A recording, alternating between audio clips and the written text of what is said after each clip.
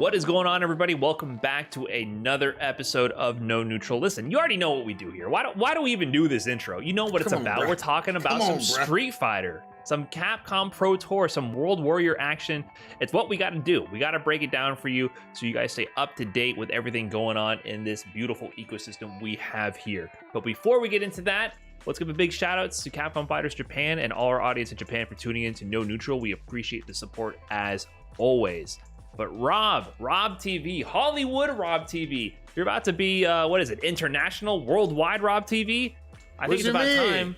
It's about time we start going around the world and breaking down what's going on with the World Warrior program. That was fire, bro. Damn, that was good. You won one today. I'm trying. That energy that you bring in, that talent that you bring in, it is definitely being matched by none other than Canada West #2. They just cooked up over there. In first place in their World Warrior program, we had none other than Cero Blast, one of the most exciting, one of the most electric players throughout the history of Street Fighter V. Extremely wild style, but clearly it is controlled because it keeps winning over and over again. In second place, we had White Gun with the Cammy, and then in third place we had Noodle with the Luke putting in that work. Listen, if you play Luke, you are a Noodle, so I feel like that's a definitely a very self-aware name. But no, all respect to Noodle for putting in that work. And then also need to check out the standings over here. As you can see, we have Cero Blast with 100 points, first place in both events. Second place we have White Gun with 75 points. We have Mortsy in third place, even though we didn't see him in the top 3 podium today. Of course, he has 60 points overall, one of the strongest players in this region. Canada West looking extremely strong. Extremely strong, but Cero Blast starting to pull away with it here. We're starting to see a little bit of a separation amongst the players as these events go on. But a place where it's definitely still close is Brazil. So we go over to Brazil. This one put on by BR Kumite. This one won by a new player. Neil with the Luke takes first place this time. Horace Paulin gets second place with the signature Ed. The second place in a row. Both events he's gotten second. I know he's hungry for that win, but those points are definitely adding up for him. Then third, Jaleshi with his signature Rashid. I mean, Jaleshi is he's a staple at this point. He's a favorite. He's an old school Brazil representative at this point. No longer new to the scene. Still pulling in strong results. But when we go over to the overall standings here, we can see Dark and Horace Paulin both tied neck and neck with 80 points. So Dark, in the second event, he only got 4th, but that 30 points combined with his first place finish gives him a beefy 80 points there. Horace Paulin, 80 points as well with 2 second place finishes. Jaleshi rounding out third with 65 points. But yeah, it's definitely looking more like the bottom positions here in this top 8 are where it's getting really competitive. Gus, HK Dash, and Paula Webb are all tied. Oh, including Mimam, 4 people with 35 points. So that's that these are the players to look for to see where they end up in these upcoming events, because they're going to be scrounging to ensure that they get that 5 extra points, that 15 extra points, any placing they can get ahead of each other. More than anything is going to be really important to ensure that they secure their place in the top 8 for their region. They're definitely looking to ensure their spot in that top 8. And Brian, I'll tell you what, if I was in this next bracket, I probably would take out some type of life insurance or something like that, because it's full of lions and tigers and bears. Oh my. And of course, I am talking about Canada East #2. As amazing as Canada West was, you think East was gonna let them show them up? No way. In first place, we had none other than our guy, Flux Waves, looking ridiculous with that poison. I mean, how strong is this guy? He's been so sick over the years, the poison. And then in second place, we had Joe Ume Rogan, one of the most improved players that I have seen in North America over the last 2 years. And then in third place, we have very strong player, none other than Brutus, of course, a personal friend of the show. We need to see exactly where these guys stand when it comes to the World Warrior program. So let's see. In first place is Joe Ume Rogan, but he is joined by none other than Flux Waves, as they both have 90 points overall. And then in third place is Z's Nuts, a ridiculous Akuma and Luke player. And look right there in fourth place though, Brian. Is that none other than young Miso Kratz? Shout out to young Silver Rupee in 5th place. Very strong Ed player. Will Intentions, Brutus, and of course Dale's on Fire rounding it out down there in 8th place. This region is absolutely stacked, and I really don't know who's gonna qualify, but I'll tell you what, I will be watching that top 8 at the end. I can't wait.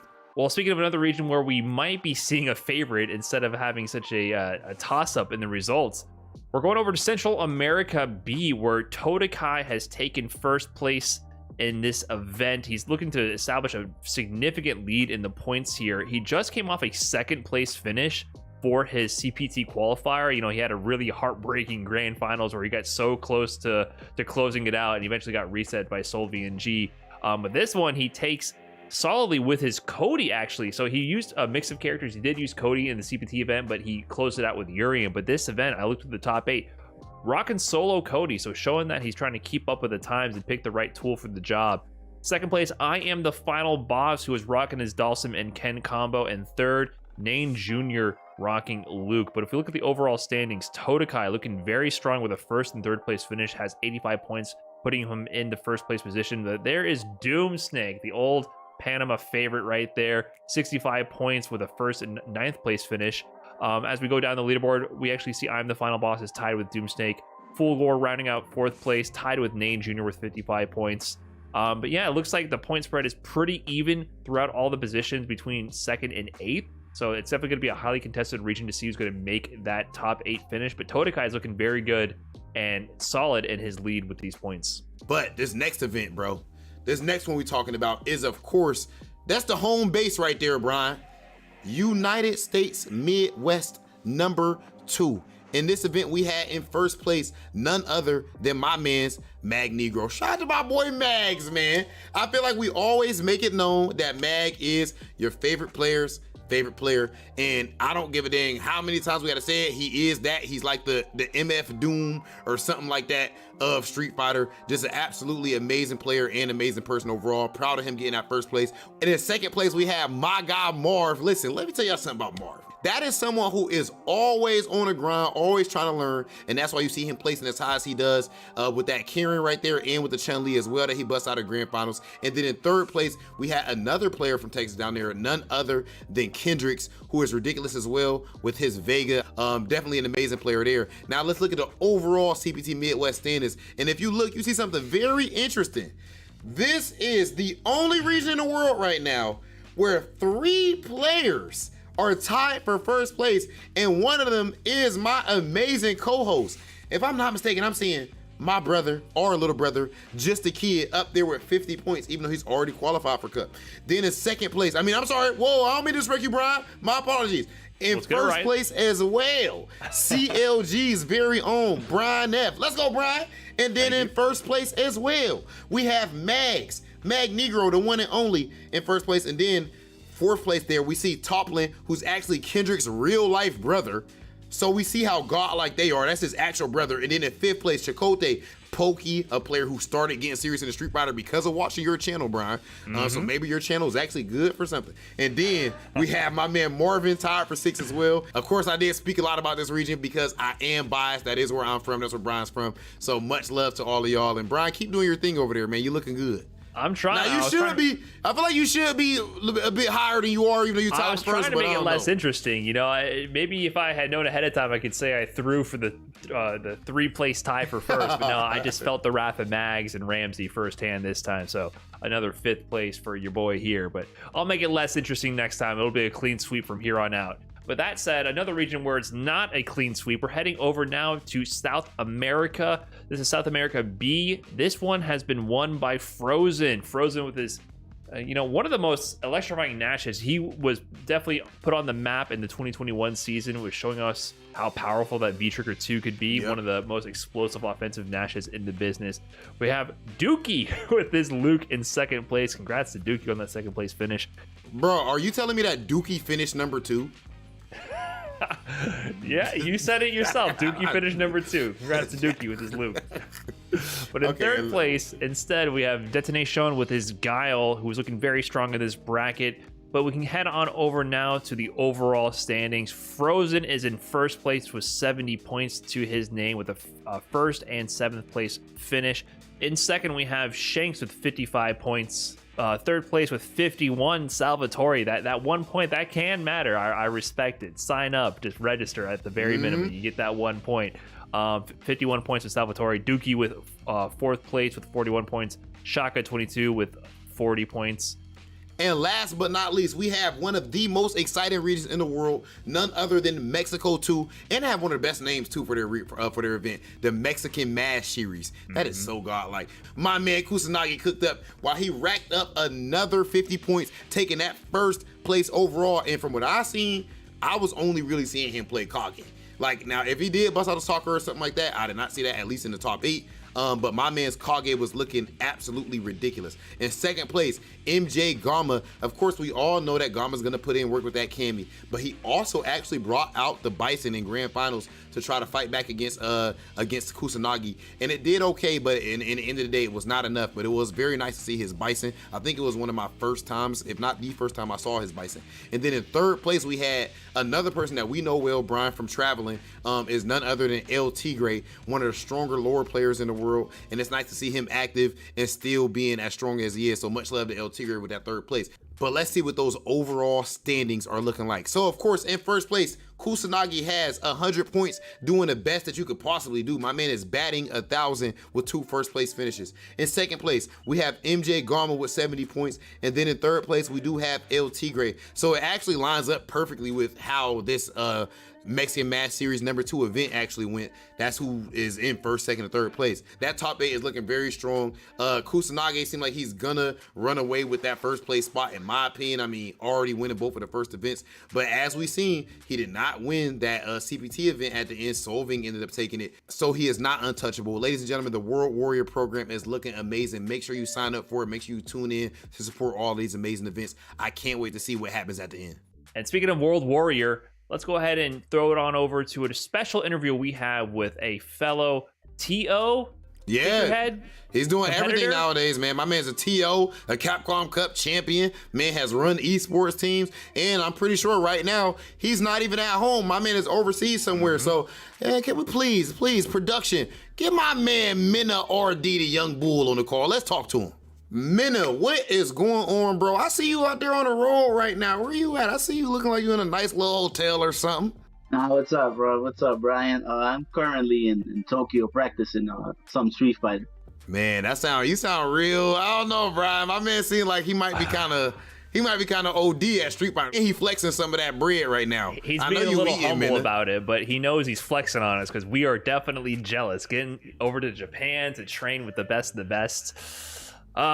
We wish we could join you so easily. There's no tournament going on or nothing right now, right? You just over there. Nah, I just went here and just to like practice and then be the best I can be, especially with Luke. Like, I want to learn more about how to shoot the fireball correctly, you know, and how to animate it correctly. So it's crazy, bro. Honestly, like, there's some people who can't really even afford to go to majors to the next state over, but then you got this elitist top player scum like Minna RD. That's the problem with the FGC today. Minna RD is, you know what I'm saying? Like, I don't understand how come you aren't spreading the wealth? I don't understand, Minna. What's going on? You tell me. You are Hollywood. Well, listen, he'll bring back the knowledge, you know, like, hey, this is what I learned over there on the other side. Bring it back to the community. Even stateside, we're asking you. In fact, that's my first question. Can you you've been out there for how long now? 5 days, and I'm gonna be here for like, I don't know, like a week more. So it's gotcha. So 5 days in, how's your training gone so far? And have you played into like notable players, notable sets? And can you just give us an overall impression of how that's going? Yeah, I've been playing a lot of players. I played some of the top here, but mostly I've been in rank match and doing battle lounges. And the thing about Japan is that if you go to ranked and you fight like a Diamond Ryu, he's ridiculous. Like, I don't know why that's happening to me. I fight a Warlord and I understand what they're doing like easily, but I fight a Diamond Ryu and he's just outplaying me. I'm like, yo, what is he doing, bro? You know? So it's amazing. You get good practice in every matchup. So do you think the average level of play, based on what you said about the Ryu, like, you played ranked in Dominican Republic at stateside as well. So if you hop into ranked, and once you're the highest tier ranked diamond and above, so the average level in Japan, you think is like way higher in ranked, the same? What do you think? No, I'm not gonna lie. The average level here is way higher. Like, the average player already manages all of the advanced concepts. Like they study, and I don't know what they do, and it's just that they know how to play more than the average player in our region. I think the elite players are not better. Like I don't think so at all. But the average player, yeah, in Japan is it's better. It's better practice consistently. Yeah, so 100%. You know what? That's even speaking of you know, you training and everything. It's always fascinating for me to just theory fight with you. So I know one of the things that you focus on a lot is matchups. And I remember at CEO, I was so mad when you weren't using Birdie, bro. I'm like, fam. Overall, there's this thought process between, like, you know, there's some people who feel like, yo, counter pick everything. And I honestly, personally, I think I slightly lean to that side. And there's some people who feel like, yo, you go with what brought you to the dance. What's your mentality as far as character matchups? Because it seems like to me that you are on the extreme side of counter pick everything. Matchups matter even more than like player reads. Well, I feel that what's happening to me is that I can use characters that play to my strength. So Birdie, usually he enhanced the way I played. And when I try to translate that style to Luke, it's gonna work because I'm a good player, but I'm not gonna abuse the best tools that Luke has. So if I go in with Luke, it can be good, but it's not the best because Luke, the best way of playing is lame. You are addressing that you need to adapt to the style that the characters require, but just even going to the character, do you feel like there's a balancing act for, do I make the switch here versus it's more valuable for me to just to buckle down with my current main, my current strategy? You're one of the best 11 players in the world, you know, like you, Punk, Momochi are like up there, like the top 3 I can name for just picking anybody on the cast and winning. But in tournaments, you know, sometimes we see you go from character to character, but then sometimes the clutch moment comes and it's still Birdie. Do you feel like there's something just like that power up where you just connect on a soul level with the character? I didn't know how to control my instinct, and with Birdie, my instinct was a good thing. Like when I played you before, and I played you with B Trigger 2, like it was very good matches. But when I picked B Trigger 1, you were like, bro, I don't know. The way you're moving is different. It's because it was my instinct. But with Luke, that was not a good thing. Now, it's working way better. So I feel that if you main a character, it can be good because you're gonna be better with that character than someone that splits their time.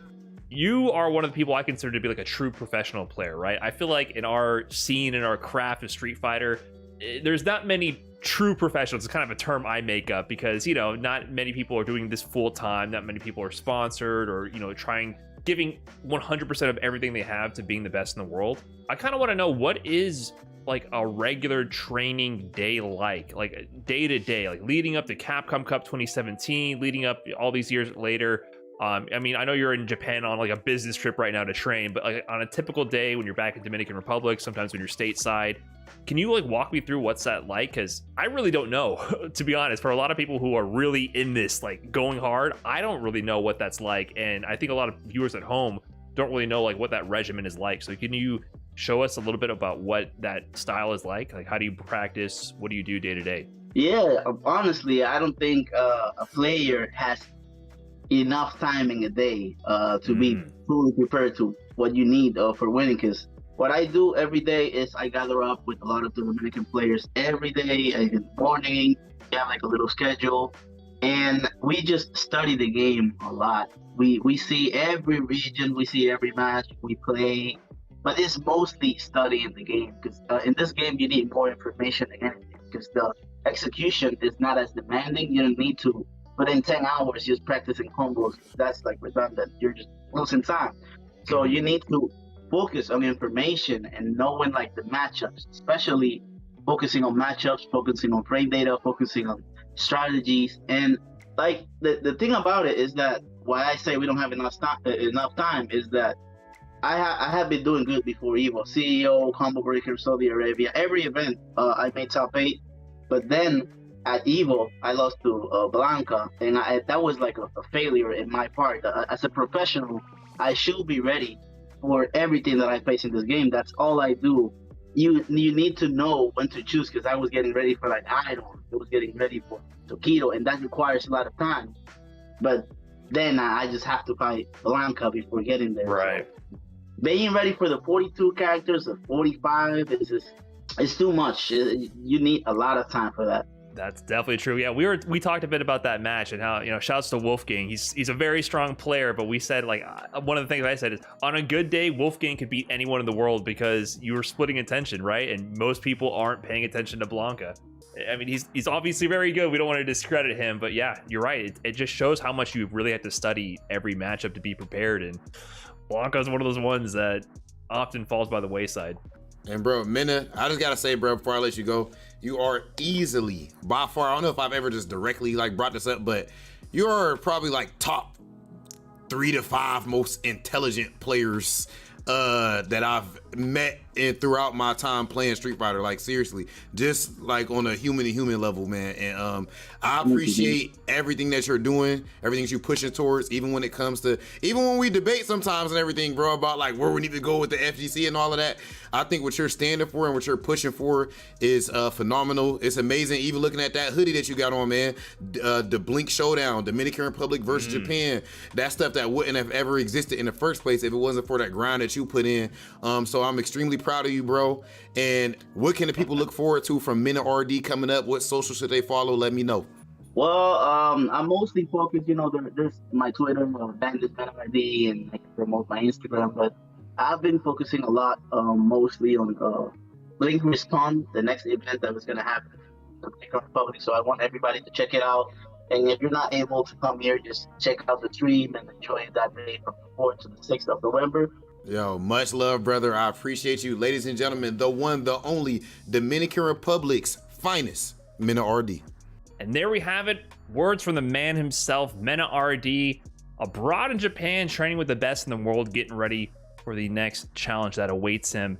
Now, Rob, we have something pretty interesting coming up here. This is the very first time we're doing this on No Neutral. And I think this is a chance for you, the viewers, right now. Hello, live. Yes, you right now in Twitch chat, in YouTube, wherever you are. Let's go ahead and get you guys engaged. We're about to do a little bit of Capcom Pro trivia. We're about to ask you some interesting questions here and test your Street Fighter and CPT knowledge a little bit. We're gonna keep it focused on Street Fighter V here, but we're gonna ask you a couple of either or questions. Maybe we might throw you some curveballs. You never know, but you're going to be able to right now in chat vote on the proper answer. We'll have the poll up and running, and we'll go ahead and get started with the very first Capcom Pro trivia. Rob, what's the first question for the people here?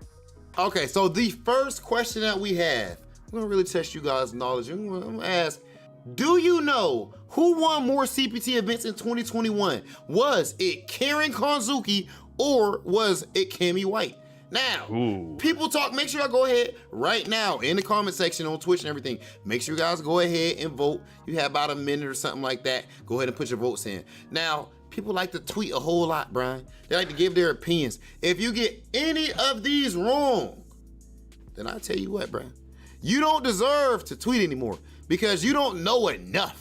You don't know what aren't to the street. Your ears aren't to the street. We got to see you guys in the chat right now. Vote on this and let us know if you're actually paying attention to it.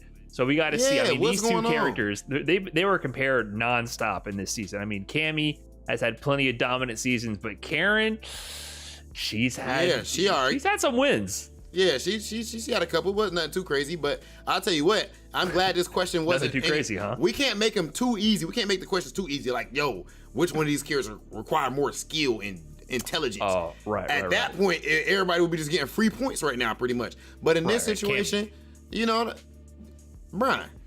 But that said, we're at time here.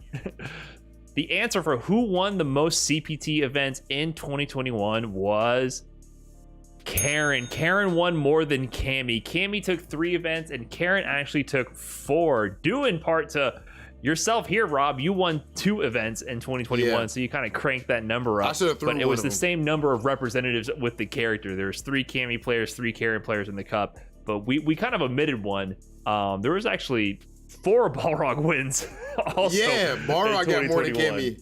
Yeah. Okay, so another question for the people. Now you guys have another chance to shine. What was Tokido's first ever CPT win? His first premier win when it comes to Street Fighter V? Was it Southeast Asia Majors or was it CEO? So, you know, Tokido, he came out the gate cooking up pretty much, bro. Like, we remember, I feel like Tokido was always at least getting like top 2 throughout the first year. Then you remember right, Kuma rocking came Ryu. out. Ryu back in the day. Ryu. It was a different meta back then. You got to remember, Ryu's jump light kick was super difficult to anti-air, so we'd get in with that. Stand light punch anti-air. Standing light punch used to be your anti-air, so you know we used to always rag on people for using normal anti-airs instead of doing the DP or dragon punch, right? But actually, it was better to do light punch because you would get the ambiguous cross under mix-up after, and then the damage if he landed that on you was ridiculous. And Ryu had invincible wake up meterless DP into CA at the time. So you know that Ryu, people like to go back and have revisionist history and say, oh, Ryu wasn't that good. Tokido was doing some damage with Ryu, and you know Tokido only plays the good stuff. So if you get any of these wrong right now in the chat, trust and believe you have lost your card. You feel me, Brian?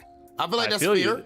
I feel you, and that's why we're going to see who lost their card right now, because the answer to this question is, of course, CEO 2016. That's the first premier win for Tokido. He had a bunch of second places leading up to this moment, but CEO 2016 happened before Southeast Asia Major, which he also did win as well. We try to kind of throw you a little bit of a curveball in case you're trying to Google the answer real quick, right? So he won both of these events, but CEO happened first in this season. But now we got one last question for you guys, and this one's a bit more for like the frame data heavy nerds, you know, the people who really like to dig into the engine of Street Fighter and break it all down. Which one of these characters has a faster walk speed?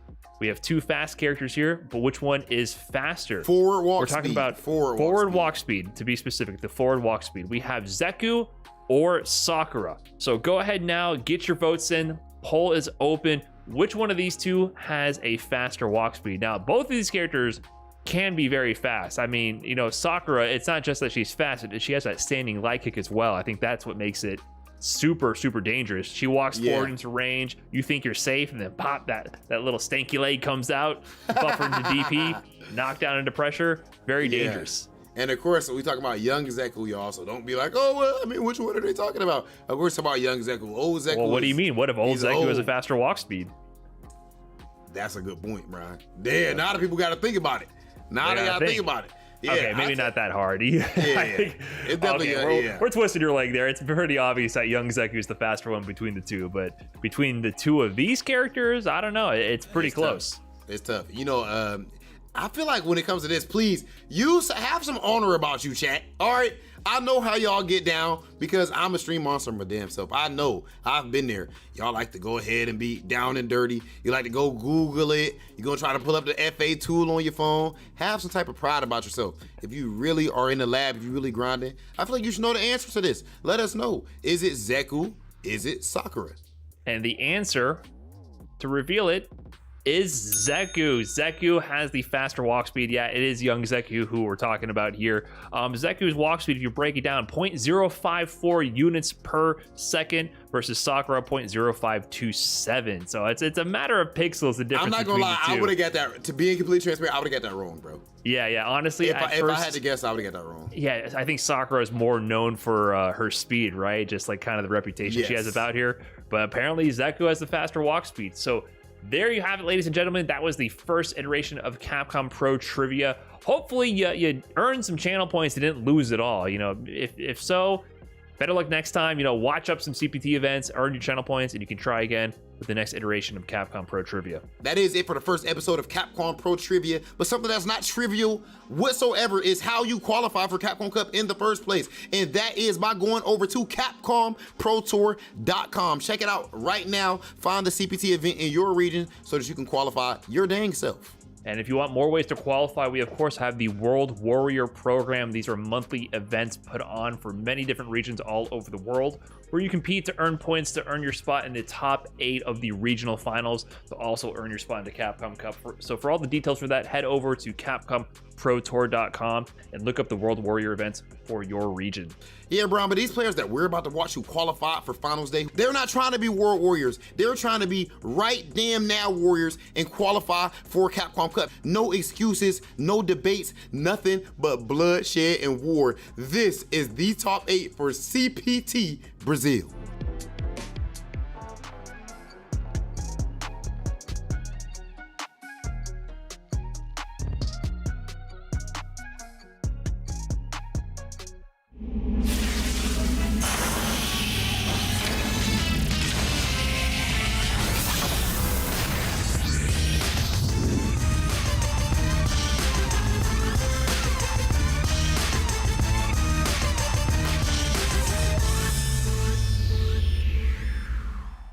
I hear the rhythm of the betting bout starting up here for the Brazil CPT Top 8. My name is Ultra David. I'm going to be commentating along with Marine throughout the day.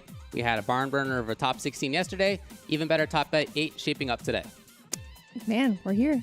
You know, we had a very explosive top 16, and now we're here with top 8 with a bunch of awesome players. Like, I'm actually excited to see some of the matches that, you know, we haven't seen some players get top 8. Because in the previous Brazil CPT, they didn't even get to top 16. But now they're here waiting to brawl it out and see if they'll get the seat at Capcom Cup. So maybe let's take a look at the brackets so far. Sure. Yeah, we'll hop in there. As you said, there's a mix of players here. Some of the perennial favorites of the Brazilian scene. And some other people who are on the come up, which is a great mix. Always love to see that stuff. On the winner's side, we got Showdown Jaleshi versus Ronaldinho Br. Definitely two of the best in the scene. But you could say the same about Nino Ross versus Dark, who has been killing it of late as well. For a long time, but as well as late. And then on loser's side, we have Gamescaregust versus Namikaze. Maybe more on that up-and-coming side of things. Yes. Two very strong players for sure. And then to round it out, we have Davi versus Bounce. Horace Pollen, again, two very strong players. All of these players have, or I should say almost all these players have taken a bunch of the local events out there, the BR Kumites. We have some folks here who have multiple finals wins across that series as well. We have some of the top placing players currently on the World Warrior circuit for Brazil CPT, and we have previous winners of the Brazil CPT events as well. So just a ton of top-level talent, and interesting as well from the character perspective, right? Yeah, so our character perspective, I think we actually have a very diverse pool. Like, there's no duplicates whatsoever, but we may see some secondaries if it comes to a strenuous situation where it's like, oh man, my character, I'm not sure if it's going to work out for this, so I'm just going to switch over to second character. But again, you know, very diverse character pool, and I'm really excited to see how these matchups pan out. Because, like, you know, there are some matchups that we haven't seen in a while. Sure. Like, I know in top 16, we did see, like, you know, Rashid versus Birdie, and it's like, whoa, that's like season 1 matchup or something like that. But man, I'm, again, you know, like, I always sound like a broken record, but I'm always excited to see some more action from these people. Yeah, in terms of characters, we're expecting something like Rashid versus Nash. Yeah. We're expecting Luke, but maybe Ryu versus G, or it could be Kage, or it could be other characters. We're expecting Honda versus Claw or Fang. I would expect Fang, but I guess we'll see. Mika versus Ed as well towards the end. So a bunch of different characters up on deck, as tends to happen on the CPT these days, right? The game is in a very interesting, pretty well balanced state. And as we've talked about many times in the past, and we'll talk about again, we have had a bunch of different characters take the events on the CPT too. It's not been the case that like one character's been running away, or even that a couple of characters have been running away with it. We've had a great set of balanced results so far. And this could be the same. You know, we have characters here who have not yet won a CPT this year. Could get some new ones for you. So that's a lot about what to expect in this very strong scene here in Brazil. As far as what the players are playing for, we are playing to get into that Capcom Cup spot. That is what this is all about. Yeah, and of course, you know, we do have the Brazil Kumite as well. So, you know, if you rack up enough points on that side, they will be able to get a seat at Capcom Cup as well. So it's definitely like a win-win situation because you get the experience, you get like the matchup, or like just playing with all these awesome players, these strong players, and just seeing who gets to the top, really. That's what this is all about today. And again, we have some folks who have already been to that top, who have qualified for the Capcom Cup in the past. But we have other people who are trying to make that happen for the first time. As far as the first match to expect, we're going to be looking at Jaleshi versus Ronaldinho Br. Oh, yeah. That's Take a look be at these really players good. here. Yeah, so this is the Rashid versus Nash that I was talking about. And these are also a couple of the players that we were talking about who have done so well in the past. So Jaleshi is currently 3rd in points in the World Warrior. He's somebody who has had 2 champions of the BR Kumite circuit, 2 titles on that. It's the only one in the scene to have 2 titles of the finals there. And Ronaldinho, 1st place in the CPT Brazil 2021, the first one last year. So 2 guys who are absolutely on the top of the scene, and we're going to hear a bit from Jaleshi. All right, so Jaleshi says, the match against Ronaldinho for me is always a test of nerves. It's a very boring and irritating fight to do, and Ronaldinho knows how to annoy his opponents. It will be a very hard and tight fight, and I will do my best to advance by the winner's side.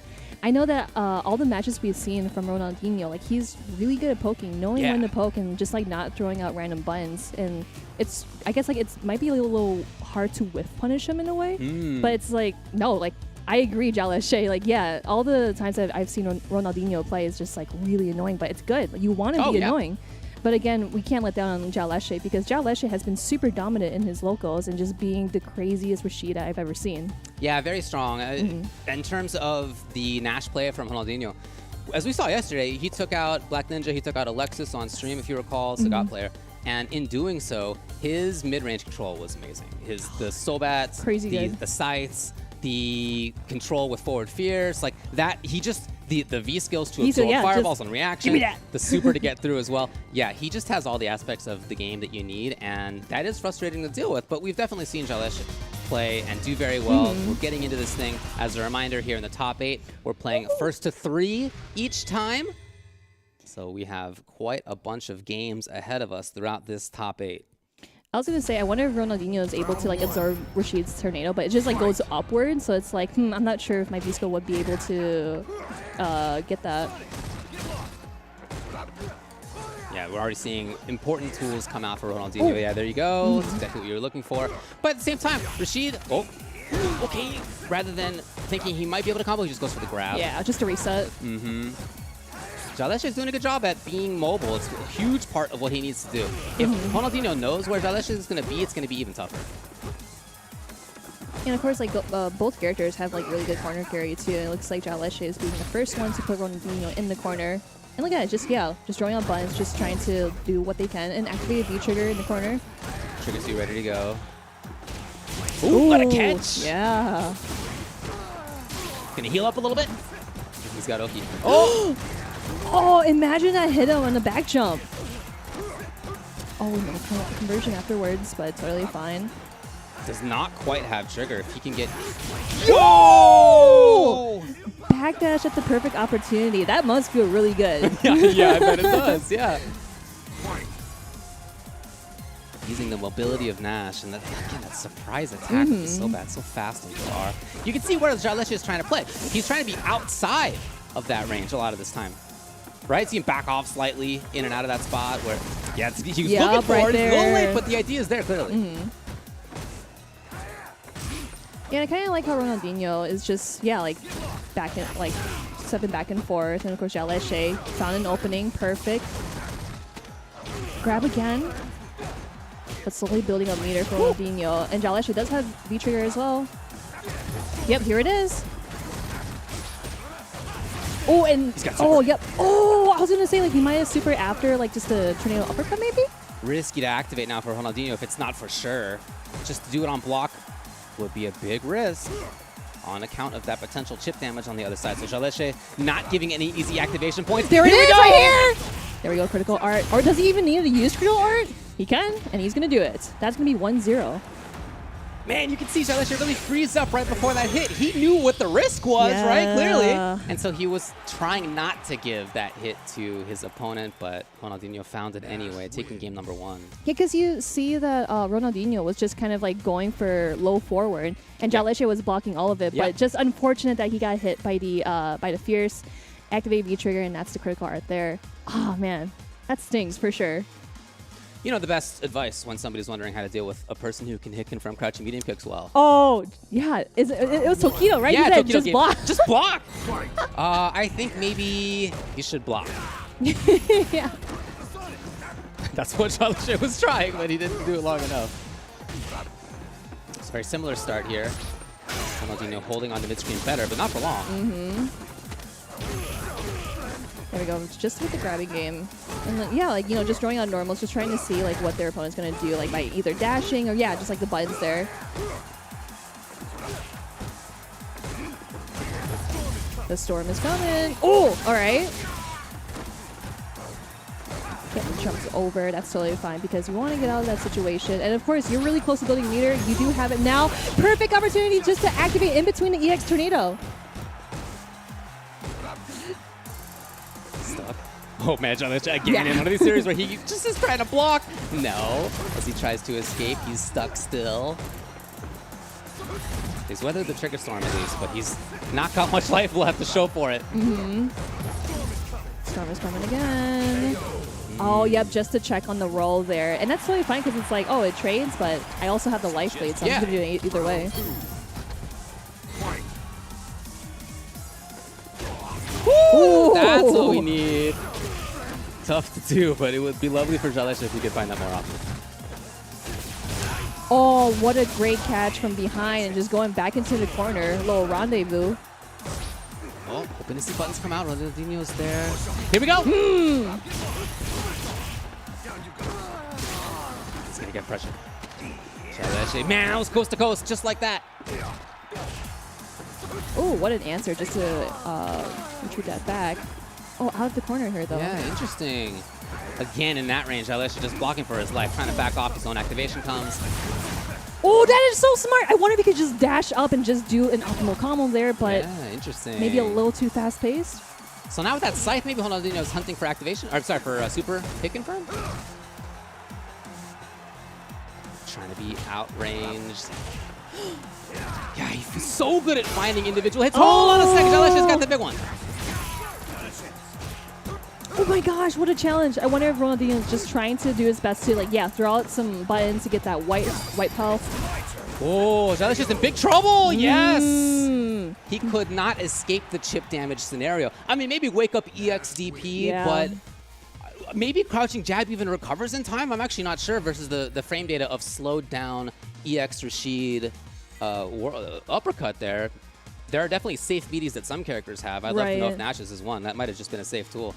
And I just like how Ronaldinho was just like throwing buttons, especially in that end there, because Jaleshi, he already had V-Trigger activated, so he can't do like V-Reversal or V-Shift when he wants to do critical art just for the chip. But again, like, it works out in the end just for him. Oh my gosh, that was super close. That was super close. Yeah, I'm so impressed always when I see Ronaldinho play and the way that he uses Nash. But I think what really sticks out in my mind is how strong he is at mid-range, and his like sudden surprise attacks are so well timed.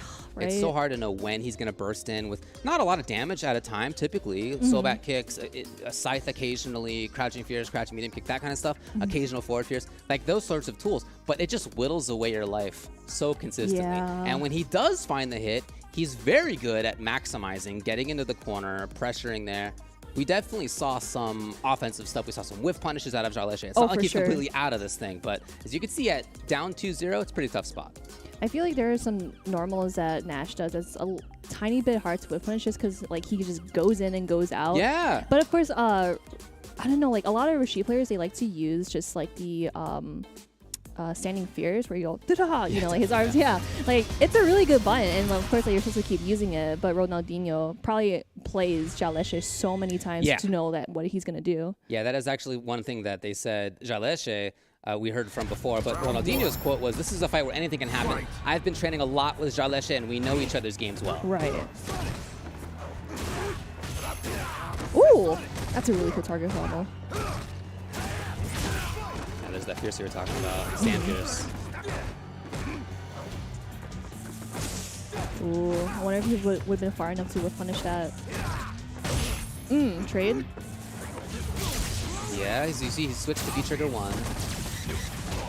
I like that answer. Totally fine, because you don't want to be cornered up in the... Oh yeah, happy for Ronaldinho to only take the medium punch. Too far for Jaleshi to get more, unfortunately for him.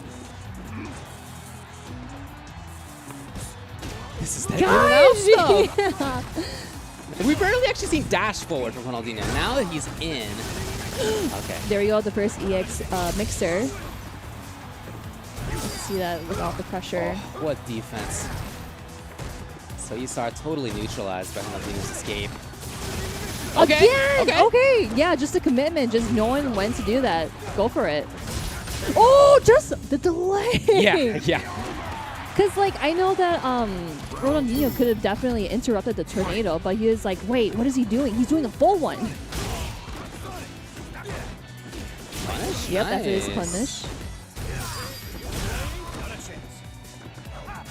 I'm just getting some more leg room just to go back into mid-screen, figuring out, like, what my game plan is. And here's dashing again, but no check from Jaleshi. Oh, okay. Oh my gosh, we're just like quietly watching to see like what they're going to do. But it's just like, I don't know. That mid-range is so dangerous for both. But here's Jaleshi. He's got the pressure. It's just like very quiet neutral. It's like, oh, I don't know what to say. It's Ronaldinho just waiting it out. No! Yeah. As he tries to do something, Jaleshi was there.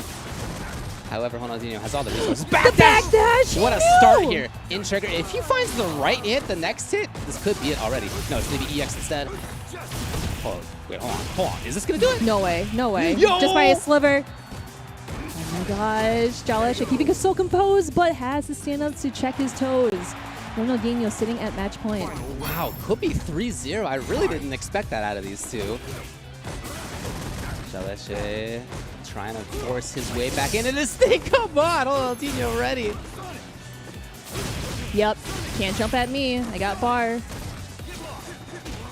Oh my god, what of a punish. Just one more hit that's been stunned. Oh, he come on. saw that coming. Ronaldinho looks like he's going to be 3-0 over 3-0? Jaleshi. 3-0.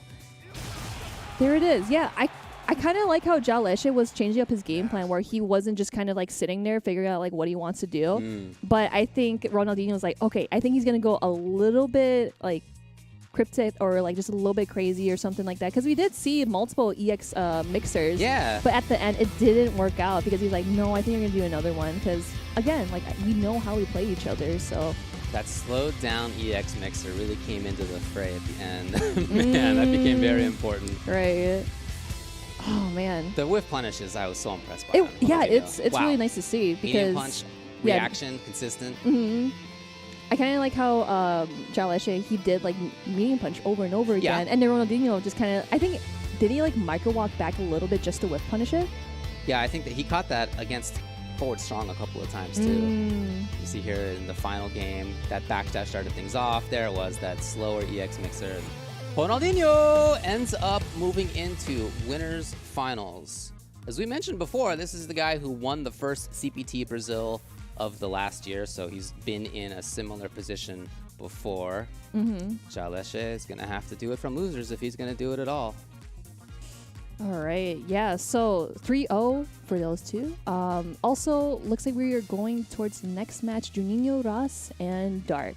So this one's going to be really good because you did mention that Juninho also plays Ryu next to Luke. Yep. And then Dark just being a very strong G player. I always like to watch G just because I don't know. I'm not a gambler. I don't have any addiction, but like I just like to see him rip. Yeah, no, I'm with you. I played that character quite a bit when he came out. I think he's, in my opinion, one of the most interesting characters in the game. So I'm really happy to see that Dark has kept him going as strongly as he has. In terms of their results, so Juninho Ross, currently 5th in points in the World Warrior in Brazil. He's gotten 9th. He's gotten 17th in CPTs before. He is a 7-time BR Kumite champion. He's got an aggressive game. On Dark side, he's the BR offline champion. He's the 19-time BR Kumite champion, right? Wow, 19? He's currently the 1st in points in World Warrior. Wow. He got 5th in the CPT last year. So these guys have a ton of experience against each other and are two of the best. Let's hear what we have from Dark. So, Dark says, Juninho Ross, you are my friend and you are also one of the best players in Brazil. But the president sent word, power to the earth. Ah, it's Super Tuesday! Here for Dark. That's what he's hoping for. Oh my gosh, it kind of sounds like Zeus just drawing down his like thunderbolt, like "You shall not pass." Or that's a different reference though. But I love the mix. Yeah, absolutely, yeah. Nino Ross has already beaten Baby Brazil, and Davi Dark has already taken out Zangief Bolado and Forrest Pollen, as we saw on the stream yesterday, and did so in pretty convincing fashion. Now, we have heard that Nino Ross will sometimes pick other characters versus Dark's G. We talked about the Luke, we talked about the Ryu, we certainly saw Luke yesterday. So there's a few options there. Could be Kage as well, as what we heard. Up to them, of course. Yes, we'll find Kage. out very shortly how this will go, but I am pretty sure it's going to be G on Dark's side. definitely. And of course, you know, we did see a dominant Luke coming from Junineras. Yeah, we did. So yeah, we'll definitely see that he's definitely going to play Luke. Ryu, I don't think so. But like, again, you know, seeing Ryu, it's always fun to see because you don't see a lot of those characters coming into play. But I don't know, just again, like a very wide character variety pool, and hoping to see some more action here. Dark said yesterday when we asked him about a fact about himself, he said, I've been trying to qualify for the Capcom Cup since 2016. Since 2016. And he hopes that today is going to be the time that he finally will. It is going to be Luke out of his opponent, Juninho Ross. That's what we're going to get. Luke versus G, trying to make it into winners finals to play against Ronaldinho. All right, so Dark has the first hit here. V-Shift away, because of course you don't want to get command grab. And V-Shift is really good in this game. Oh yeah, no doubt. I do like the Luke choice. His normals are just so effective. There's this big range that G can control with his excellent buttons in mid-range. But with things like the Fireball, with things like his own great buttons, Luke has a lot to say there, but amazing whiff punish with Fierce from Dark. Oh, and yeah, we have seen Dark use that same button, but enough time to do EXDP. Oh! Catches the V-Shift. I wonder if Dark could have like done the V-Shift a little later so he can actually dodge that. Yeah, he may just have not expected the charge. That said, Dark is working on getting the corner again. Junineras back to the wall. No, moving forward. Gotta look for Dark. Yeah, the activation point. Oh, yep, Can he get there in time? Yo! No! But not for the round? Oh no! It could all fall apart for Junineras. And it is. I kind of like, yeah, it was just a little too far from the grab, but Dark saw that right opportunity. It's just so scary, especially when you have that much health. It's like, oh man, I just really want to end this and see what I can do. And he did it.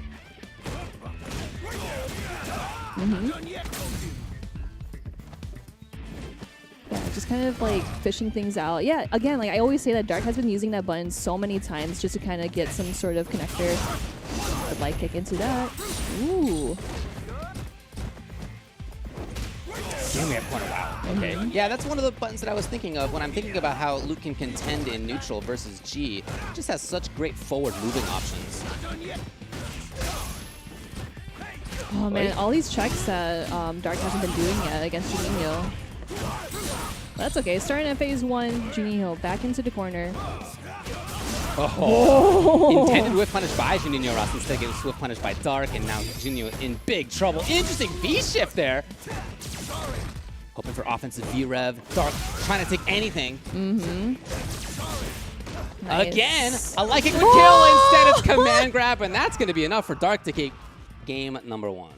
Yeah, and that's like the first command grab too. Like I always say that it's the least that you expect it to happen. But I kind of like how Dark was just throwing out V-reversal and just trying to not have Juninho throw any of his V-trigger fireballs at all. He doesn't want that to be activated, so he's just going to keep him in there and hoping that he wins this and 1-0, yeah. Yeah, he was very good about actively maintaining that corner control, like really looking for offensive knockdown view reversal to try to make sure he stays there, his opponent stays there. And he was able to walk that Luke into the corner consistently in both rounds. Ooh, a trade from that. Again, same kind of thing. This time, Juninho Ross jumping over. A little bit too far, I think, for the light punish. Oh, yeah, no. He was about to DP, but it didn't work out. Dark, really lucky there. Nice. Hasn't popped the trigger on it yet. Okay. maybe intending to zone out versus this G, who is all the way through. No, not quite on run off. That was so far, too. Oh, that's nice. I was going to say, like, he activated V-Trigger, so he wouldn't be able to V-shift, but still trying to figure things out. Oh, jumps over with the fireball, but that's not going to work out. I wonder if he thought that Juninho was going to, like, dash under again or something and be like, oh, no, this is fine, but nope. On the way down, you're going to get punished.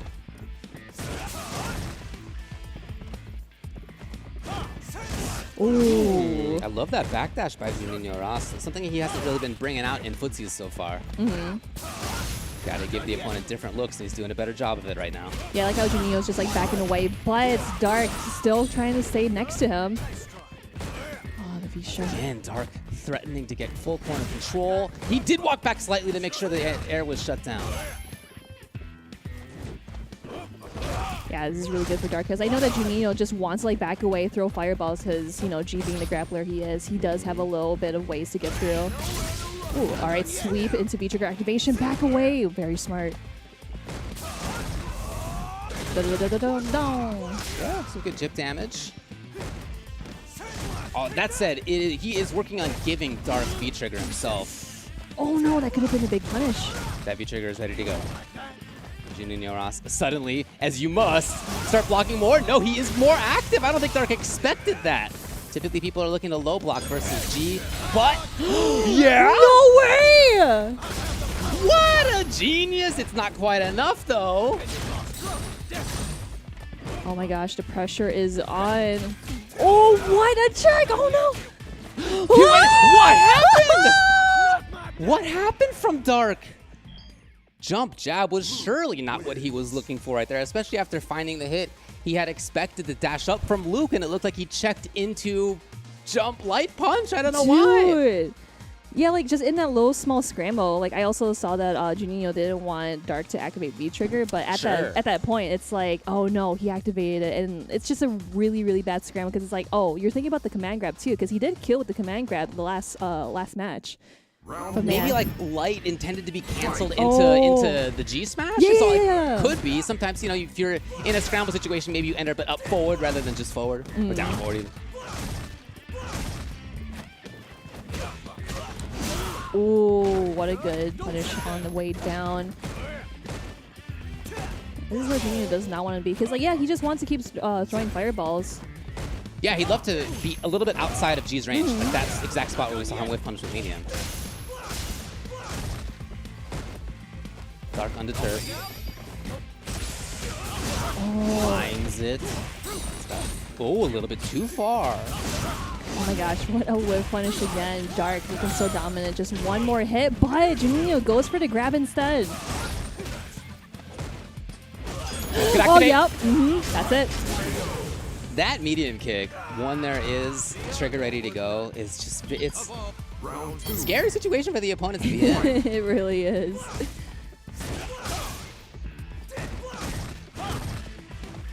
Yep, backing away. Oh my gosh, yeah, Dark was just staring him down. Doesn't want to throw anything out just yet. Juninho just still throwing out the fireballs too. But also he has to be aware that Dark can jump over those fireballs, like right there. But no, nothing there. Woo! Maybe a bit worried about Wake Up DP again. We've seen that a couple of times in this game. Again, they're just going to know each other well. Oh, backdash away from the jump. But he's really good at keeping his distance though. Yeah, oh, that was smart.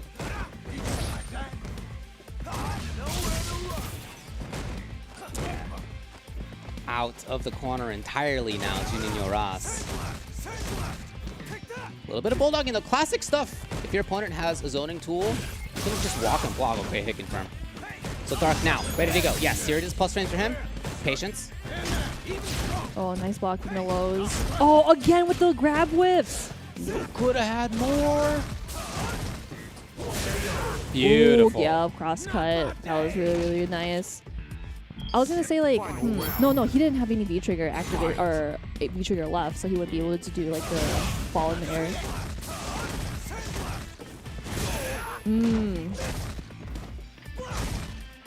Yeah, Dark has to think about something because Juninho's like his defense is really good. Again, like he's just walking back, throwing fireballs, and he knows how to spacing out. It's like, are you gonna jump at me? I'm gonna DP. Yeah. However, Dark, as he has before, just walks Juninho to the corner, dashes in, taking a turn. Not overcommitting. Hanging out on the bridge. Nino Ross, just like that, out of the corner. Yeah, his patience has been great, Nino Ross. You can see all the gray life he's taken as Dark has found a ton of things to be blocked. Oh, no! Oh, that is super unfortunate. All that meter flashing on the bottom right. Look at this. Oh, yeah, he's definitely waiting to activate something, but he doesn't want to activate it just blindly. Oh, my gosh, Juninho! With the checks. That is crazy because... I feel how like stressful it is. It's just like trying to go in, and you know that Juninho, he is like abusing like the mechanics of throwing fireballs over and over again. That's what you want to do, especially against a grappler. Like you want to be annoying as possible. It's like no, you got to work hard for it, and you're gonna come to me, but I'm gonna try my best to get you out of there. Again, we heard from Dark where he had a lot of positive things to say about Juninho Ross. Same thing out of Juninho Ross. He said Dark is one of the strongest players in Brazil, if not the strongest. So there's a lot of mutual respect here.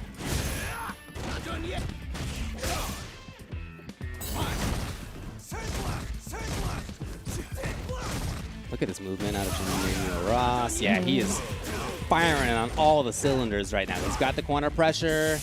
He backs off a little bit. Yeah. As we've often seen, he's, again, trying to be outside of that G range.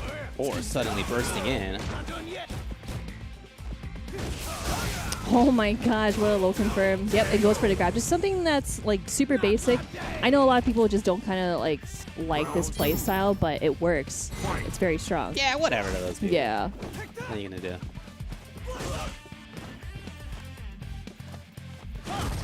Oh, that's too close, Shirley. Oh, maybe? I thought that maybe he could have done like a target combo. Yeah, that would have been my thought. But he's the expert with Luke for sure. Yo! There we go. Dark with a great opener. Ready to party. Again, maybe worried about wake up DP. A few times Dark has had corner pressure or knockdowns. This time he's back in though. Will he be worried about that DP again? No, he's in. But there it was! He actually had the hit before. I thought he was going to do like jabbing and into command grab just to do some sort of reset, but Juninho very confident doing an EXCP. Anti-air. Gosh, that anti-air button is so good. But these dashes coming in from Juninho, Dark is not checking those whatsoever, but the V-shift into... Oh, very smart. That was so good. Final round. Very smart by Dark, trying to stay alive in this winner's side. Oh no!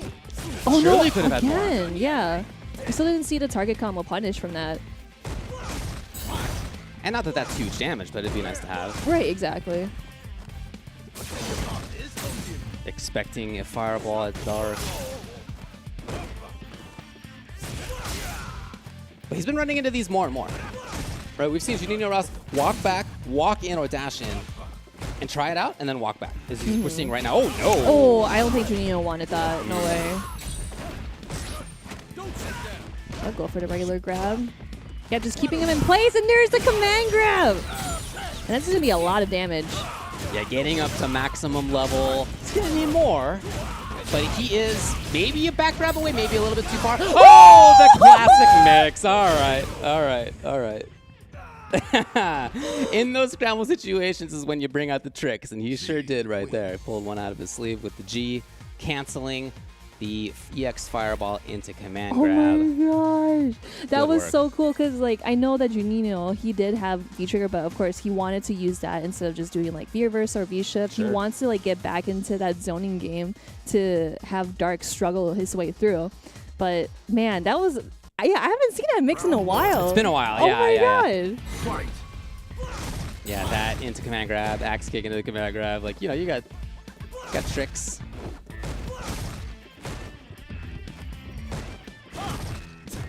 Man, they're really good at blocking. I would just like break right here. The other one jumping. Yeah. Because you know you do have a lot of time on the clock, like 99 seconds. There's no need to rush, especially with characters who are capable of dealing damage as these two are. Here's the dash finally from Dark. Oh, yep, there's the punish. Oh, okay, he tried something because he knew that the jab into like whatever would not work, but that one didn't work as well. Knew it! He knew the jump was coming. Here's Junineras. Activations there. Oh no, Dark. I wonder if he tried to keep the stun bar on tack, but it doesn't work out because it just depletes away Juninho, still in the green. Okay, there's the trigger ready to go. Dark trying to bulldog. Walk and block, walk and block. Oh, V-shift. no! Oh no! Surprising. Oh! That was like max range, but it didn't get the full damage. No! Oh, no! However, Dark, nevertheless, still has trigger, has a lot of damage on deck, does not cancel. Oh my gosh. That was so unfortunate because like he definitely could have got the punish off that EX move from Luke, but then I think he hesitated a little bit because he thought that maybe it might have been something else. Like that can happen and be like, oh wait, that's not a DP, right? So match point now for Junineras. Really has a lot of control in this neutral game. Think back to game number 1. I felt like it was the opposite as Dark had control, but maybe he's trying to get it back now. OP for him. Full on corner. All right, yeah, he's not scared anymore. He's not scared of a DP. Been a long time since he jumped as well. Junineras scheming. He's got the life lead finally. Here's the confirm. Nice Left corner. Oh, overextension. Dark. Yep. Will he activate? Not yet. Junineras surely expecting, okay, his own sweep first. All right, yep, there we go. The V-trigger activation. And it's be really good for Dark because Juninho is in the corner, but Juninho can't throw out those fireballs. Oh! Hey. A little bit of that trigger meter left for Dark. Junineras is gone, and they're back to normal, but life lead is there for Dark as he's looking again. Oh! Yeah, no players can't be reversal, can't be shift, but Dark was able to find a whiff punish, and he's also sitting at match point with Juninho. He did not want to take a risk that there was going to be a DP after that Fierce. But he did find the hit. The stakes very high. You can tell both players feel it. Finally, he's been hunting for that forward Fierce the entire set. He's finally got it here in final round. Yeah, there we go with the whiff punish, but Juninho just throwing out the legs. Juninho is trying to be slippery about finding his moment. We've seen jumps from him as well in this situation. Dark playing at a range where he can anti-air easily. Oh, V-shift again. Okay, there we go. I feel like in that like tiny scramble, it's like, oh wait, I can probably command grab here because you're probably still in the blur. Dark is in a great position to be able to do it if he finds a command grab. No, instead, Junineras. What? What a read. That was tight. Gorgeous. Level 3G is a menace. You could get through the fireballs. Yes. There's the cancel. It's enough. That's Dark for you. Dark fighting through. As for a while, that was 2-1 Junineras. He had match point, did Junineras as well. But Dark's the one who ends up coming out on top. What a match between those right there. You know, yesterday, we saw all 2-0s with the exception of one match. Remember that? It was all 2-0s. Yeah, it was all 2-0s, but I feel like this top 8 is going to be a little longer because, again, these players, they are probably going to go 3-2 or like 3-1 or just... Yeah, I think we're going to see a lot of that as well. Yeah, and this run, the first one that we've seen of the two that was down to the final game, final round, I think this is not going to be the only set that we see today that will be like that. Shout out to these players. You can see top level stuff, but Dark ends up making it through. Yeah, so that was winner's side. We still have loser side, so I know that Jaleshi and Juninho are joining the others in the loser side, and then Ronaldinho and Dark are in winners finals. Man, yeah, we've got a lot of matches coming through here. I know that I'm super excited to see the next one, which is Gus and Namikaze. Gus being the Capcom Finals champ, and Namikaze just making his way into top 8 through a bunch of these strong Brazilian players in the scene. And then we have Davi and Horus Pollen. I know a lot of the Brazilian players say that Horus Pollen is like one of the strongest players. And Davi, you know, like we actually had some intel about him, how he is the tea-bagging guy. Yeah, we saw that on stream yesterday. But dude, I don't know, like that stuff just is so goofy. I love it. Keep doing that, Davi. I love the personality of it. Yeah. Thanks to everybody who gave us tips on players. You know, we try to do our research as much as we can. We try to ask the players questions as much as we can, but excellent to get insight from the Brazilian scene as well, from a more first-hand, long-term basis for what these players are about, their personalities. Hopefully we can share more about that with you pretty soon. Oh my god, I can't believe you said it. Pretty soon. You know what else is coming soon? What? The Capcom authorized mobile game. Street Fighter Duel is coming soon. It's available for download in China, yes, but the global version is coming soon. Fight along with Ryu, Chun-Li, and Ken against the Suzaku Castle, further into the Shadowloo City, explore the mysterious organization, experience the classic stories with all your fighters, and recall your memories of the original Street Fighter. Your Street Legend is back on track soon. Various fighting, style and counter, stun, combo, and super, an impressive array of fighting elements, and the associated combos offer you a new battle experience challenging your combat skill. The epic legend will soon be reborn on mobile. Download Street Fighter Duel soon, and let's fight for each other soon, and join the journey soon with millions of players to soon become the best fighter. And you know, pretty soon you should also check out the World Warrior. So for more Street Fighter V action, there are the new World Warrior regional events, 26 different regions, 26 regional champions. These events happen monthly, so head on over to the CapcomProTour.com website for more information and how to register. So, David, we got done with like the winner's side, and we will visit the loser's side. We do got some more matches coming through, but hey, don't go anywhere. Get up. Drink that water. It is a hot day with a lot of hot action coming from these awesome Brazilian players. So we'll see you soon, guys. Woo.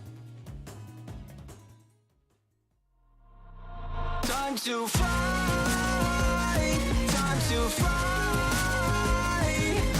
Never give up, we won't retreat. The ones who stand have turned to feast. So fight, time to fight. Glory waits for those who fight. We unite, we are street fighters.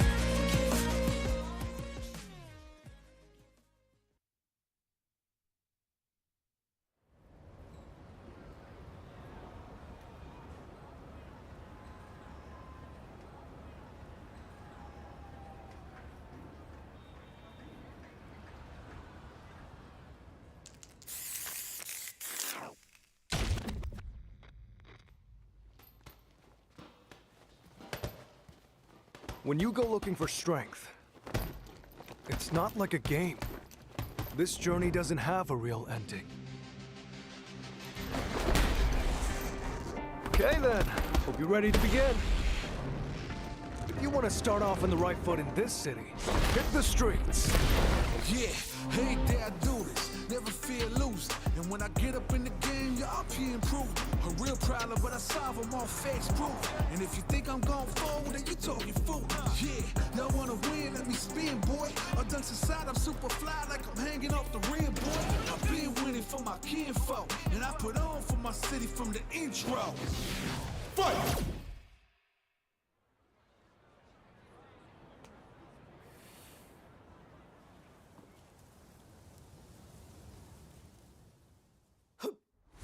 It started from the ground up, training getting wound up, channeling the inner self and moving up and down, crossing over, passing around, I'm on the time like I can keep score. Years I never thought it crossed before. When I get out on my knees, I got it digging it deep. I feel like I'm on the road, it really has got me. Since I went to win, no good vibes, if you just did again. I'm out in the scheming, riding around and dreaming. Once I get the feeling, The top player is here. Let me have some fun. Ready?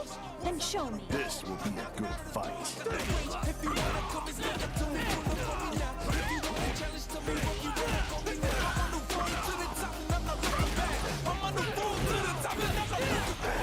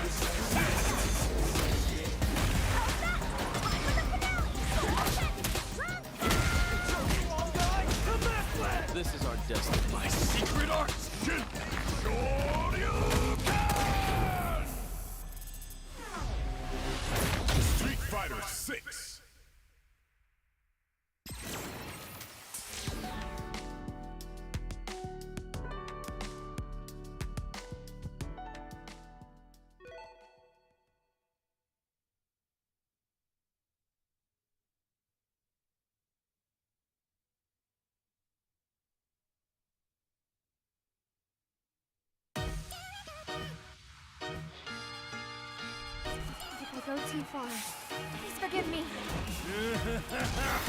My name is Seth. Bow down for my sight. It's time for trap. Show me everything. Download.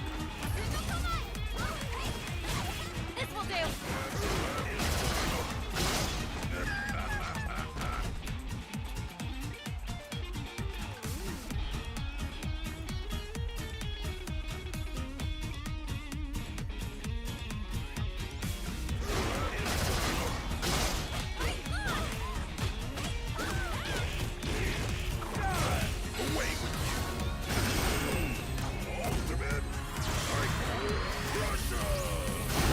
See what I'm really made of.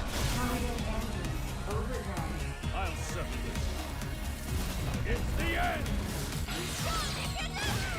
Let's go.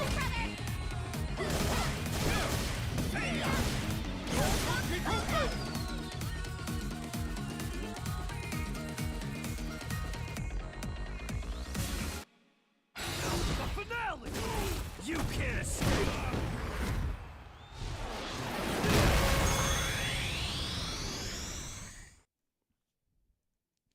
Hello, hello, welcome back to the CPT CPT Brazil 2022. I am here joined with David Ultra, and me, Marine. How are you guys doing? Hope you guys doing well.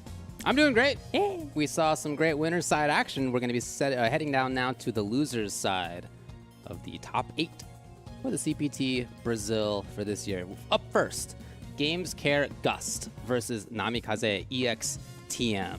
Now, let's talk a little bit about these players and their backgrounds. To get here, Namikaze lost first round. First round in this tournament Ooh. to BND Muttley. And since then, he's had a long road, most recently beating Bruno Masters, Baby Brazil, Alexis. Currently 25th in points in World Warrior Brazil, but, you know, according to our intel, he is a player who's been growing a lot recently. Many say it's only a matter of time until he wins a tournament, and this top 8 shows that. For Gust, he lost to Davi, and after that, took out Zangief Bolado, Didymokov, and WTF Jean. And currently 4th in points in the World Warrior Brazil. He got 17th last year in the CPT, but he also got 2nd place last year in the second CPT. He has won the Brazil Kumite 4 times. He's been a circuit champion, known for having great patience. Let's hear what he has to say. All right. Gus says, Namikaze is relatively new in the competitive scene, but has been showing good placements lately. I think the most patient wins in this matchup. Wish me luck. You know, and I really like it coming from Gus. Like, you know, I always say that he has won the Capcom finals and that he knows that the people in the scene are just as strong as him or even stronger than him. So he wants to acknowledge, like, yeah, you know, I want to do my best against Namikaze, but of course, Namikaze also wants to do his best. So everyone else in this bracket, you know, I just feel like it's such a like good rivalry in a way where like, I don't know, like, I always love to see how one of them will probably get, like, the seat at Capcom Cup, and they're, like, supporting them nonstop, so it's really great to see. Sure. An interesting perspective from Namikaze, because it's kind of similar in his quote, where he said that they faced many times in the weekly online tournaments. Right. But he thinks that Gust has been improving a lot in the match, and it's getting harder and harder to beat him. Gust is a phenomenal player, and he's on an absurd rise. So 2 players who think highly of each other, who are talking about how the other one is improving quite a lot. As far as what matchup to look for here, now yesterday we saw Namikaze playing Claw, but we also know that he plays Fang. And as a Honda player, in my opinion, I think Fang is one of his worst matchups. I think it's very tough to deal with Fang.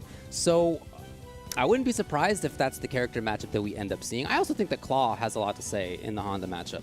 He's got some important tools to get through things like headbutt and butt slam. He's got some important ways to deal with hands pressure. He's got his own great movement speed, good buttons. Right? He's got a lot to say too. But I do think that Fong is a little stronger even. That said, if it's the case that Namikaze and Gust have played a lot, they're going to know, you know, of course, which one Namikaze feels is his best tool coming in. I'm very curious to see which one of those 2 it will be. Yeah, because I was just actually thinking about his Vega, where in previous matches, he was just throwing out medium punch and heavy punch, and they would mostly hit. and it like just kind of like blocking it and getting hit by it just like one by one, like no combos necessary. Like it actually does a lot of damage over time. Yeah. So we'll see if he's more confident playing in the Vega matchup. But like you said before, Fang, it could be some more troubling situations for Gus, because again, I think about like, you know, the poison balls and the poison cloud. Like, how is Honda going to get through that? Yeah, Cloud is tough for sure. There's a lot of normals that are pretty rangy for Fong, so he gets to play at a range that's pretty good for him. And he can set up pressure that's strong. Versus 3-frame button characters, his pressure with things like Xander Roundhouse is not quite as effective, but that's not the case for Honda. Honda's a 4-frame, and in fact, like at range, practically more like a 5-frame character. So it's not quite as easy for Honda to get out of some of these situations.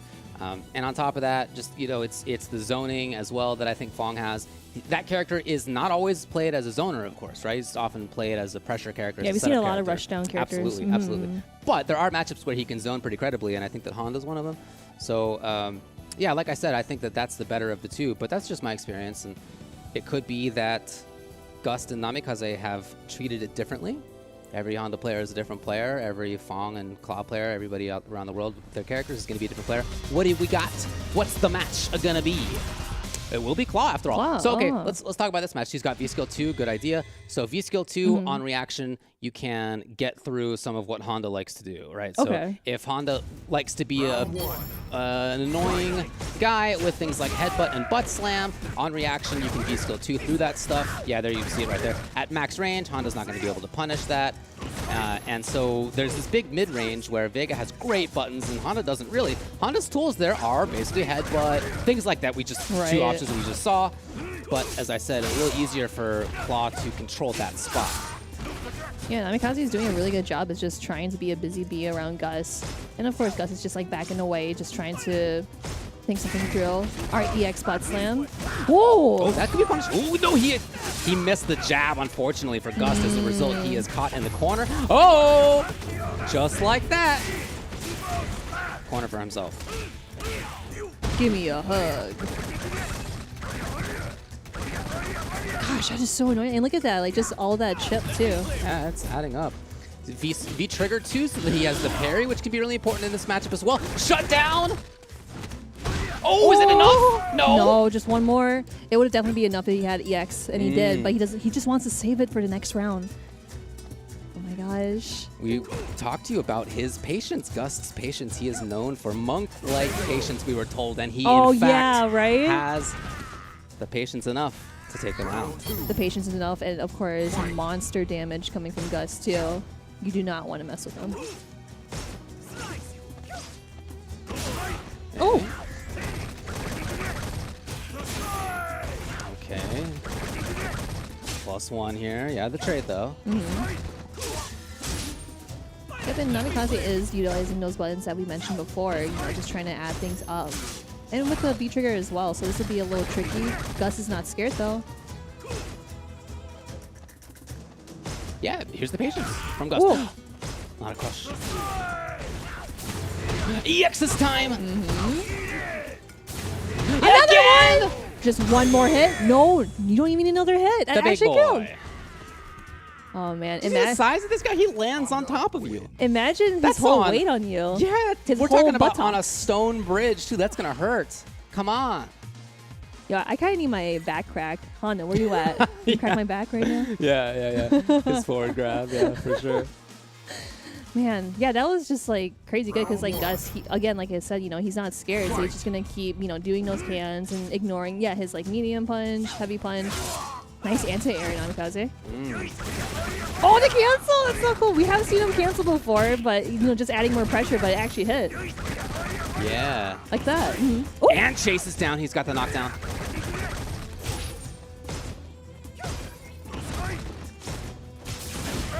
Yo. Super headbutt. Oh my gosh, what a punish!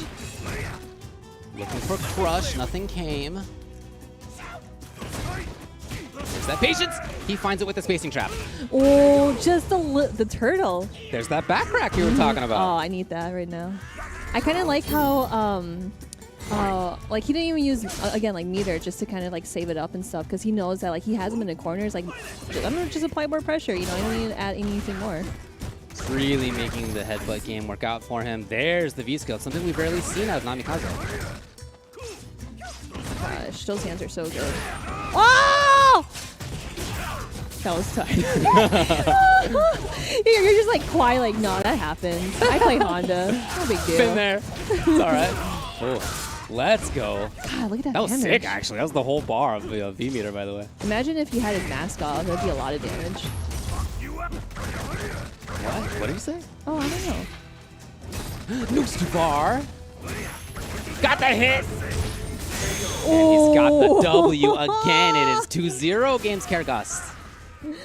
Oh my gosh, that has like a lot of damage because I was like, oh wait, he can do super. He can, but he's just gonna use a bar instead. Like Yeah. it doesn't matter.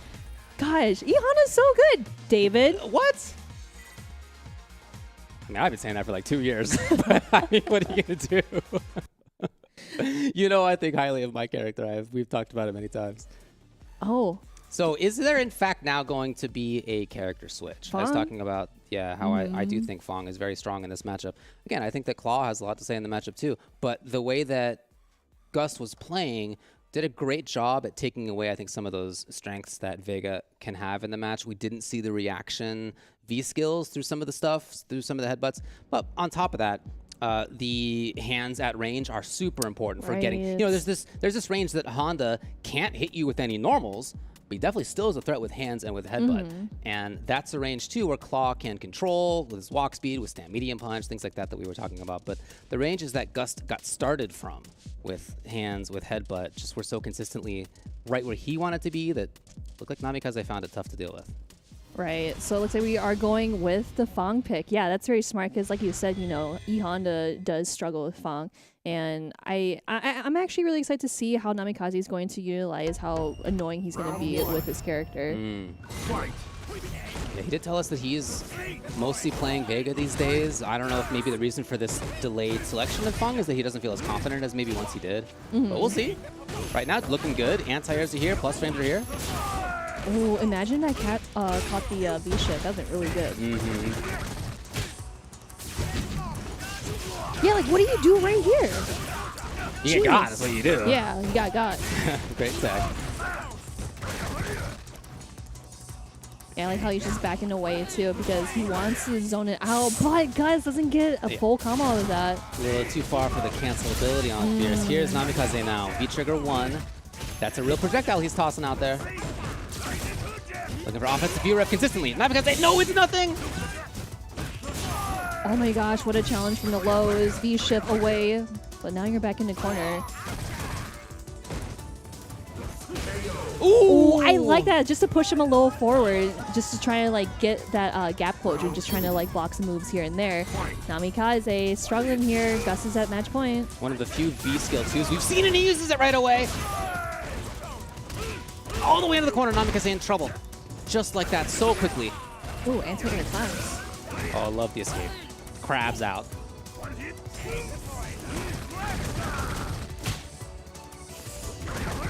Yeah, there's that cancel again with the stomp. See, like, I like how Guts is just, like, you know, trying to stay with him, be in his face.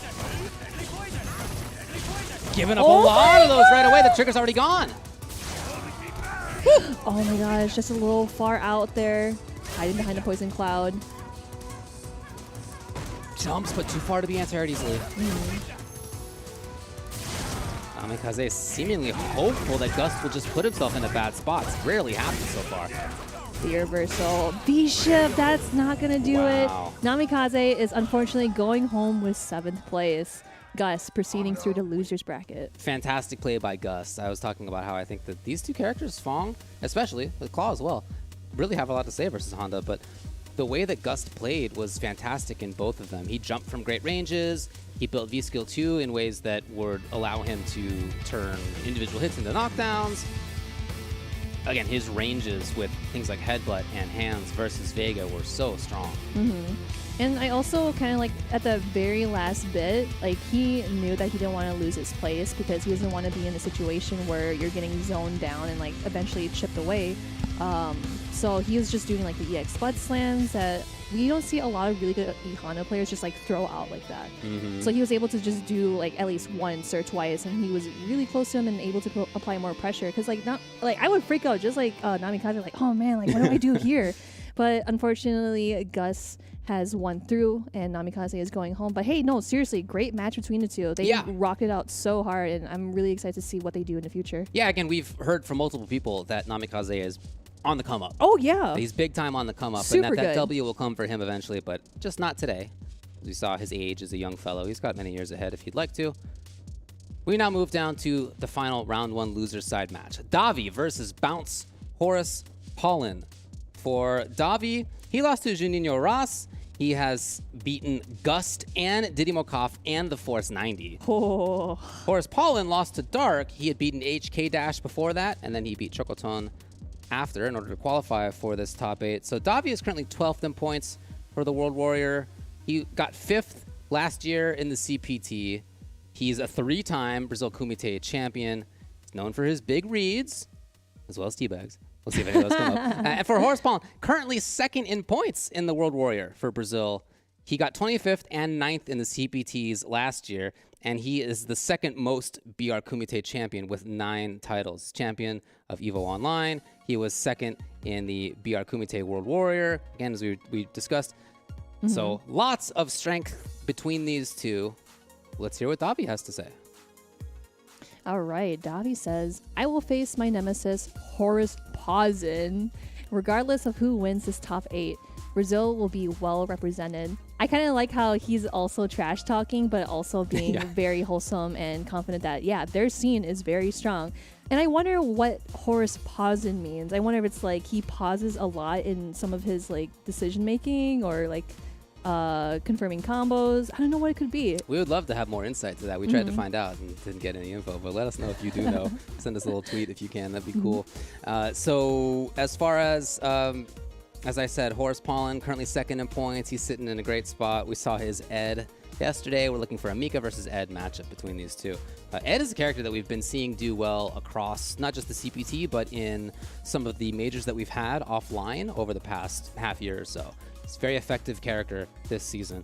And for Mika, she's a character who has had some buffs, including some reversions or nerfs that had happened previously to her. But I think she's in a very interesting place. I really like what they did with her V-skill. I really like what they did to give her the mid-screen wall bounce back, specifically when one certain side. Yeah, I mean, it can be scary if you're the opponent, but I really like that for her. I think that fits her character really well. It does. It's fun. It's but like cool. Why Capcom? Why? Because it's sick is why. Because it's sick. Here we go. Yeah, it's going to be Mika versus Ed. No surprises. V-skill 1, trigger 1 for Mika. And look like V-skill 1, trigger 2 for Ed. I was gonna say, like, I kind of like how he's just choosing like just the OG V-trigger for Nadeshko, where she just jumps in instead of like the chair one. But I know that both characters, or like both V-trigger, can just get through Ed's V-trigger. But either works, like I said. Oh, tries to go for the double dash and the command grab, but Horace Paulin spacing it out, going for the DP.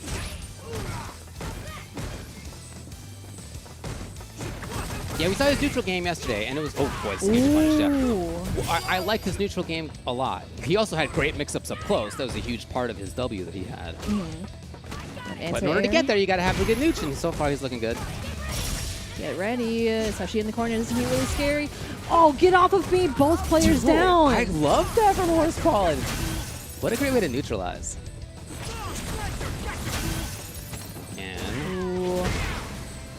However, Davi has super.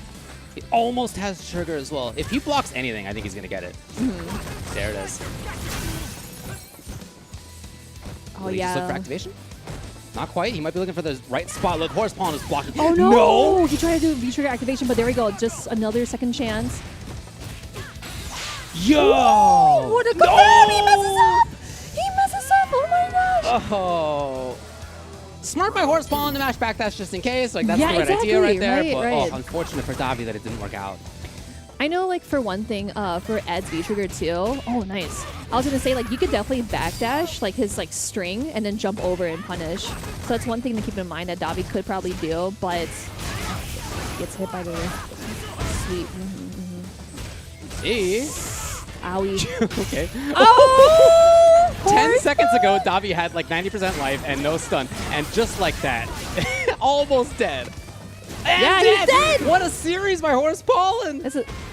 Or Horace Paulin. This guy. Man, that was just a speed run. That was a speed run. Horace Paulin, like, just coming through. He's like, oh, I heard you trash talking about me. I'm not going to let you teabag me. No, it would be funny if he teabagged him. Oh, boy. So, coming up again with that Ed. Looking strong. Finds it yet again. It's going to get Oki. Oh, he tried to check the dash. Just one more sliver of stun. Ow!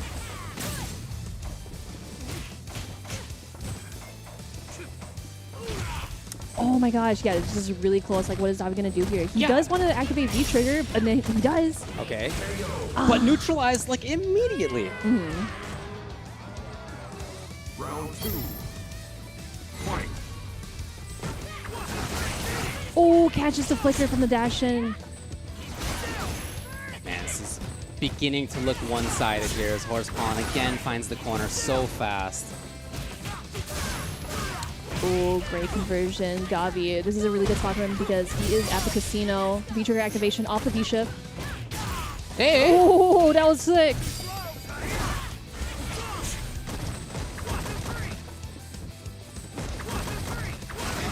Again! He's got the knockdown. No Oki immediately, but still moving towards that corner.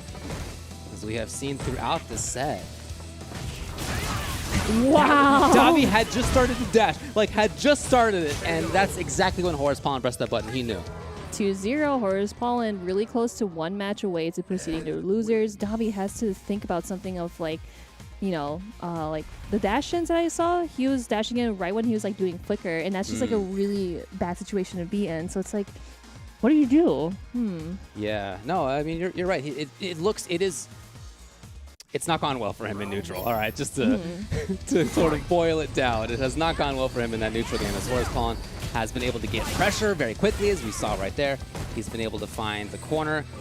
Not even 10 seconds. Oh, it was almost to the corner. Instead, Davi finally, one of his first good series. No, he backs off. Oh, what a punish with that. But it's okay, still gonna be in the corner. Yep, command grab with the setup. Another one? Do another one, you won't. This is what he needs. Yeah, Horace Pawn made the same bet that you did. Oh, he was waiting for the DB. Ah, he's doing a teabag. Oh, he's so cool. No, but he misses it. What is this crap? Yo. All right. Yep, Davi's still alive. Horace Paulin just trying to figure some things out just to close this out. Oh, backdash away from the grab. Okay. Ooh! That was almost a super sick read. A little bit too far away for the medium, and Horace Paulin as a result. God, that's great damage. Look at that damage! Get ready. Oh, what a great side switch. That was really cool. Horace Paulin does have the trigger on deck. Tries to go for the X man grab, but he read that just fine. Oh, the low confirm into the DP. Ooh. That was really good. Wow. Now at match point for Horace Paulin. Absolutely. Just been almost totally in control throughout this. Here we go, though. Davi, gotta make this count. Even that, honestly, could have been more. It definitely could have been more, but I think he just wanted the corner carry. Yeah, I hope that still got his head in the game. It's Horace Paulin. Okay, all right. Whew. We're back in the jam. Back in there. Horace Paulin's so patient. Yeah, he doesn't want to throw anything that will put him in a very serious situation. Crush counter, yep, a way out. Now way back in. Oh! 1, 2, 3. Jeez. Oh, that was a really cool idea. That was really cool, yup. Gotta watch for activation. And of course, here it comes. Davi is in trouble. He does have super. Not gonna matter, as Horace Pawn will get it 3-0 versus Davi. Oh man, that was super unfortunate because like when I think about it, Davi was in top 16 winners, but then unfortunately going home with 7th place in top 8. That's still really good though. And against like Horace Paulin, where a lot of people have said that he's one of the best players in the Brazilian FGC. But man, yeah, that was a clean 3-0, and especially against a character that you actually have to like guess. like whether they're going to do a command grab, whether they're going to do a meaty, or just, you know, regular grab or whatever, really. Horace Paulin pulling through with the 3-0 against Davi, but Davi has a lot of really cool things up his sleeve. I just feel like Horace Paulin knows how he plays because, you know, with the familiarity with those quotes and whatnot, so, you know, they know it. Sure. And I think the biggest reason that Horace Paulin moves on is his neutral game control. Oh, yeah. Absolutely played it great. But you're also right that Davi's mix-ups, this is a character who needs to get close and have the mix-up game run. And it's not like Davi didn't get close. He had the corner a couple of times. He forced mix-ups with Nadeshko a few times. And yet the defense really shone big time for Horace Paulin in that moment. So you see the results of our first round. We have Ronaldinho moving on past Jaleshi. We have Dark moving on past Junineras. Gust moving on past Namikaze. And then Horace Paulin moving on past Davi. Man, yeah, so far so good. You know, of course, we are in top 8. It is first to 3, so you do see all those 3-0s, 3-2s. And we did mention, like, in top 16, there was a bunch of 2-0s. That's true. That's true. I'm really surprised to see that has continued here. I did not expect that at all, but as this moves on, I continue to not expect it in the future. I guess we'll see what will happen in the future. No, you mean soon, right? What will happen pretty quickly. Pretty soon now. How soon? Is it happening right now? Well, how soon is not a question that I can answer, but I can tell you the word soon is when to expect the Capcom authorized mobile game, Street Fighter Duel, which is available for download in China, as all of you know, with the global version coming soon. The epic legend is reborn on mobile. Download Street Fighter Duel now, and let's fight for each other and join the journey with millions of players to become the best fighter. And another thing that you can check out too is the CPT registration. So the CPT will be going on a break for the next couple of weeks, but join us when we return with the Nordic Baltic region. Registration will be opening soon, so head on over to CapcomProTour.com for more information on how you too can compete and register for your region's events. David. Yo. Dude, like, we're so close. We're midway through top 8. A lot of really good Street Fighter matches so far. And that's to be expected as we move forward. But first, we're going to take a short break. We'll be back with more of the CPT in just a bit.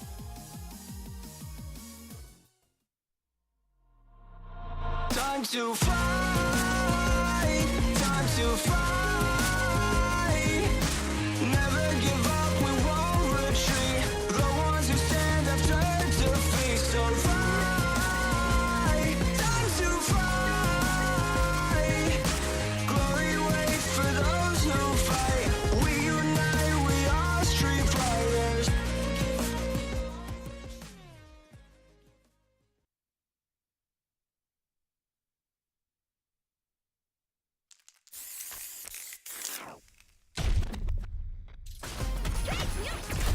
You call, I answer. Pushing you on the scene.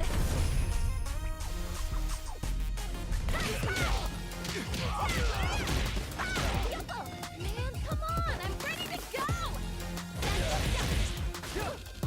Calculated.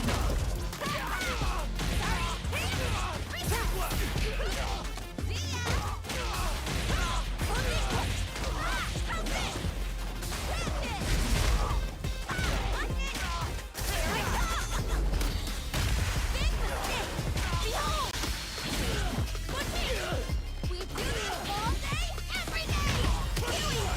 Remix time. Woohoo! Here we go. Now, cookie, ninja, star, sniper. Make way for the ninja star.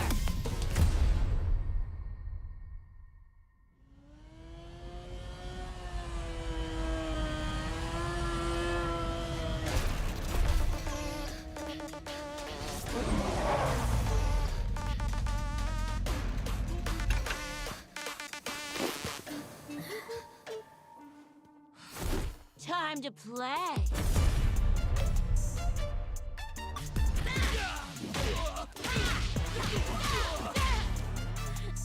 You gonna keep me waiting, babe?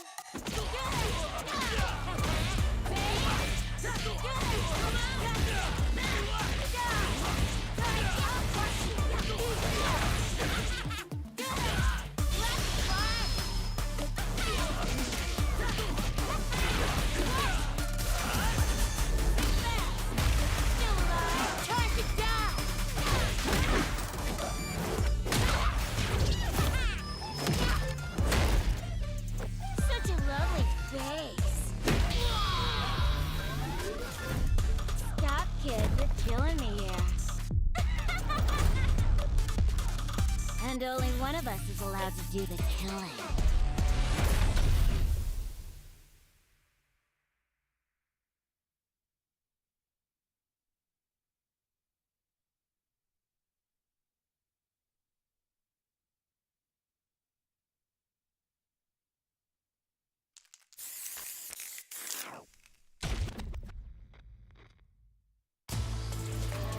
No, I got you. Let's go. We're just getting started here. We'll take control. And just bets it all on the drive rush. Solid anti-air. No resources to work with. They gotta do this the old-fashioned way. Wow, that took off a chunk. Wow, punish counter to save the galaxy. Woo! I've seen a lot of fights in my day, but nothing even comes close to this one. Let's go. I'm sure you're expecting a Chen reaction. Man, they just know the spacing way too well. You've got to be careful with this pressure. You know a prey is most dangerous when they're cornered. They're ready for the anti-air. That jump is too obvious. Oh, okay. That one hurt. Oh, here we go. Is it gonna kill? Is this gonna kill? I cannot believe they pulled that off. That was crazy. That was a solid win. Give me your takeaways on what we just saw. There is nothing more amazing than playing a close match with someone down to the wire like that. Yo, I can't argue with you. What a game.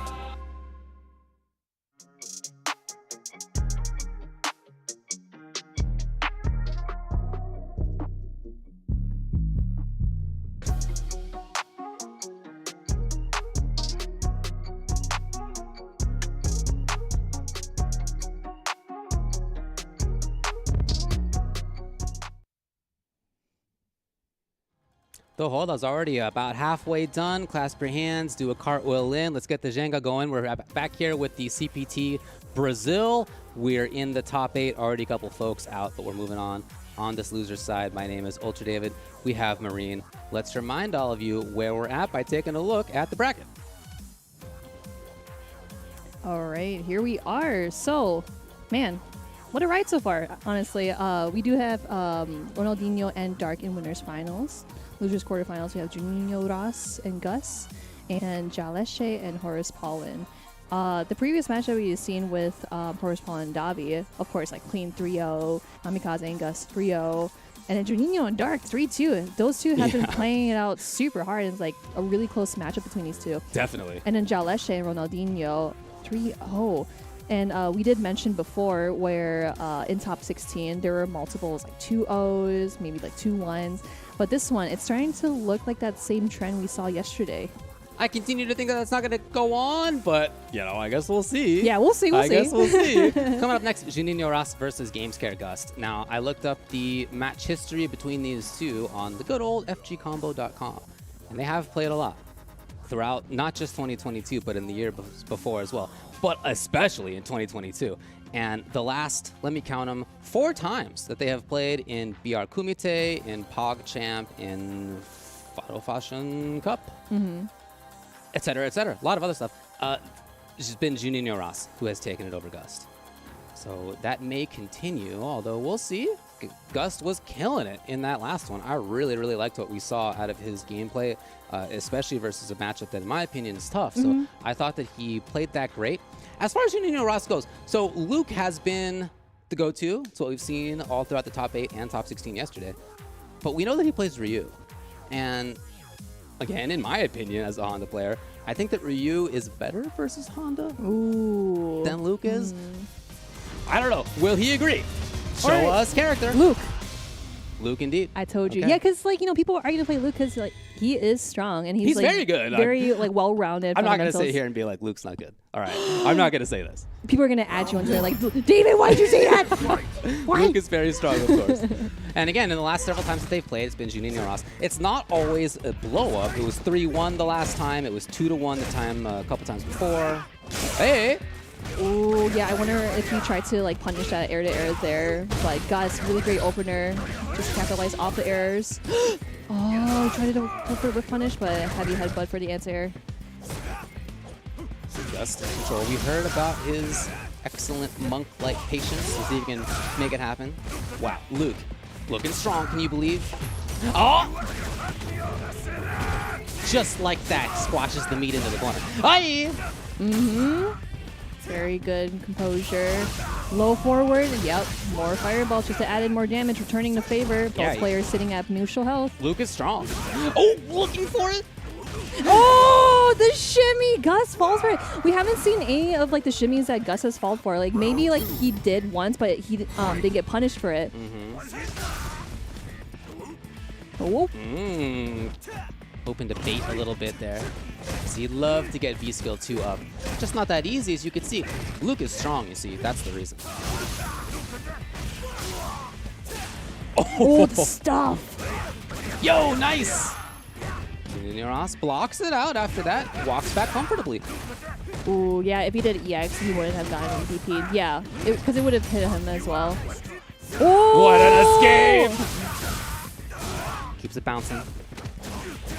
Gust in trouble just like that. Could be throw for the kill. Oh! He read that. He read that. Because like he knew that he has V-Trigger. I feel like you should always be ready for that. Like, oh, okay, he's doing like, you know, claps. He probably can cancel into V-Trigger. So yeah, he's ready for that. And of course, kept Gus in that same corner scenario. Man, that was really good. See, what happened is Luke is strong. Okay, David, we get it. I just wanted to bring my expert analysis. Is that so... Leave me alone, Marine. I just wanted to talk about how strong Luke is. Do you like him? I love him. Yeah. Oh. You caught me. You caught me. Now, excellent play by Nino Ross. In and out. Okay, at literal max screen, you can get it going. V-ship away. Yep. Oh man, that is tough because like once he gets into that like low range, he knows that he wants to throw out some normals just to stuff whatever he has. Grabs the command grab. Little too early.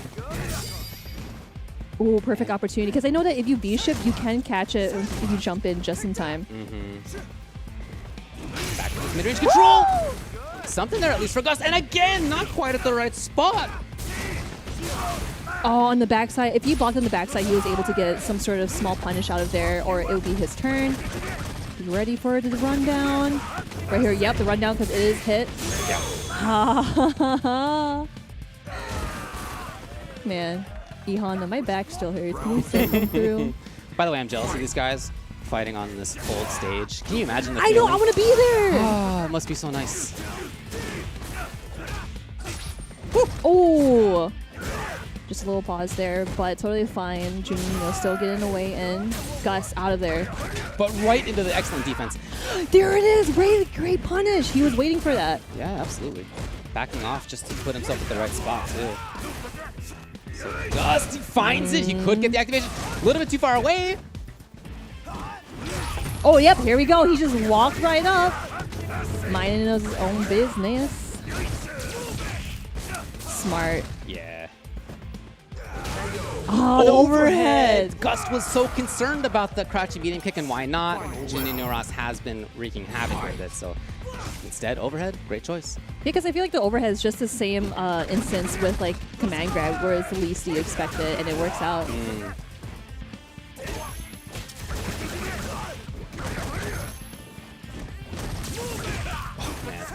Right back to mid-range control. That's been what Nino Ross has been all about. He's had excellent pressure when it's been time for that, but when it's not, as for right there, anti-airs have been there, his confirms have been there. It's been very tough for Gus to get things going. Oh, nice. Okay. That was a really good confirm. But of course, this is going to be a lot of damage. He can build it up later. He just wants to make sure to punish down Juninho and have him figure out like a different game plan. Yeah, and you know, maybe it's time now for Nino Ross to pester a little bit. Not easy for Honda to deal with that. No V-Skill 1 to clap those. Oh, yeah, it'd be like too slow. Oh, yeah, see, he tried to activate it from that, but a little too far out.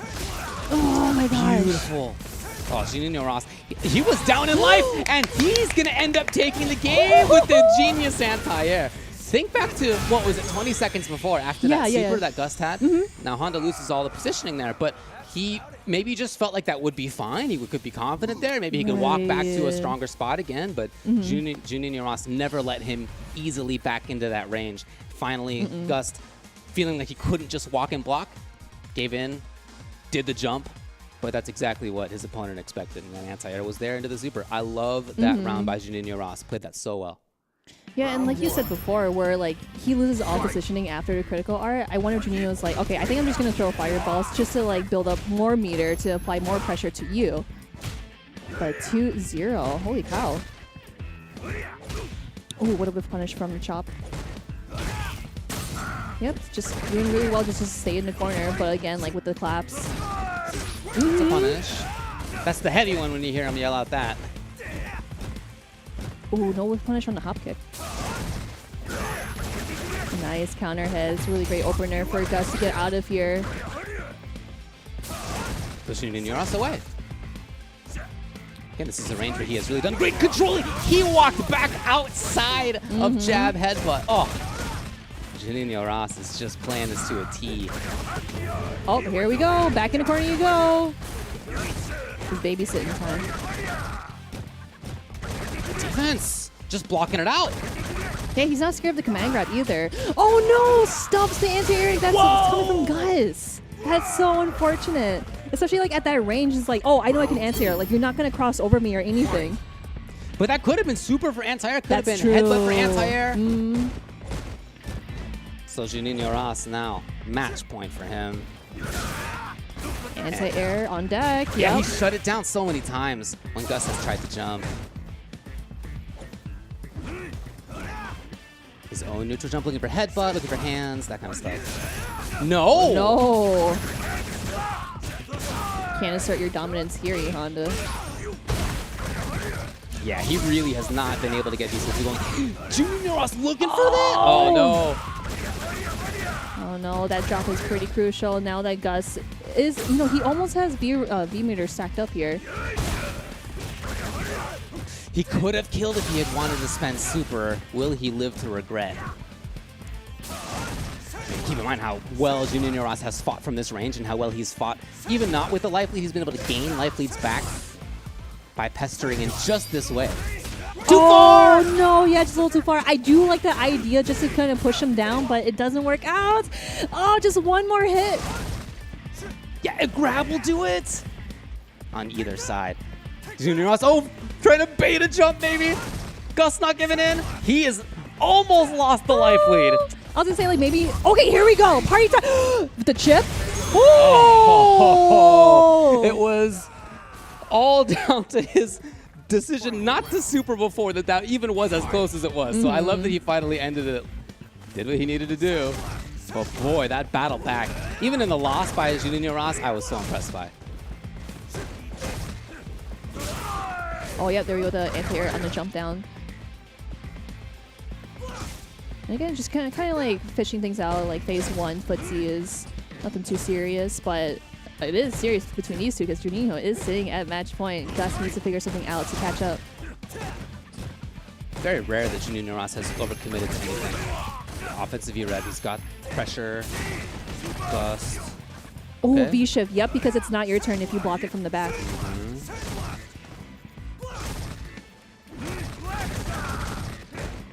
That V-skill too, that he has fought so hard to activate, gone almost right away. Yeah, back in the corner, it kind of like is suffocating him bit by bit. Yeah, freezing it. Text right away. Gus has semi-corner control. He's got a knockdown. Oh, tried to anti-air, but now you're in the corner. Juninho, this is what he wants. Yeah, with the time now at 25, Juninho's ability to just chip away. Okay, he's got Gus challenged. The life lead just like that is here for Junineras. Oh boy, does he even have enough time? Yeah, 10 seconds on Is the he there? clock. Yes! That may be the life lead. He didn't cancel it. Oh, the EX butt slam. Gus is still alive. Let's go. Yo, that was 2 seconds. Like, in that little scramble, yeah, just that little bit where you're like, oh my gosh, time's ticking. I got to finish this up. but Juninho breaks his composure. Gus still going strong. And like how people have said, he has the patience of a monk. Right. He has the damage of doing, EX butt slams or like headbutt and just doing the right optimal punishes. Gus is no one to be like messed with at all. And the chips are down, and the Honda player's got an EX bar. Oh, how do you not do EX butt slam? Right. Trying to be out. Yes, there it is. Yep. That's what he wants to do, just to space it out. Turning it into damage for himself. Nowhere to run. Quick activation. Oh! Just like that, his own V skill set up. And whereas he's often zoned, he is really going in now. There it is. Backing off. Slowly that trigger builds as it does for Luke. And like how Gus is just like slowly inching in, just wanting to activate the V trigger, and then here he goes. Man. Oh, catching on the low forward. It's like he wanted to jump a little further out so he can like land and block the DP. Oh, hold on though. Gust with the corner just like that. He backs off maybe a little bit worried about a DP. Ooh. Oh my gosh. I definitely pressed the button. Yeah. Now Gust in trouble. Oh, will he take the risk on V-Skill too? No, he does not. Yeah, remember that Gus does have 2 bars. Unfortunate. Just at the wrong time, just to like move a little forward. Juninho again at match point. And he's done such a great job with anti-airs that now you see him throwing fireballs from ranges that he hadn't really before.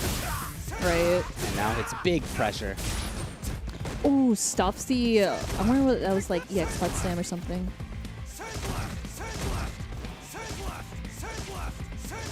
Gus not V-Skill 2ing? No, now you can't. Now that you're fully into the corner. Too far away. And Nino Ross knew! Oh. Yo, we out here. Luke gaming. Oh. No interruption. Yeah, with the patience. Monk patience, actually. And of course, V-Trigger slowly draining away. Oh, no, he was too far for the light hands to connect. Oh, boy.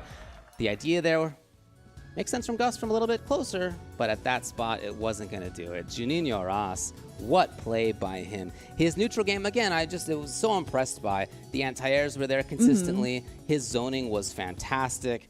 The pressure that he had, that he was able to build as well, often enough, excellent too. And just made it so that Gust felt clearly uncomfortable, whether it was in neutral game or whether it was defensively. That jump right there came because Gust had been whittled away so much by Sandblaster. He didn't want to be on the ground anymore. And yet, Nino Ross knew exactly what was coming. That jump early fierce, something you don't typically see, but it is a dangling fierce. Ooh, and other than that, boy, real tough for Gust. Yeah, super unfortunate because I know that there were times where he attempted to do like an empty jump so that he could block the way down where Juninho does DP anti-air. But Juninho, like, again, he's just throwing out those fireballs over and over again because, Ihana, obviously he is also a grappler. You're throwing him out, zoning him out because you do not want to be around him because he's a sweaty big man. He definitely can get sweaty. Just like us, we're sweaty right now. That is for sure, yeah. But hey, Juninho Ross in losers semifinals waiting for either Jaleshi or Horus Pollen. That's where we're headed next. And of course, in the winners finals, we have Ronaldinho and Dark just chilling, just waiting to see who will be their next opponents, whether one of them beats him up. But Jaleshi, Horus Pollen, we got the Rashid and Ed matchup. And we got a lot of results between these two on fgcombo.com, which again does a great job at not just looking at majors, but locals as well. And it has kept track of 29 plus sets between these two. Oh, Again, nice. across BR Kumites, across PogChamps, across D-Live Fight Club, Firofation Cup, all sorts of different stuff. The World Warrior events that are being run by BR Kumite, a lot of stuff. And across all of that, 53% win rate for Horus Pollen. Over Jaleshi's 47%, but that is so close. And in fact, the last time that they played, Jaleshi took it 2-0 in the World Warrior in the top 16 over Horus Pollen, but then in the top 8, they played again, and Horus Pollen took that 3 games to 2. So even in the last tournament that they played, it was basically 1-1 in terms of sets. So expect this one to be close. I think that's what I'm looking for here. Oh man, yeah, and like we always say that in top 16, we did see like 2 O's, and in top 8s we do see some 3 O's, but this one will definitely be like a 3-2. I'm calling it right now. You're 3-2. calling it. Either one of them, yeah. But yeah, if one of these people win, they will definitely move on to the bracket. One of them will be going home with 5th place. Correct me if I'm wrong, but You are absolutely right. yay! So, oh man, I'm just trying to think about the matchup too with Rashid and Ed. I feel like both characters itself is just very chaotic. I always say every character is just chaotic because I just hate dealing with them. I mean, your character is trying to create the chaos. Dude, Laura's I know you. innocent. Oh, No, yeah. she's Oh, innocent. oh, What are you guys yeah. talking Oh, about? I don't know. Who knows? Dude, What's that character ever gotten up to? Hey, do you remember season 2? Because I don't. Yeah. Still making some pretty good results happen out there, at least for some. What? I don't know anybody who plays Laura other than you. Who? I'm not sure. In any case, between these two, of course, we're looking at Ed for Horace Pawn. We're looking at Rashid. 2 characters who are definitely strong. And as we've mentioned, between these 2 players, very close results throughout 2022 and the years before. It should be a good one. We'll see what happens between them as we're about to head in. For Jaleshi, keep in mind that he is currently 3rd in points in World Warrior. And that last time on the CPT, he got 2nd place and 4th place. Ooh, right. Not quite what he was looking for. In the past, he was able to make it further than that. So he's looking to make it happen for himself. Again, what's on the line here today is a spot in Capcom Cup. And for Horace Pawn, that hasn't been his history. He got 9th in the CPT last year, so not quite the top 8. He was just outside of top 8, Just outside of unfortunately. it. And in the other CPT, of course, there were 2 in Brazil last year, he took 25th. So neither time did he make the top 8, but boy, you could really see how he has stepped it up big time. He's already taken out HK Dash and Chocoton before even this top 8 started. You saw him take out Davi in loser's side very convincingly. The Ed versus the Mika was just him almost totally in control in neutral game. Very, very good defensively. And those are going to be 2 extremely important things in this matchup as well, as Jaleshi's Rashid has excellent pressure, has excellent whiff punishing. That's a big part of his way that he gets things started. Yeah, he's looking for it there. Ooh, yeah, big crush counter. Great opener, especially for Horace Pawn. Ooh, okay. Horace just turns it into plus frames for himself. Now with the bar of meter, he spends a little more. He's got it right up close. Okay, wow. Ooh, double V reversal, okay. But, Jaleshi. Yeah, Horace Pawn keeping Jaleshi in the corner. This is where he wants him to be, especially earlier in the round. But I wonder if he's going to use V reversal again just to get out of there. But he backs away, though. Interesting. Yeah, Horace Pawn's got such a life lead now, I don't think he really needs to overextend. Right, that's true, that's true. You see him even putting in some holes there just in case. It's his own EX after all. I was about to talk about the EX Mixer could be an option, but no, Horace Pawn comes out to play first. Yep, stay down. Wow. Oh, Wow. what a punch. I wonder if he tried to, like, whip something out, especially, like, keep D-shift. Could be still his turn, but Jaleshi knew that he might have the turn advantage. Horace Pawn is just so ready for all of this stuff. See Jaleshi trying to be in and out, trying to be good with not letting Horace Pawn know where he's going to be. And that just has not worked. Oh, he definitely tried to check that, but gets a counter hit off of that. Just one more hit. Oh, what a challenge, Jaleshi. Not scared about the stun. Again, the jump. Yeah, I was waiting for, like, the, not EX Mixer, but just, like, the regular Mixer. Oh, here it is. Because it's such a universal anti-air. Oh, what a great reversal. That's worked so well. The jumps at that range, Jaleshi has just not dealt with. Yeah, you're right. We could see Fierce Mixer in that situation. We could see block into EX Mixer, too. Right. It's not like it's just been blocking only for Horace Pawn afterward. He has waited a couple times just in case, but not always. And he's pressed mediums, too, which are definitely not going to be safe medies versus that, even if it's slow, the EX Mixer.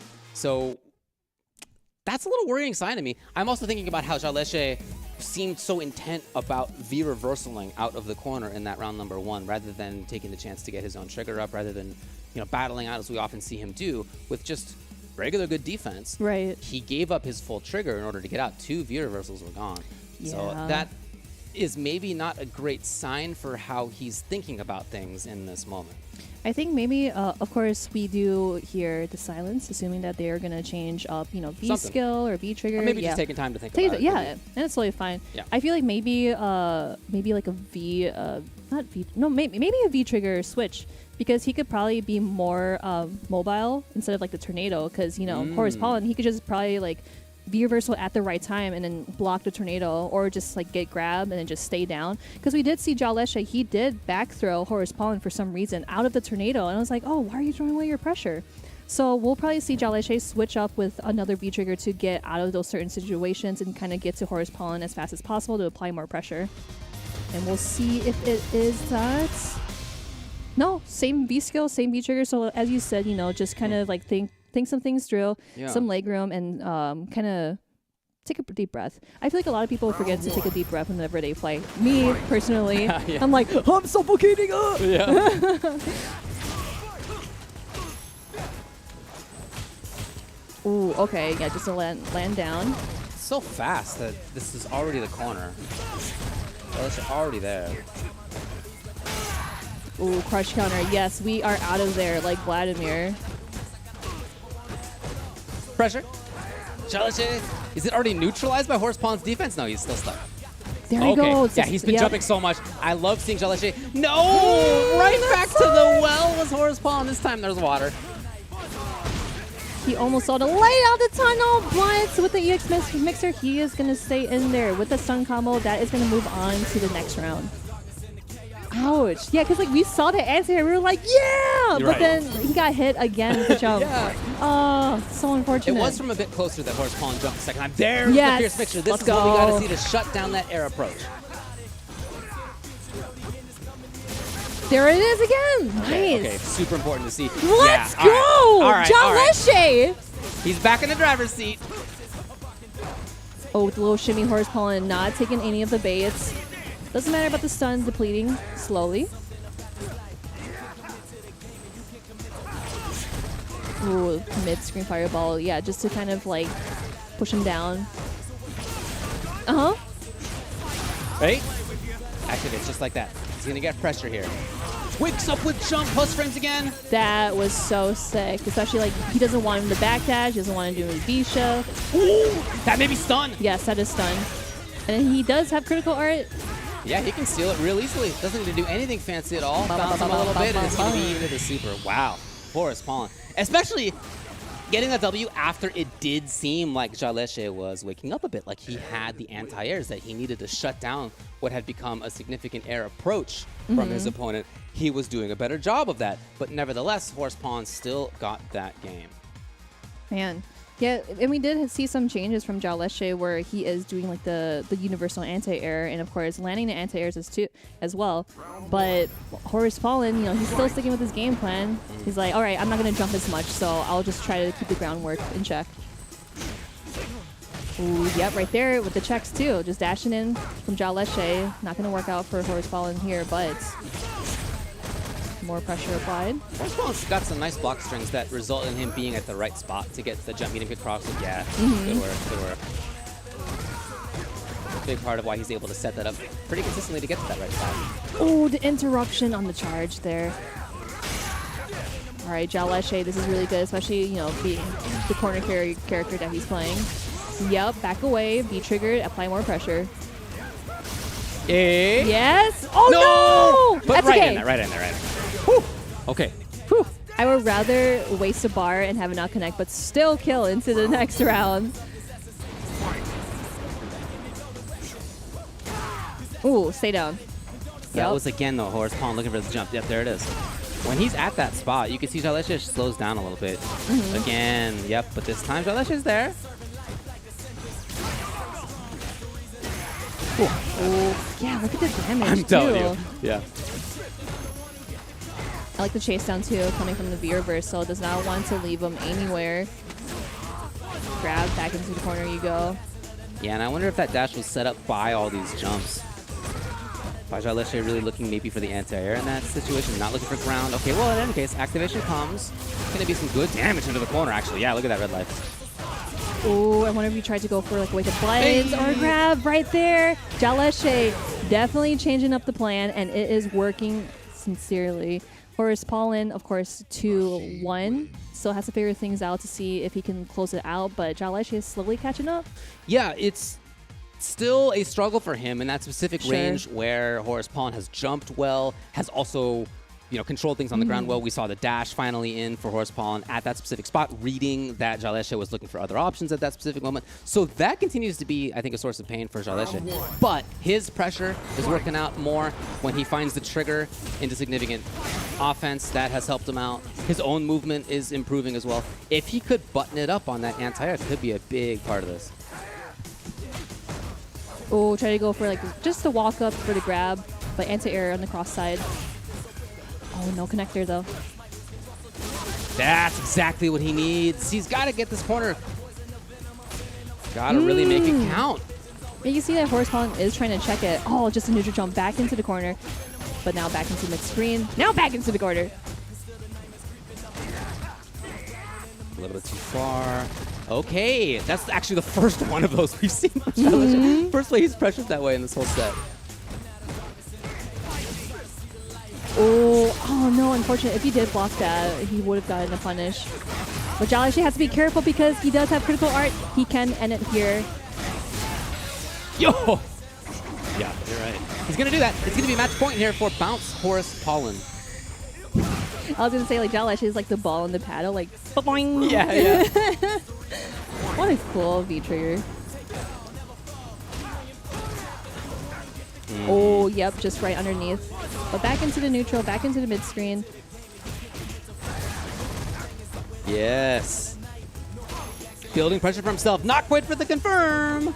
Yeah, we're getting that hit, the counter because he is trying to check it, but these dashes are just the least you expected right here. Yeah, this is what Jaleshi has done well.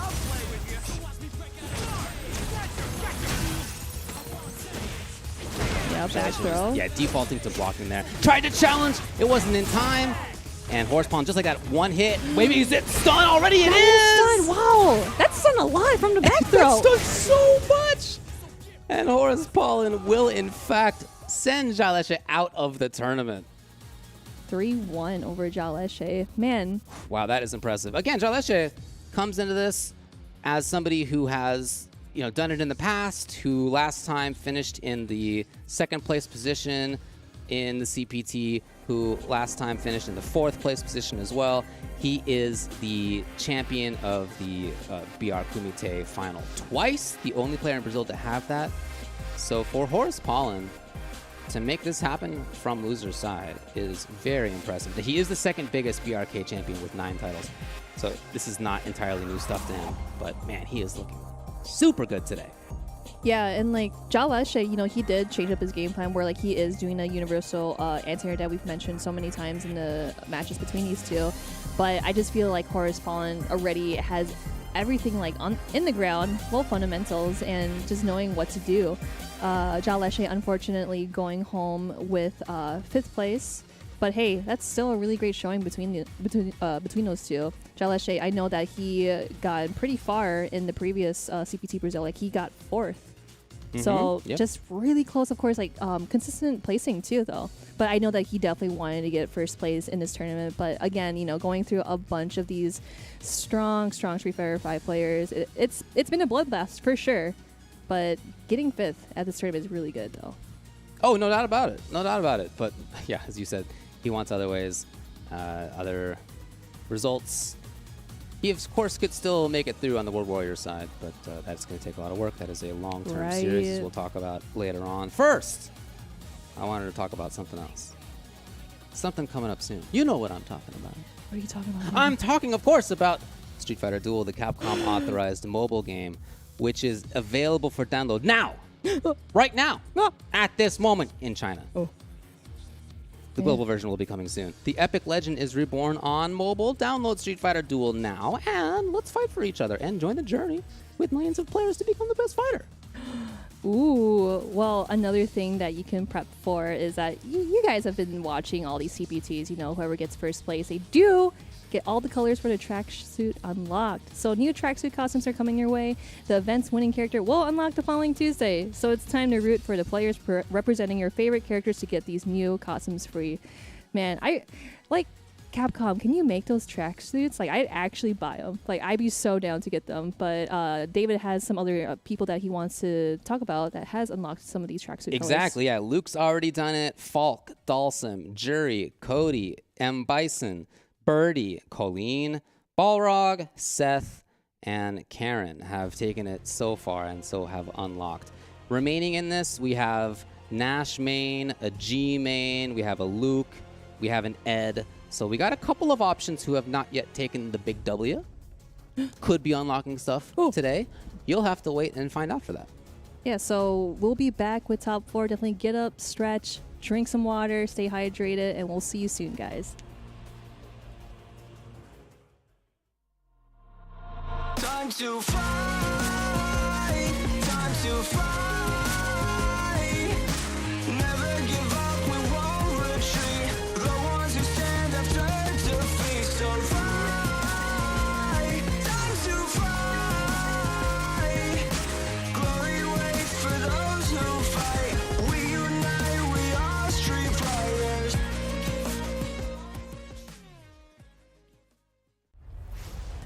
So then, you really want to go through the trouble? Fine. Oh, we caught him in action! Real back in the seat. It's like, this is your first time tuning into Street Fighter League. Where have you been? We've been waiting for you. This It's Street Fighter League. Looks like I can have a little fun now. We're about to take you on a mad, wild journey. Oh my god. I was actually in awe. Street Fighter League is coming to see who is the best in the world. And I'll tell you right now, it's only the beginning. I will fight you. Gachiku! Oh, wow, my God. Gachiku. Oh, that is really unfortunate. You saw that exchange right there. We've seen something open whip punish it a couple of times, but the jump bags, Hiro stealing it all back from Gachiku. You can't jump in the corner. What are you doing? Oh! Oh my god, just 1 second left and it runs so out the clutch. Just teasing, just lots of tea. Get the kettle warmed up. And he gets the stun. That was nasty. It's even more an international players ball. We're getting players from all over the world. And I said it before, but we're getting the best players here to show you guys off. No time to be wasted. I think there's gonna be more than enough to jump in.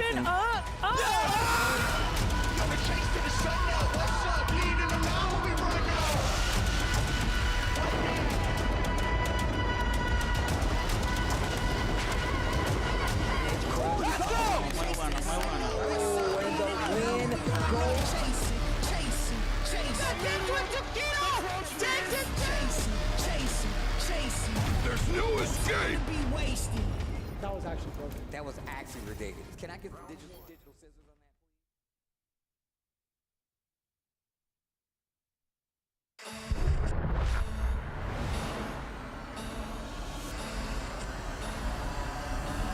that? Let's begin. Look, if you're at home watching, please know that you're watching history right now. Best players in the world. This is a dope set of Street Fighter. Ladies and gentlemen, if you are looking for the pinnacle of Street Fighter V, look no further. Sometimes I hunt for this. Look at the crowd going mad. Oh my God. That's gonna do it. Gachiku got it. He is your champion. Hold up. Hell yeah. Oh no. What was that? Clip that. Was that the That was so sick. He is your back-to-back champion. Ladies and gentlemen, the new guard takes out the legend. This one is where dreams are made. I said every USA invades the stage here. And I cannot express how much this means to But this morning I chose to wake up. Everything. There's no escape. Anything. Everything. I swear I'm ready. Let's do this. Bring it on. It's not enough. Let's party. just tuned into the culmination of years of work. Just the other way. Somebody call an ambulance. Not for me, but for you. Is the best, without a doubt, Street Fighter V player in the world. So don't you ever think y'all gon' back me down. Woo! Swear right now I'm ready to fight.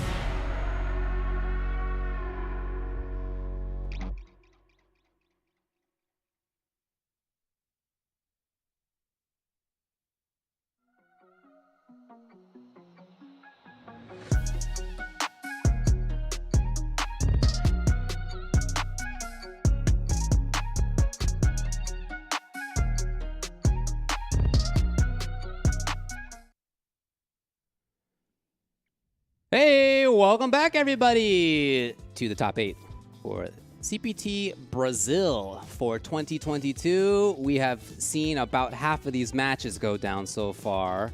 Let's remind you where we are. We'll take a look at the bracket and see what's up. So, we do have 4 matches or not 4 matches actually. I'll be like, oh, I'm down to look at some more matches, but we have 2. So we got Ronaldinho and Dark in the winners finals, and losers semifinals. We have Nino Ross and Bounce Horus Pollen. You know, we did see like the previous matches there where they're both 3-1s, and the previous ones are 3-0s, but again, like Juninho and Dark going 3-2, and then Jaleshi and Ronaldinho going 3-0. These matches have been seriously like back and forth. We did say before in the top 16, you know, we have seen like some 2-0s, 2-1s, but mostly 2-0s actually. Yeah. And then here, we're starting to see a change up, just a slow change up. But we will be seeing some more matches here with Juninho and Ross and Juninho Ross and Horus Pollen. First, we're going to check out the winners finals where we'll have Ronaldinho Oh, BR yes. versus Dark. I looked up the match history between these two. Over 24 plus sets recorded on FG Combo. Dark, 56% win rate. Hey. However, big however here, the last 3 times that they have fought in BR Kumite, in D-Live Fight Club, in PogChamp, Ronaldinho has taken it 3-0, 2-0, and 2-1. So most recent history has been Ronaldinho taking it, but longer term history has been Dark taking it. So read into that what you will. Which one of them is going to be the more successful today? We will see. Nash versus G, the characters to expect. Again, these are the couple who have not yet unlocked those costumes. You may be rooting for them if you're one of those 2 characters fans. We'll see how it goes. In any case, going to be high-level stuff, I'm sure. I've been so impressed at Ronaldinho's play. Every time I see him play, he's one of the few in the world who's making Nash as effective as he is, right? He's like, there's a short list of high-level Nash players, and he's, you know, right at the top of them. So it's always a blast to watch. But I feel the same way about Dark. You know, there are not that many G players who have stuck with him and who have really made him work at the highest level. Not a fault of the character in either side, right? Both of these characters are very legit. It's just not common to see either of them. So super exciting that here in winners finals of the CPT Brazil, that is the match that we're going to get. Nash versus G, Ronaldinho versus Dark. Oh, the fireball to negate the other fireball. Yeah, and like, you know, in the notes here, Ronaldinho is just like pushing out some buttons, and it's just like really, really annoying. He's really hunting for that. Dark thought that he was close enough for the better link. Yeah. Stand strong into crouching strong rather than just like stand light kick or something. Right. A little bit too far. Oh, yeah. I could definitely see him just trying to like whip punish, like that annoying hop kick that pushes Nash a little bit forward. Yeah, like that. Oh, nice! Hey. Light kick into the X move. Okay, all the way in. And right back to that same range that Dark has been trying to play at as he forces Nash into the corner. Oh, there we go. Yeah, because I saw that he walked back a little bit, just trying to punish the throw. There we go, the cross jump over. Oh, shut down. Now it's trigger ready. How does Ronaldinho approach the potential activation on Dark's side? First command grab of the match. Oh, Another one! Well, he may be able to kill on this. Yes. This is going to be close. Sliver health? Not You're even right. sliver health. Oh, no! Too far, but so was Ronaldinho. He was too far. I was gonna say, like, if he had connected that, he would have used critical art just to also close it out. Oh, applying more pressure. I know that Dark does have V-Trigger still in stock. Ronaldinho slowly depleting away too. Might as well throw one out for the road. 22 seconds. Either one hit away potentially, depending on what it is. Dark certainly one hit away. Yeah, Dark has to work really hard, but checks the V-skill dash or the V-Trigger dash. Oh my gosh. And like it's so hard to stay composed in those really tiny situations where you don't have a lot of health or that you don't have any resources too. Look at crouching strong as an attempted anti-air. Surprised to see that. Ronaldinho all the way in. He has the stun as he did in the first round. He's in here. He's going to need a little bit more. Just one more hit, and that is the hit for Ronaldinho. 1-0. Man. Stuns in both of the rounds that he ended up taking. Yeah, right? Oh, yeah. And, you know, getting to the corner quickly. His pressure, Nash's pressure is very strong once he is there, especially once you have a couple of bars of meter stocked up. There's so much variety that he can do with the EX Fireball pressure. What do you do the second one at all? Like, what timing is it on the follow-up? You're going to get plus frames either way. That is just very tough to deal with. His mix-up there were great. Nice, and then at that range, it's kind of like you can't really react and jump over, but Ronaldinho was able to find a way right over. Oh, that's smart. I wonder if he tried to get like the fireball to be at a mutual level of hit where he could do the scythe kick there. Anti-air. Ronaldinho backing off slightly. Dark with a little bit of a pressure series. Knew it wasn't his turn anymore. Oh, man. As we've always seen. Yo, he jumps in. No, that could have been so much more. Okay, he wants to go at it for a second chance, but doesn't work out. Oh, no. I wonder if he tried to do like a EX side move to anti-air. V-Ship away from the command grab. Especially like V-Ship is so risky in the corner, but it worked out just fine for Ronaldinho. Activating critical art to be a lot of damage. Dark. Gotta figure things out to slim it down. Now, Dark is still really 2 hits away from doing this. Okay, so the block means no more trigger. Ronaldinho knows, as he's often had, one hit will do it, and who better than this whole top 8 at finding that individual hit to add up and make it really count? It's Ronaldinho. Yeah, he's really good at just throwing out those hop kicks, and, you know, in their notes, he said that he is super annoying, but that's how you want to play in this game. Oh, yeah. Oh, what a great jump in and capitalizing that off of Dark's normals. Oh no, that could have been a push. Hardly seems to matter. Oh, hold on though. Dark can activate here. No, he chooses not to yet. He's got that EX low. Ronaldinho knows. Wow! Oh, again, maybe. He's hunting for extra damage. Yeah. You know? He could have gotten lighter stuff there, but he wanted to try to get the big stuff. So Dark now with the activation going remains a threat. But Ronaldinho just blocking it out. Patience. Oh, here we go. Gaia Infinite. Into the corner. He's doing a lot of damage, and he has to guess again. Just a regular throw. Oh, really good stuff there from Dark. No, just like that, Ronaldinho takes it with his crouching fierce. He looks for the activation. And what a close on game number 2 for Ronaldinho. Oh, man. I just like can't imagine because G also being a grappler and Ronaldinho just throwing out fireballs here and there. But Ronaldinho has the pressure to go in, especially when he has V-Trigger. But I remember that one instance in the beginning of the match where he did do the V-Trigger, like dash in, but Dark was able to check that. So maybe now like he's just kind of like being more relaxed and doesn't want to solely rely on that. You know, just relying on the fireballs and the hop kicks too. Like those have been super annoying to watch, but hey, it works. It's fine. Keep doing it. Yeah, his control of that range is really what this match has been about. And he's had such good control that he's also been able to jump as well at times where Dark doesn't expect. Both his ground control and his occasional jumps into significant damage have been huge. Again! Oh, this nice. time. Oh, no, again. We've seen so many of those instances where it doesn't connect after he gets a hit. Yeah. At least the Crouching Fierce connected, so he got a little bit more, but boy, he is really hunting for max damage on these things. Yep, anti-air. Hey, Oh, no not punish on quite the way there, down. yeah. Backdash away from the grab. Oh, okay, air grab. That's the first one that we've seen today. You got to be really on your toes to get that.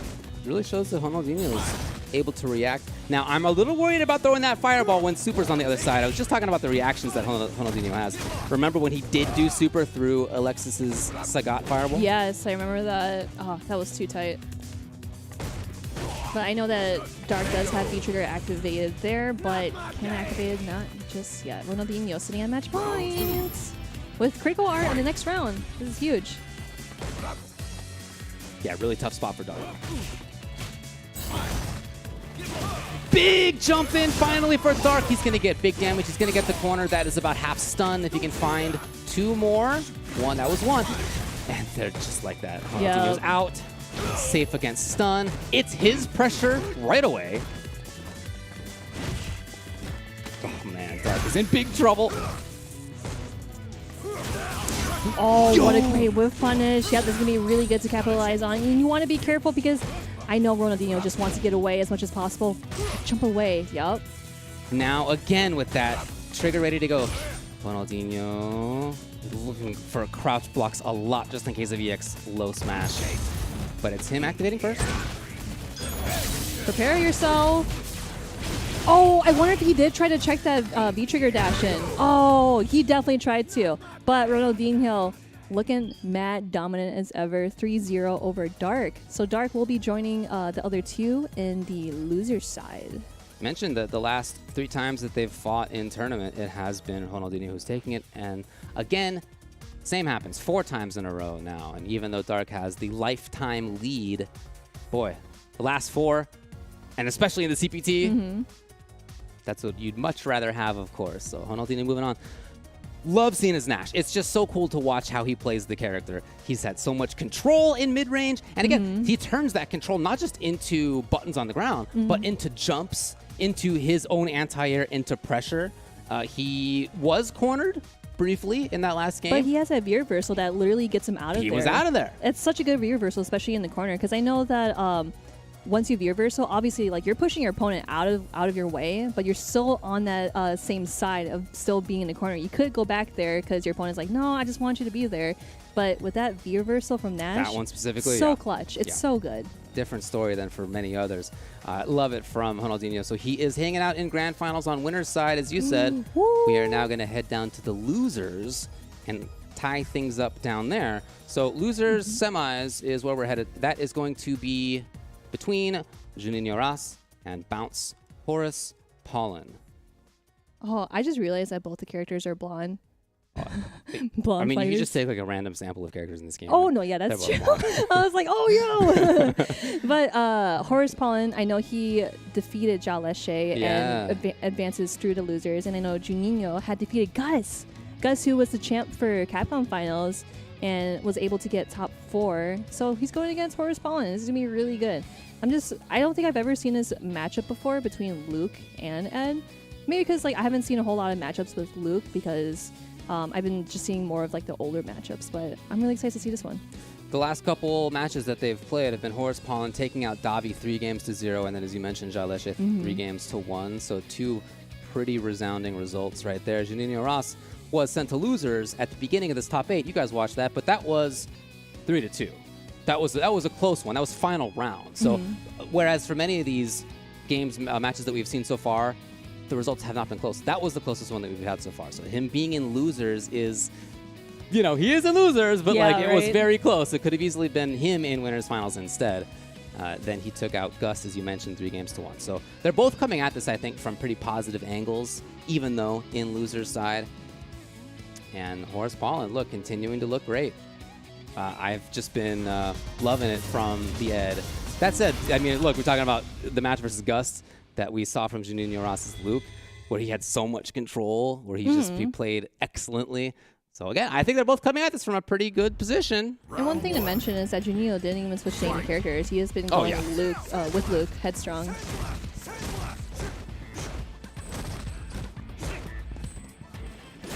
Oh no, he tried to anti-air, but it doesn't work out. Horus Pollen gets a great opportunity, pushing Nino Ross into the corner.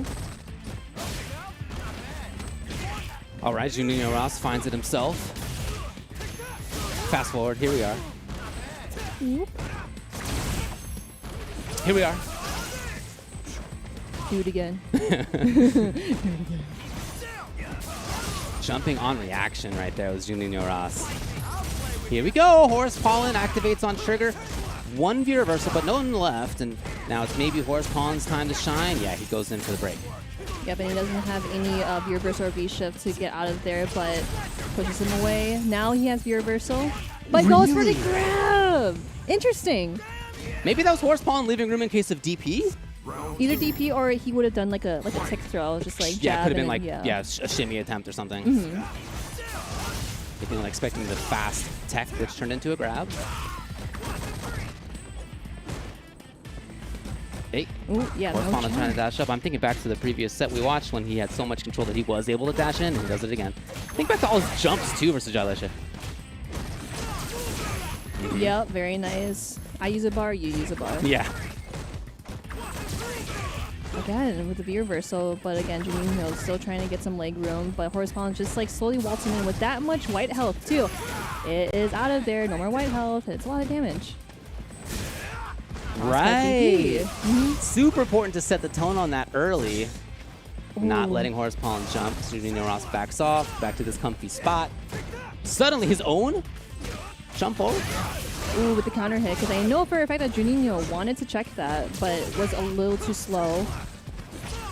We've been seeing a lot of V reversal options come from Juninho too. It's very smart. That's been almost his entire Z meter usage. That could have been, yeah, V trigger. Okay, that's totally fine. We're back in the mix. What? Fierce? What happened? Did he try EXDP and it just came out with Fierce? I am not sure what happened right there. But whatever it was, Junior Ross is going to be happy about the result, naturally.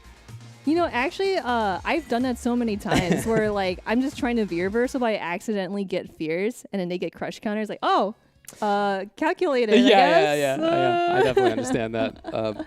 So I love how we saw Junior Ross shut down some important stuff from Horus Pollen that he did a great job at in previous sets. So we saw Horus Pollen using his jump very well versus Jaleshi, setting up cross-ups pretty consistently at ranges where, you know, Jaleshi, if he reacted with the Fierce Mixer, could anti-air, but other than that was kind of stuck.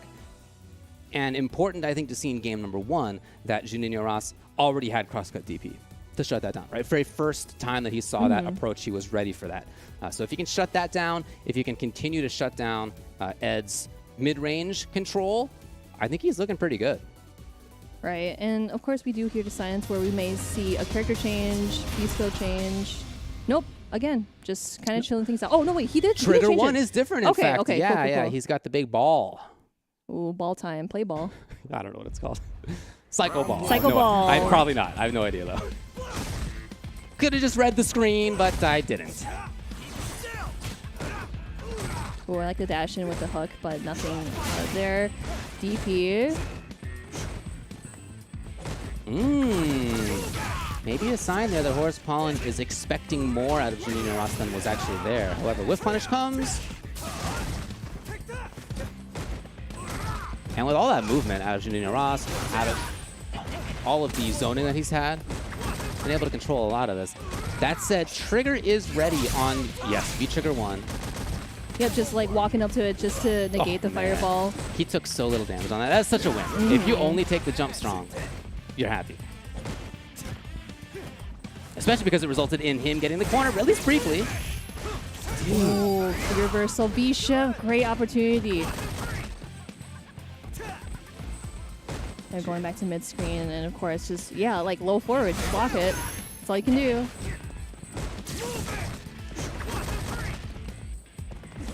Oh, okay, there we go. He's been so good with that.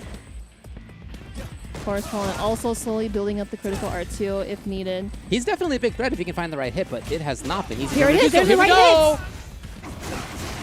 What do you think? What do you think? I'm gonna say yes. Whoa! Okay, I wasn't sure. Nice. Nice. Because like it could have been a silver health and be like, oh, that's close, dang. But hey, it worked out. And I know that Using critical art just to kind of seal the deal. You don't want to like let anything leak out. Ooh, okay. Oh, what a counter hit. But A now little bit too far, but Horsepawn has been able to slowly get Nino Ross back into the corner. No, and you know what's funny is that that's the kind of thing that Horsepawn did in the last set. This time it's Nino Ross getting away with it, jumping out. Oh yeah, V-Shiv. Oh my god. Combo here, yeah. Yeah, and the other side too. Switch over. That is super good. Not a free escape at all. Maybe he's noticed that Horsepawn has not been as buttonsy in some of these situations as we've seen him in previous matches. Horsepawn pressuring. Really into the knockdown. No EX on Juninho's side. Yo! Let's go! Knowledge coming out of Unbounce Horsepawn. Tying it up games 1-1. So he very versatile on like the first fireball because he knew there was like a second one that was going to come out. That was so smart. Because I remember I also saw an instance where Idom was playing Chris CCH where he threw the V-trigger fireball. He was able to V-ship and jump over and hit Chris CCH. Yeah. And that's another instance that you can do. But no, that also works just fine. Oh, the jump in when Horsepawn tried to dash in just to follow the fireball. Do we get a grab out of that? You're on borrowed time, throwing out the ball. Yep, just apply more pressure. You can't punish that DP, even though you can, but you can hit. Cycle her again.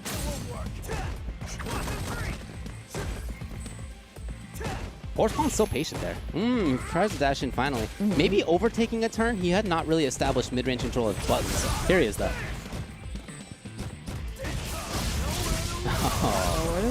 Into full screen, and now any Sandblaster is going to do it. Any medium kick will do it. Not an easy spot. Here we go. Spends the red bar on him. He's in. He literally did that the previous match. Now he knows, and that is so good. I'm starting to see the light that Ed may be a little better than this, but I said it a little too soon. Huh? Yeah, there you go. Round 2. Fight. Yeah, and like you said, you know, how he's just like super patient and gets a crush counter just for the reward. Ooh. He has, again, seen Horsepawn back off in a lot of these situations where we didn't before in other matches. So waking up with Fracture Medium Kick makes a lot of sense there. Weathering the storm so well at V-Trigger 1. Look at the defense on Nino Ross's side. Oh, yeah, as you said before, yeah, the defense is crazy. Juninho was waiting patiently, just waiting for the right opportunity. That's actually going to neutralize one of the hits. Or if he's just going to stay down. Yep, Absolutely. you're just going to stay down. You can get a push. Yo! Let's go! But just like that, it is again Horsepawn playing patiently in some moments where Nino Ross expects him to sit still.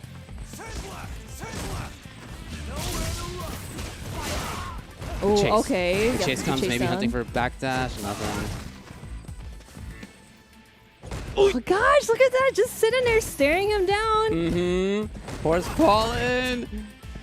A grab might kill him. Like, he's at risk. But we've Especially seen, now. Yeah, we've seen instances where like he would just like dash up, but it would get a counter hit because he tried to check him, but not quick enough.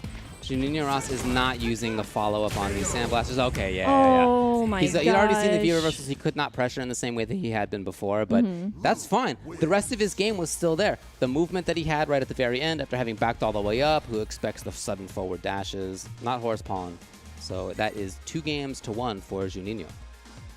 Man, yeah, it's looking pretty sick because like we've spoke before, where Juninho has been very patient, very how should I put it? Like very patient on like what decisions he wants to make. Like he's not doing like any EX fireball, just like putting it out there. He's waiting for the right opportunity to just do it, and it works out just fine.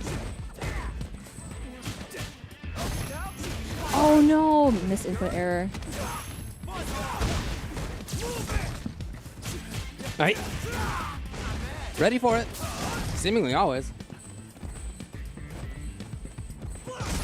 Back to Horsepawn, trying to move forward on reaction. Jumping forward is Juninho. And he's right back to where he feels comfy. Takes off 2 hits of the fireball, maybe a third, yes. Yep, just go a little closer just to extinguish the fireball. Yeah, he's playing that anti-fireball game so well. Other than the one time when he got big time after the V-Rev, his defense against him has been great. Oh, nice check with the target combo. One more can be it. The Horse Pollen's still alive. We can't count him out just yet. Again, V-reversal. It's just been huge. Too far! No! Not punished. Oh, smell my feet. Juninho going into the next round. Match point. Yeah, what does Horse Pollen do? It does look to me like sometimes he's a little more hesitant than when we had seen him against other players. Some of these mid-range things, some of his pressure series, I think are not quite as strong as before, but when he does try to extend a little bit further, as he just did twice, Nino Ross is there to shut it down. You can maybe see why he is a little bit more hesitant. Yeah, again! Yep. Nino Ross shutting it down. Just one more hit, and that's going to be stunned. Hit or grab. Either way. And Horse Pollen really wants to hold on to it. He does! Can he set up cross-up? Oh! The forbidden combo on the bounce? No, maybe not. Would have been sick. Yes, he has accepted his fate because you know the ball is out of the stage. Yep, V-reversal. We have been seeing a lot of V-reversal options coming from Juninho because he does not want to get pressured in any way. Well, we do see Horse Pollen moving in more. Yeah, yes! Hard! There we go! Horse Pollen is still alive. He is moving into the next round. That's okay. Seal the deal. Use it. You do not want to lose the chance. The way that got started was him jumping in on the cross-up medium kick, which is, again, we had seen Juninho shut down early in this set. And Horse Pollen now is the one getting the anti, he's the one jumping. That is what we had seen before from Juninho. Maybe things are changing. Oh, catches the low forward, and that is, gosh, that is so much damage, especially just catching that. Right, you're on borrowed time. Sandblast walks up to try to block. Get the block. Okay, defense is on point for Juninho. The ball is gone. Oh, I kind of like how Horse Pollen just tried to like hook him in just to get him a little closer to the ball, but again, with those awesome V-reversal options. The catch, very consistent versus that dash has been Juninho. His defense has been so good. Getting that life down on Horse Pollen's side, whittling down to just a grab will do it. Oh my God! Just from the depths of who knows where, Juninho pulls it out. And with a dominant 3-1, he is gonna move on. Against Dark, too. Coming from winner's side, but Juninho, gosh, that was such a great showing, especially with these two. And Horse Pollen going home with 4th place in top 4. Man, just playing against, like, Horse Pollen, especially saying that he is the one of the strongest in the Brazilian scene. But then Juninho coming through with 3-1, actually. Yeah, man. Jeez. It's crazy Juninho good. definitely looking good. 7-time BR Kumite champion. He's got an aggressive game. Talked about some of his other results. He's currently 5th in points in World Warrior Brazil. He got 9th place and 17th places last year on the CPT, so way beyond that. He's really stepped things up, looking great. Yeah, and again, I always say that like getting 4th place against a bunch of players from your scene, very stacked tournaments, it's still something that you should be proud of. Sure, seriously, great showing to these both players. Let's see if Juninho can get through Dark, but Dark, he's like, no, I also want to win this. Yeah. While Ronaldinho is waiting in grand finals. So yeah, there's a bracket. We're almost there, David. We are. Losers finals, as you mentioned, is going to be Dark versus Juninho, and then winner of that will play against Ronaldinho. Boy, yeah, that is quite a top 3. Yeah, so we got G and Luke, and if either one of them moves on, it'll be Nash versus Luke, or the run back with Dark and Ronaldinho. There's a lot of stuff to look forward to. There's a lot of stuff coming not too far from now. Coming not too long from now. Proximate in time. We're near to it. Does it start with us?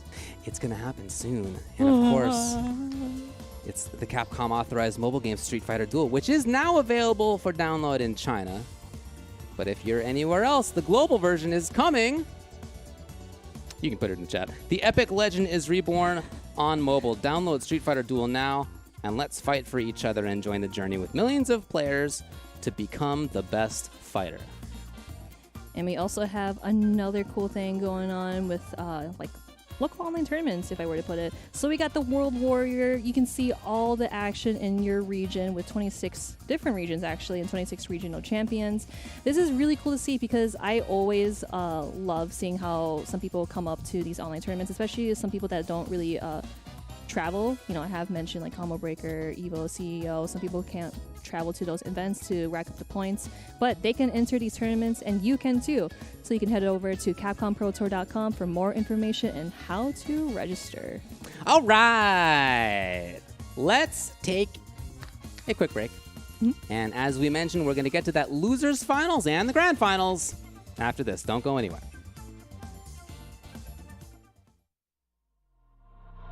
Time to fight, time to fight. Never give up, we won't retreat. The ones who stand have turned defeat. So fight, time to fight. Glory waits for those who fight. We unite, we are street fighters.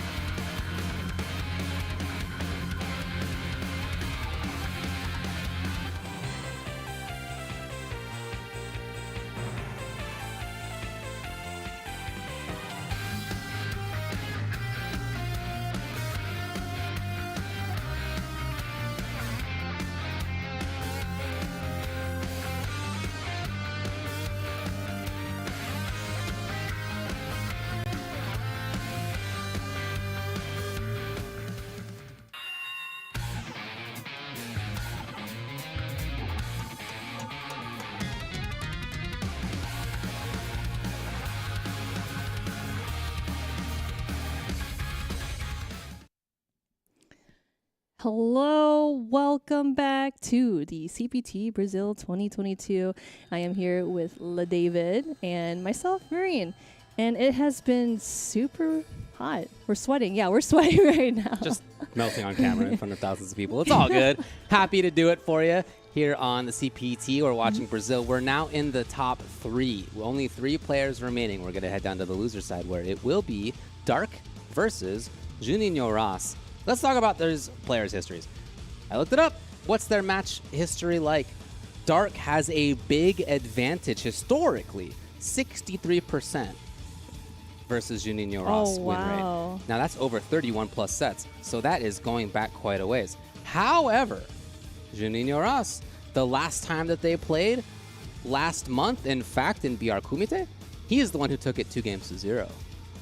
So thinking just back to even more recent history, that is literally today, Juninho Ross versus Horace Pollen, the results didn't matter as much, right, historically. So I think he's just in a great place. He's been playing super, super well today.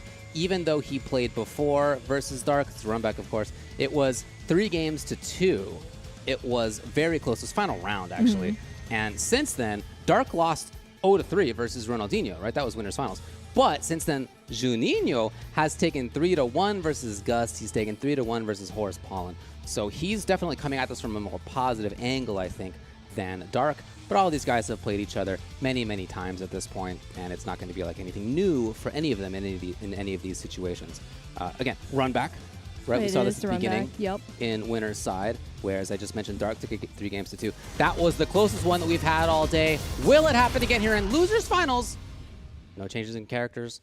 We're going in Dark on the right, on the left, Juninho Ross. And also, like, I wanted to add about like the placements too. How Juninho had like 7th at the Brazil Kumite gaming, and then Dark having like 1st. So this is really cool to see from like top to bottom.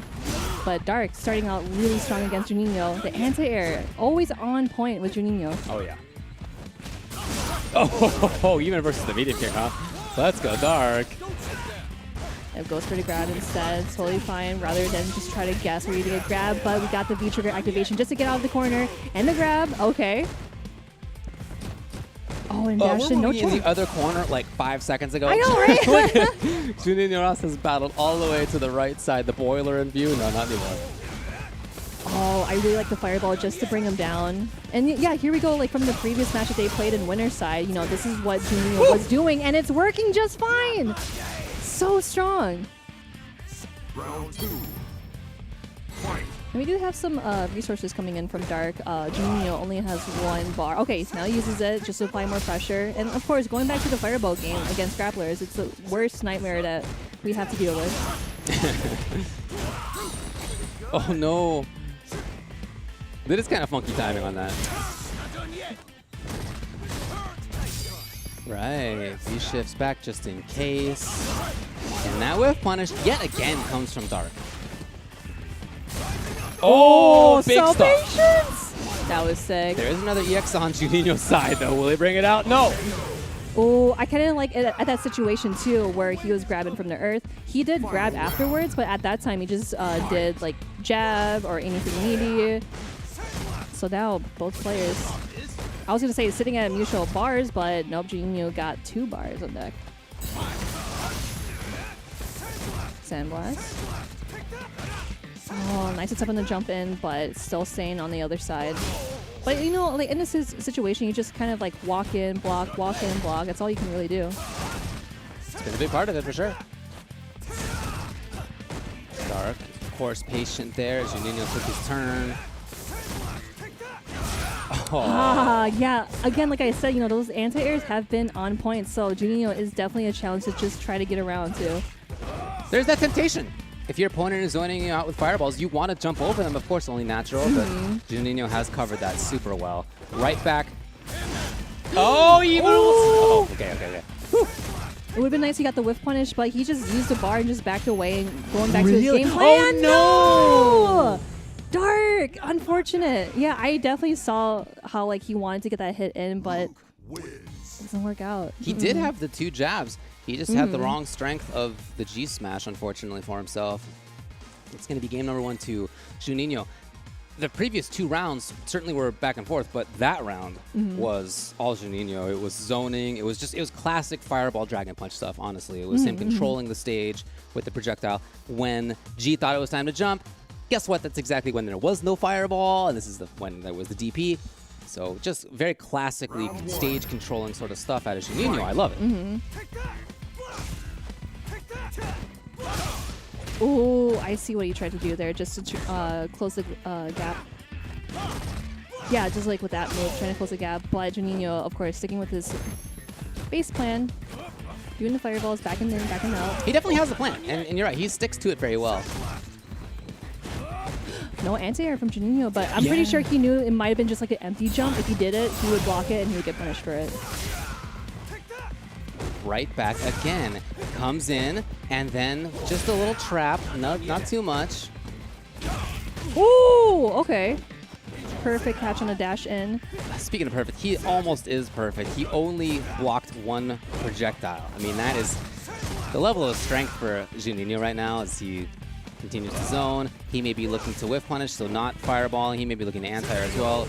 But instead, as Dark thought it was time to bulldog forward again versus Sandblast, nah, that was medium kick time. Juninho's mix-ups, even there. Not something you would maybe think of traditionally as a mix-up, but it is. Right. Changing things up constantly here is Juninho, even as he maintains control.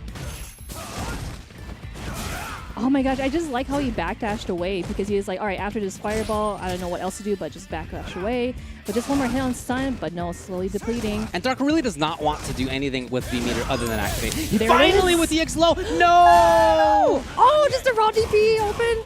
Oh my gosh, just one more hit, and that is going to be that hit right there. Not even the perfect, but still golden on his end, 2-0. Just like one more match where he'll be able to face against Ronaldinho. Yeah. But Dark, you know, he still has some things to plan for. You know, he is still in this, so don't count him out just yet. But man, it's starting to like really grim. Yeah, it's looking tough. It's really looking tough for sure. Yeah. Okay, so we're going back to the lobby. It sounds now that could just be to take a little bit of time and think about what's gone wrong. Because again, keep in mind when they played on winner's side, 3-2, it was Dark. It was last round. It could have been either one who took it, but the point is that it was very close. This is not close. This is Juninho dominating so far with very classic stuff. Fireball game, Dragon Punch game, not taking risk. He's been very risk averse. He has, you know, he hasn't overextended almost at all when it has been his turn. When it hasn't been his turn, he's hanging out. He doesn't feel like he's too much at risk. His anti-airs have been great. His stage management has been great. I just love what we're seeing. So for Dark, there's got to be a lot of changes here. It can't not be the same style.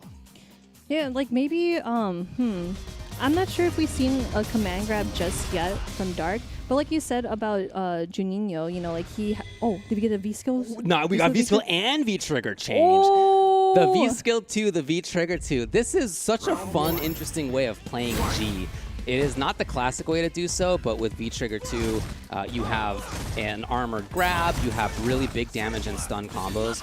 And on V-Skill 2, you have the ability, to level up your defense and to maintain the level of presidentiality if you get knocked down. Right? So now if he gets knocked down, he's still going to maintain that. Oh yeah, definitely. Also, you know, just having the patience and just trying to like think about what you want to do, and of course, changing it up with V-Trigger, V-Skill. It's looking pretty good so far. Since he got knocked down twice, that presidentiality level is lower. But yeah, you're a tank. You're more of a tank. Right. With this, that's kind of the style. I was gonna say, are we playing the same game? Leveling up his defense, just like when he was in Third Strike. Yeah, back into the fireball. Nice check, but no! I wonder if that's like a little too far for to connect the last combo there. So Juninho was like, no, I'm just going to try to mash DP here. Yeah, he was right. Okay, so V-trigger. So again, you're looking for combos. Ideally, his actual first jump in combo in the entire set almost gets the W, and just like that, Dark takes it. Now that was in part, yes, because of Trigger and V-Skill, but also, like I said, his first successful jump in throughout the set in the third game finally came. So Dark playing with some different timings too. Yeah, just kind of going for the stare down. And of course, like just doing low forward, All you can do is block. Oh, dash in, but no check from Juninho. I just like how he's just backdashing so many times where he knows when to backdash. Very safe stuff by Dark, not overcommitting. Tried to EX smash. Oh, block, but nothing. All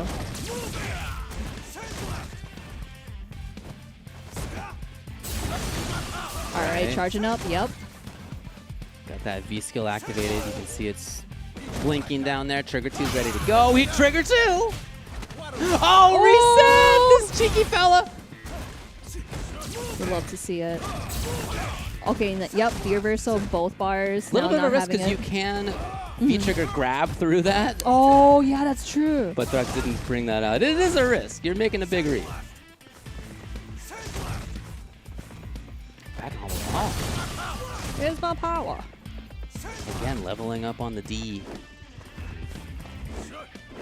Hoping to try to get something into that trigger 2 combo or grab before it goes away. No, it's gone. Oof. Yeah, 20 seconds on the clock now. Right. I was going to say, like, maybe he might have wanted to save, like, the meter just to extend a combo, just to kill Dark. But, oh my gosh, goes for the kick. All right, great opener for Dark. This is going to be really huge for him. Look at the time. Oh, that's actually very relevant. Are we backing out? Are we backing out?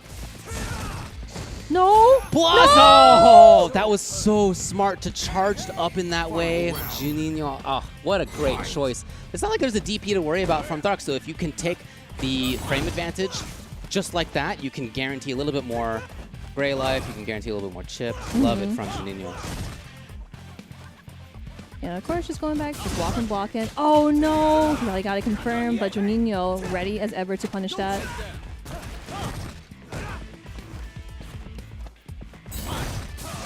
Ooh, all right. Okay, throw the fireball, throw one back, and with the charge too.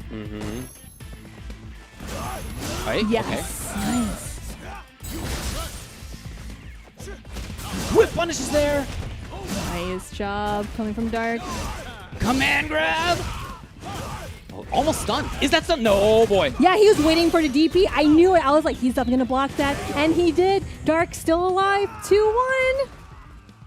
So the switch, it's part of it, certainly. Like, he didn't get hurt as much as he otherwise would have, right? Because he had the G protection activated for quite a bit of that game. But I'm not sure that that's actually the biggest reason. I think it's more that he has changed up some of his timings, some of his placements. He jumped in successfully, had a big damage combo. He could have done that when he had V-Trigger 1, V-Skill 1. You know, could have happened there as well. It's just that he had different timings here. And so for him, I think that's the bigger side of this in getting that W. We'll see if he can continue. Yeah, there's just some instances where like he remembers that he was in and be like, okay, I did this option before, but let me try this other option, and it worked out just fine, like you said. Ooh, okay, Fireball first hits him. It's very surprising. Oh, nice. He got it though. Yep. Hey. Oh, I really like the V reversal there because especially like you're just so close to the corner. And of course you don't have a lot of resources, but Dark does. He wants to get up and activate that V trigger. Like, also really important to get the knockdown so you can get rid of G protection and then level of presidentiality.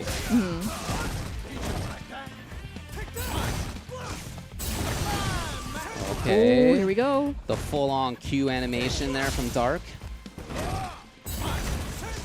So he can definitely be tanky as he moves forward here. It's just, how is he going to move forward? With 37 on the clock, he is starting to get close to running out of time. Juninho knows that he's playing slowly.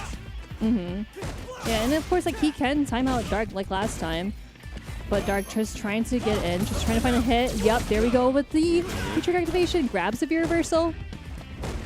Yeah, no more V reversal here for Juninho, at least for a little bit. He's got the hit first. 15 on the clock. Is there actually enough time? I'm not sure. Right. Okay. It might have been that Dark thought Juninho would back off rather than be active right there. I don't know, but Juninho being active took the round. He's at match point now.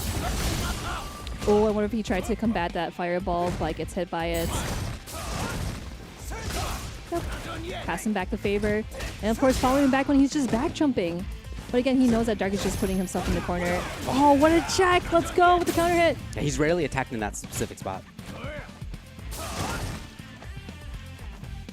Dark feels stuck, you can tell. I know. I'm like, it's just like a small amount of space there. Okay. Yeah, I like how he's just walking back and just letting Dark come to him because then he can just check him. That EX is gone. Super important. Okay, yes. Dark's in anyway. Yeah, we do have Beer Reversal on deck here. He could activate it. Oh no. No. Right there, no punish. Maybe just a little too far out. Look at how patient Juninho Ross is. Okay, on knockdown, he goes in, but probably not going to go overextending. Ooh, yeah, he didn't. that was so No, hold on. smart. He caught it, as he has just throughout this entire top 8. When people try to dash in on him, when they think there's no more to be done in regular neutral, when they're not jumping anymore, when it's time to dash, Juninho is ready to catch. Man, and now Juninho is going to face against Ronaldinho in the grand finals, but Dark played it so well because in the winner's side of top 8, he did beat Juninho. He did push Juninho back into the losers bracket, but I think with that time when he was playing the other players in losers, I guess he just kind of thought about like, how can I play this better? How can I use this when I'm playing with other players? And he was able to bring it into the match between Dark because he wants to get that seat at Capcom Cup. Oh man, Smart. yeah, The that's charge so up good. right there, as Dark was a little frozen by the situation. So the switch, is cool. I mean, it's cool to watch V-Skill 2. It's cool to watch V-Trigger 2 coming out of G, but again, I think that although that was part of why Dark took a game, it wasn't the biggest part. I think it was more about him just changing up timings and placements of buttons and jumps. And Juninho caught on very quickly. And so in that final game, he was there and he had much the same control that he had in the previous part of the set. Shoutouts to Dark. Ending up at third, we have 2 players remaining now. Ronaldinho Br versus Juninho Ross. Oh man, this is gonna be really good. You know, we do have Ronaldinho, who is we read his quote yesterday, and it was just like the most wholesome thing ever. So it's like, it's hard to like hate this guy. You know, like he's one of the he's one of the best players in the scene, and of course he was the person that got invited to Red Bull Kumite. But for Juninho, you know, like he's coming up from the from winners first, and then through losers, through a bunch of really strong players in the scene. So Nash and Luke, again, I'll say this: I've never seen this matchup before. It's always cool to watch characters that are less common. In part because in Street Fighter V in this season, you don't really have like terrible characters, right? Even if characters aren't very common, almost all of them are capable of winning big events. And we've seen that not just throughout the CPT, but also throughout the other events that we've had in the offline realm as well as online, of course. So Nash is among those, right? He can definitely make it happen. We know he can make it happen because Ronaldinho has done it. Even last year, he did do it in qualifying for CPT. So he's been in this position before. Going to be cool to watch how he approaches this. He is somebody who has just had a mastery of that mid-range. That's been a huge, huge part of his success. But he's coming up now against somebody in Juninho who has had much the same kind of mastery in mid-range as he has had, we just saw it versus Dark, great projectile war, great anti-airs, great whiff punishing. Everything was there for Juninho. But everything's been there for Ronaldinho too as we come into the grand finals in CPT Brazil. Woohoo! All right, and already looking strong from Juninho. Really close to building up the stun against Ronaldinho. Ronaldinho is now cornering and bites. Gets the counter hit. That's really good. All right, now backing away. Gets some leg room. Oh no! Jumps in for the opportunity, but Ronaldinho was able to block just in time. Ooh, okay.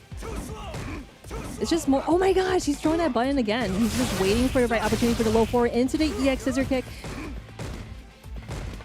Now just putting back in the corner. I know Juninho does have V-Trigger activated, and he is going to activate it off the target combo. Ooh, and the meaties.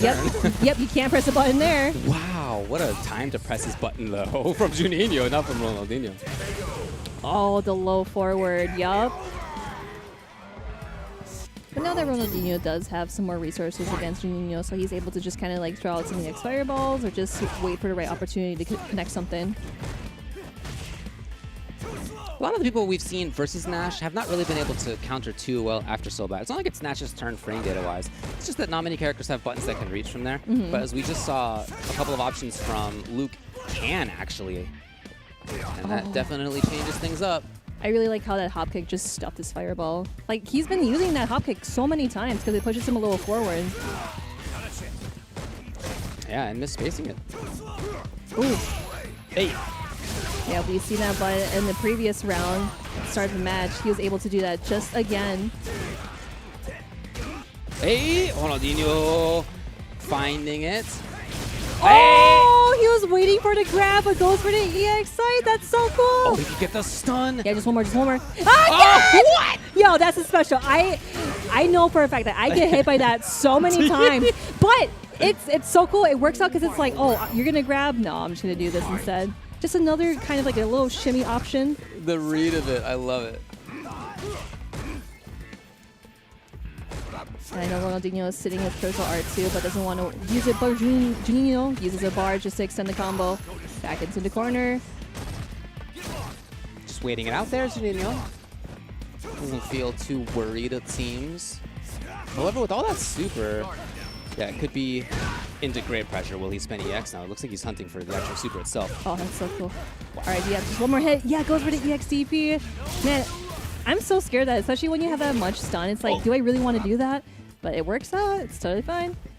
You look at him pumping for super, you can definitely see it, right? What's He's waiting for it. Yeah, he is. You know he's got reactions. Nice. Wow. He was, you could tell, super dedicated to looking for something to react to with super. It's not easy to do that, be as focused on that, and still be paying enough attention to the air game to then jump into air grab. Maybe that's why we saw the jump from Juninho, that he saw the pumping for super thinking, okay, you're specifically looking for my sandblaster? Okay, maybe I go to the air. But nope. Yeah, Ronaldinho right. had it covered. Oh, I kind of like the dash in, following up with the fireball, but gets the air down.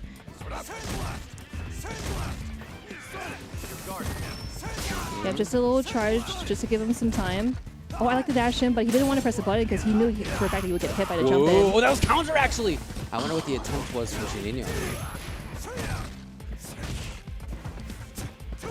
Back in, back out. Oh my gosh, yeah, we've seen those buttons so many times from Juninho. Hop kick, yep. Oh, that's, okay, I was gonna say, like, not your turn just yet. That is giving trigger, though, to Ronaldinho. Not quite there, he's close. Yep, building up One the V reversal. Yeah, I was gonna say, like, all right, I'm gonna stop, but no. Yeah. He's got V trigger now. So now we're looking for that activation. Ronaldinho would love it to be on a confirm. Oh, what? That's so cool. That's gonna be CA. Oh no, but no. He didn't use it just yet. Yeah. Oh. I mean, look, honestly, kind of had to. If he had blocked a scythe right there, that was just going to be into super for the chip hill. He didn't have V reversal. Oh, right. Yep. So Juninho expected maybe meaty scythe, but Ronaldinho was one step ahead.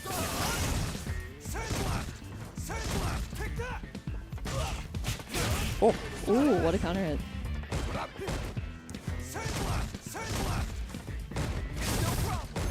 Ooh, I kind of like how he's just like throwing fireball. Like, it's always like that, you know, you're just using a fireball as some sort of insurance to just kind of like walk a little more, pressure more. While just backdashing away. Max range on that scythe. But Ronaldinho. Oh! Again, right there. This guy, in every set we've seen throughout this weekend, has been so good at making individual hits add up over time. Trying to do something? Yep. Oh, dash right under, but gets the charge. I was going to say maybe critical art, but no, it wouldn't have killed. Okay. Nino Ross senses that this is his opportunity. No, he backs off. Still has another V reversal just in case he blocks something to middle. Right. Yep, V reversal. We have been seeing a lot of smart V reversal options from Juninho. Okay, super's gone, but still, Ronaldinho's a threat. Yeah, he definitely, like, look at the resources that Juninho has compared to Ronaldinho. Oh my gosh, yeah, just one more hit. Especially with V-Trigger still on deck, he could definitely get through the fireballs, but he's playing it so patient. He's going to rely on the hop kick that he's been doing all through top 16, top 8. And here he is in grand finals. Holy cow, 2-0 for Ronaldinho. His mid-range, again, has just been fantastic. At the end there, he could have played away. He could have played really slowly. Sure. Huge life lead. He didn't need to do too much, but he still was able to find those individual hits, still made them matter. Individual hit on Sobat, individual hit on jab we saw before with punishing the roundhouse. Like, in that range, you can't feel comfortable because he's going to find some hit eventually. And again, that's a range where Juninho has done great himself. So the fact that Ronaldinho has been the one to control it has been super important. All right, with the low forward into the fireball. But now, yeah, they're just kind of like meeting each other halfway just to see if like they got some stuff to show. Oh, yep, punish on the target combo. Dashing back up just to get the free opportunity. We've rarely seen that moonsault, especially from that range. Okay, it's gonna be a knockdown. Yes. Oh, nice with the counter. He's turning it on. Yep, still his turn. Goes for the grab. Just one more hit can be a stun combo. Yep, that is going to be a punish. It kind of reminds me of how, like, Ken, he would do, like, EXDP into V-Trigger. You can punish that. It's that same instance where you can do that against Nash. Round 2. Juninho still in this. Of course, sitting at both mutual resources.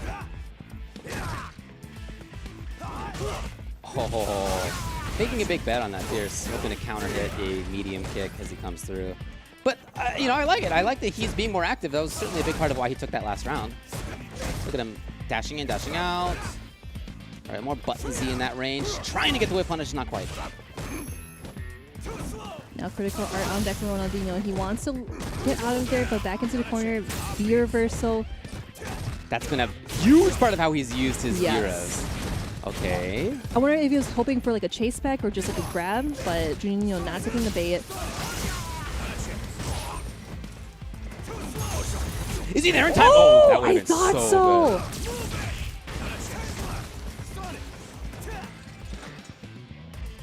Juninho waiting. Oh my gosh. Yes. All right, just for the grab, sitting at mutual health. I know that Ronaldinho is just trying to inch things in, but Juninho still trying to be a busy bee as ever. V-reversal not coming through though. Ronaldinho not challenging on all this. He catches it. He He's got super. He's not going to use it because you're no right. bars. You're totally right. He knew exactly what he needed to get that W, and he was right about it. He is at match point, and he is at tournament point, and he is at Capcom Cup spot point. Oh my gosh, it's getting a little serious. Oh no, that might have been a misinput. That's not what he wants. But Ronaldinho getting all that the damage out of there. Look at this man. Look at him. He's zooming. He's zooming. Yeah, he is. He recognizes that this could be the round where he takes it. Definitely confident, but we can't keep Juninho out of this just yet. Still has some life lead. Or, okay, V-trigger on deck, but uses a V-shift just to get out of there. And V-reversal.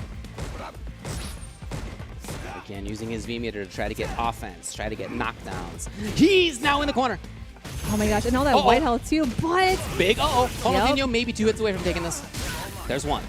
He's got super as well. Reversal. Oh, the grab! Okay. V-meter on Juninho's side. Maybe just one hit, one counter hit, but misses it. Oh no! Punish from Juninho! Juninho, what are you doing? That's okay, that's okay. He's back in the corner though. Right, as he has same uses. There it is. Juninho is not going to go quietly. He has taken a game. He's not out yet. Oh, but it could have been different. Gosh. There could have been some differences there. Yeah, as it got a little scrambly. Yeah, scrambly because like where Ronaldinho, he did the EX scythe kick. Yeah. And like Juninho was just like right behind him, just chasing him down. And it was like, okay, you got it. You got the hit. But he didn't complete it. He literally did not finish his food. That was so close. It was just so unfortunate. But hey, we are 2-1 with these players. So it's still going on. Still going on here. Yeah. Look, as we've seen, Juninho has. It's not like he's taken everybody down 3-0, right? He's certainly taken an L here and there. And when that has happened, as we saw versus Dark, he then adapts very quickly. Right. So down 2 games initially, but certainly I think that he can make the counter adaptations and come back and still take this set. His play there, I do think that we saw him play faster in some of those instances than we had seen in the previous couple of games. I think his intention coming into this was to control, was to be the mid-range beast, the fireball dragon punch player that we had seen in the previous sets. That didn't seem to work out quite as well. So I like that he played a little bit more deliberately offensive. That did seem like it helped. Yeah, sometimes like it's better to play more or like pushing more on the offense and defense, because it's like once you're playing too much defense, your opponent's like, all right, I know that he's just gonna do this if I get in this range or in this part of this vicinity. All right, so starting up pretty long here with Juninho having a life lead.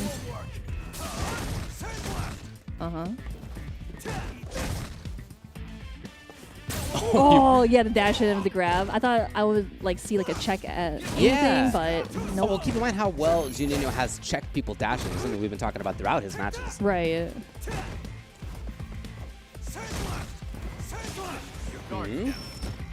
Oh, first V skill 2 set up in a while.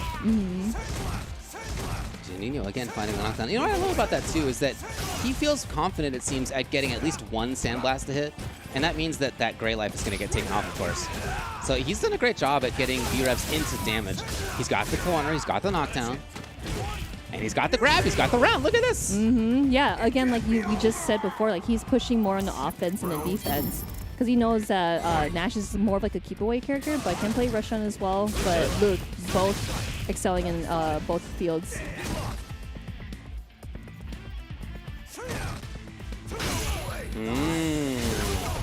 Yeah, you can definitely sense a difference in terms of how the neutral game's going between these two. It was Ronaldinho finding big hits like that in games 1 and 2, and now it's Juninho. And of course, like building that stun too. Just one more combo off of that. God, that is a lot of gray building up too. Okay, Ronaldinho out. Patience. Yeah, just to add more pressure, goes for the grab after the B trigger dash in. B trigger on Juninho's side.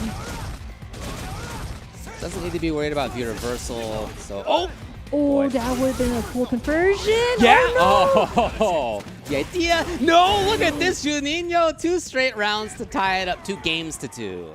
Whoa. Yeah, like he is definitely changing it up, and we do see it here. Because he's not just trying to like throw out the fireball game, because I know Nash also has a fireball game. Like he can keep you out. He's really good at keeping you out.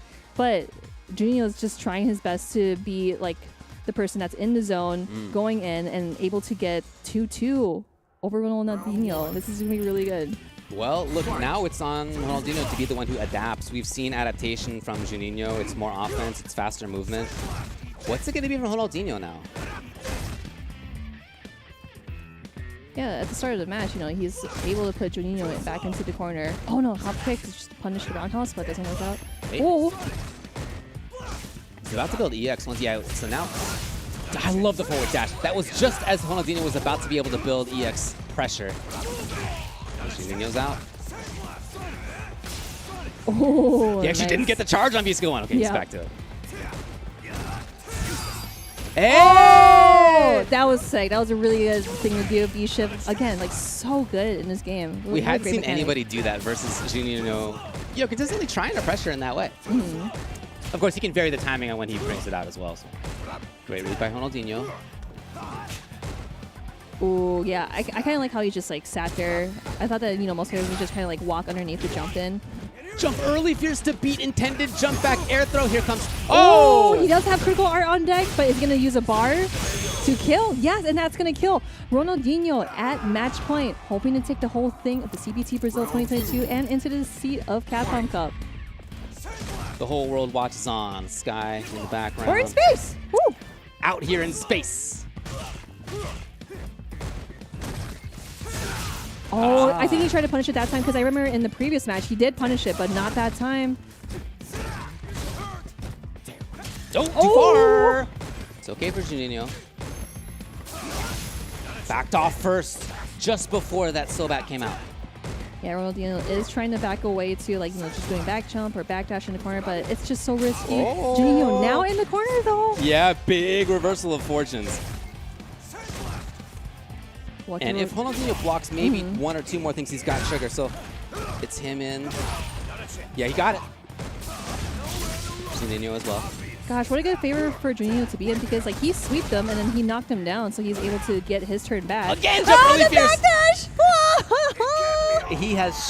Juninho has shut down the attempted anti-air, air-to-air air throw from Ronaldinho with those jump early fierces. So he's adapting still as we're here on, the final round of either the first set or the end of the tournament.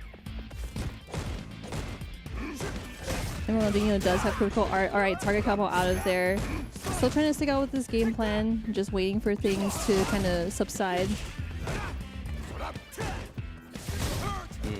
Taking his turns. No meter on Junineras side to worry about there for Ronaldinho. I just really like how both these players are connecting their normals because they know for a fact that if they just throw out random buttons, they're going to get whip punished. They're definitely very smart with placements. Is he there in time? No, not. Oh. And that almost gave V-trigger to Ronaldinho. Ronaldinho maybe looking for activation. Yep, he's definitely blocking that yet. just to get the V-trigger too. So Yeah. now he's ready for that. All right, Juninho activating V-trigger. His turn to shine, but Ronaldinho just waiting for the right opportunity for his time to shine. He's in. Will he pester? He's pretty light about it. You can tell he does not want to take risks. Okay, Ronaldinho. He's through. There it is! Critical Arts! Ronaldinho is your CBT Brazil 2022 champ. Dude, what a close set! Amazing set. Oh my god, dude. And the commitment by Juninho through the projectiles was utterly busted up Bro. by Ronaldinho right at the very end with his own fireball. He had his trigger behind it. And there you go, Nash taking it. Woohoo! Dude, that was so good because like he reacted to how fast Luke's fireballs are. Like I would not react to that in a million years.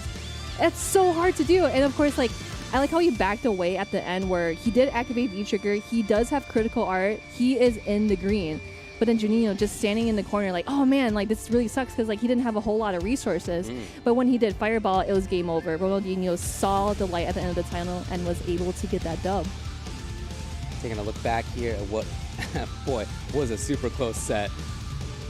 You know, we had some 3-0s, we had some 3-1s, but the very final set we had was just about as close as it gets between these two. Yeah, Ronaldinho almost took it, right? He almost took it as a 3-0. Definitely. So great counter adaptation by Juninho, and then Ronaldinho made his own in this very final game.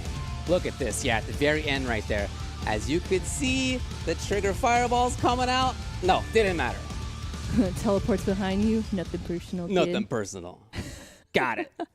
Ronaldinho Br, 3-2. He is your champion. Take a look at those results right there for him on the day. That is quite a trio of folks for him to take out, to be honest, in the Brazilian scene. Jaleshi, then Dark, then Junineras.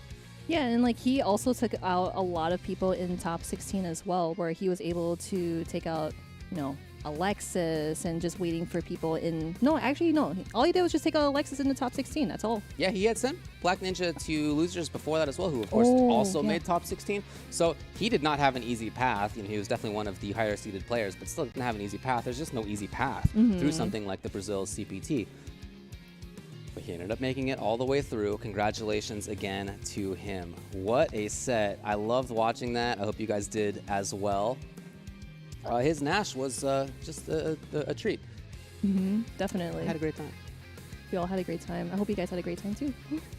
You know what else I have a great time doing? Talking about stuff that's coming up in the future. You might consider me a prognosticator. I'm a fortune teller in a way. I know what's going to happen. Not right now, but soon. David, tell us. Street Fighter Duel. Whoa! The Capcom authorized mobile game, which is available for download in China now, and the global version's coming soon! The epic legend is reborn on mobile. Download Street Fighter Duel now, and let's fight for each other and join the journey with millions of players to become the best fighter. And you know who came out on top and became the best fighter of the CBT Brazil 2022? Ronaldinho, and he is going to unlock the Nash tracksuit colors. So here we are, look at that. So the event's winning character, of course, will unlock the following Tuesday. So it's time to root for the players in the future CPTs. Definitely root for the next one that we're going into was the Nordic Baltic region. So definitely root for your players there. And of course, future CPTs. I always love these tracksuits. Cool. Yeah, they're super cool. I wish I would actually wear these like, you know, anytime I go to the gym. I feel cool. I feel like a Street Fighter character. You know? That would be sick, to be honest. Yeah. But yeah, awesome. But definitely check those out. And of course, look forward to the tracksuit color for Nash. You guys have had a great time, I'm sure, watching these top 8 matches. You wouldn't go anywhere now, would you? now that the matches are done, surely you would stick around to hear what we have to say afterward, right? I know you all. You're all there in the chat. You're looking forward to the next segment. I know you are. Please stick around. Don't go anywhere. We'll be back. Time to fight, time to fight. Never give up, we won't retreat. The ones who stand have turned to defeat. So fight, time to fight. Glory waits for those who fight. We unite, we are street fighters.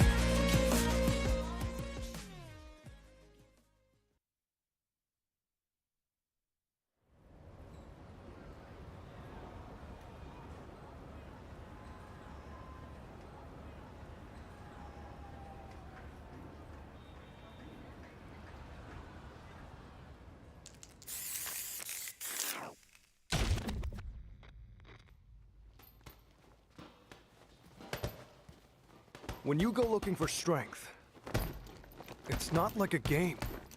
This journey doesn't have a real ending. Okay then, hope you're ready to begin. If you want to start off on the right foot in this city, hit the streets. Yeah, hey there, I do this. Never feel loose. And when I get up in the game, you're up here improved. A real problem, but I solve them all face proof. And if you think I'm going forward, then you talking fool. Yeah, y'all wanna win, let me spin, boy. Or dunks aside, I'm super fly like I'm hanging off the rim, boy. I've been winning for my kinfolk, and I put on for my city from the intro. Fight!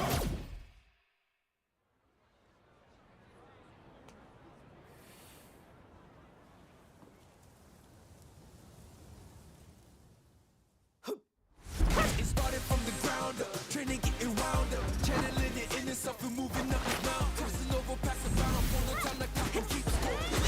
Years I never thought I'd cross before. When I get tired on my knees, I got it big in the deep. I feel like I'm on the road, it really has got me. Actions I went the way, no good vibes, and you just let it get. I'm out here scheming, riding around and dreaming. Once I get the feeling, The top player is here. Let me have some fun. Ready? Then show me. This will be a good fight. if you wanna come and stand up to me, pull up on me now. If you want to challenge, tell me what you want, call me now. I'm on the road to the top and I'm not looking back. I'm on the road to the top and I'm not looking back. Never back.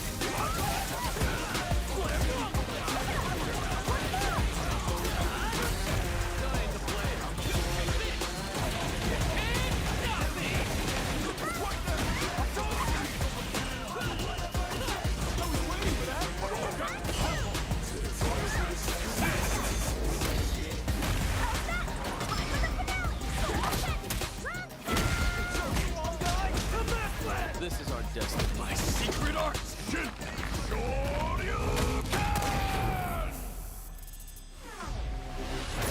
Street Fighter VI.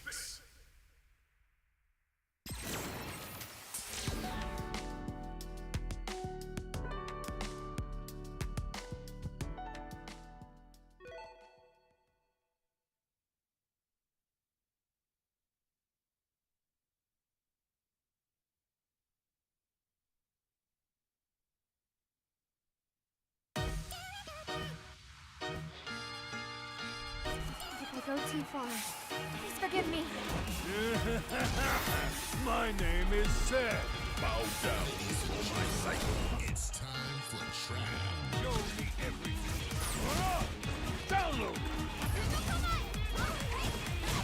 This will do.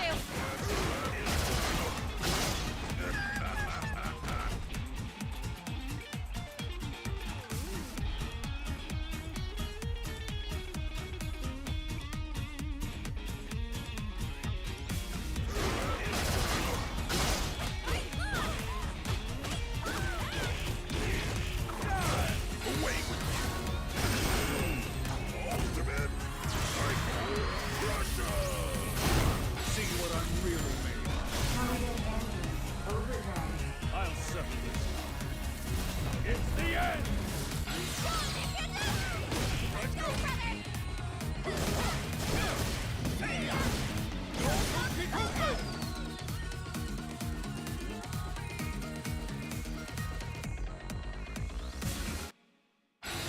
Finale!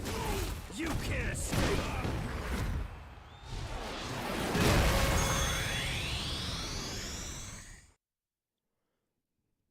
Hello, welcome back to the Brazil CPT 2022. I am here with David and myself as the Street Friars. Correct. It is hot. No, we are actually frying here. I'm just melting on camera. I'm looking at my face over here where like the camera's Yeah, like the my face screen is is just sweating. to the side, so we're just looking at ourselves actively sweating. Pretty gross. Congrats to everybody for sticking around. I appreciate everybody doing so. Let's talk a bit about the top 8 and what we saw. And then maybe talk with somebody who ended up on top. We'll see. Ronaldinho Br to start things off. 3 games to 0. Boy, he looked super strong right there. I was thinking about how he just had really total control in neutral game. Jaleshi is somebody who has really good offense typically, really good whiff punishing typically. Those are real strengths of his, but Ronaldinho did a great job at shutting that stuff down. And then we do have Dark and Juninho Ross with the 3-2. And then we do see it, as you can see in losers finals. Dark sent him to losers. And then they had the run back. Juninho coming up top 3-1 over Dark. And, you know, that was like a really really close set in the winners semifinals. Yeah. But unfortunate that it came to that. In losers finals, we see the dunk. Juninho getting second in the CPT. Man, it was I don't know, man. That's all I can say. It was like a really close match. In fact, when it was 3 games to 2 for Dark versus Nino Ross in semis, just thinking back, the first game went to Dark, but then it was actually 2 in a row by Nino Ross, and so it was 2-1 for him at one point. So that could also have ended up being a 3 to 1, but of course, you know, you see the result. Dark won the final 2 to close it out in that first set. You told the results after that. Gust versus Namikaze, I was very impressed by. I loved seeing how Gust approached both the Claw matchup and the Fang matchup. Namikaze, again, as we talked about, somebody who has a lot of talk behind him, somebody who's coming up. But didn't happen for him this time, maybe next time. Then Davi taken out by Horace Pollen, who was as in control as anybody throughout this top 8 in that set. That was very strong by him. Then you had Juninho Ross begin his run. So Juninho Ross 3 games to 1 over Gust. Jaleshi taken out by Horace Pollen. Juninho Ross 3 games to 1 over Horace Pollen. Thinking back to these matches in loser's side, does anything stand out to you as something that was particularly interesting? I really like the set in losers quarterfinals between Juninho Ross and Gus, because I know, like, I have been saying it throughout the stream, but like Gus, he's super good. Like, you know, you know, in the notes where he has a very monk patience-esque and, you know, just having a bunch of optimal combos and having smart decisions playing E Honda, because we don't really see a whole lot of E Honda, but no, there's like a wave of very strong E Honda players, including Gus. But Gus, being the champ for the Capcom finals, did not quite make it through to getting the top 4. So Juninho Ross was able to get that dub over him 3-1, and look at the run he has too. It's crazy cool. Yeah, taking out Gust, taking out Horace Pollen, taking out Dark in the run back, the person who had sent him to loser's side. And then that grand finals, we got to talk about that. Because Ronaldinho Br, as you can see, he ends up taking it 3 games to 2. But that seemed like it could have gone the other way. First game was taken by Ronaldinho, but then we saw Juninho tie it up right away, then go up 2 games to 1, in fact. And so, you know, very close. It really could have been the other way. I'm sorry, 2 games to 0 for Ronaldinho to take it. I now look at the results. Then tied up by Juninho Ross. So it could have been a 3-0 by Ronaldinho. It could have been the reverse 3-0 by Juninho. Ultimately, as you saw, very close at the end, but Ronaldinho took it.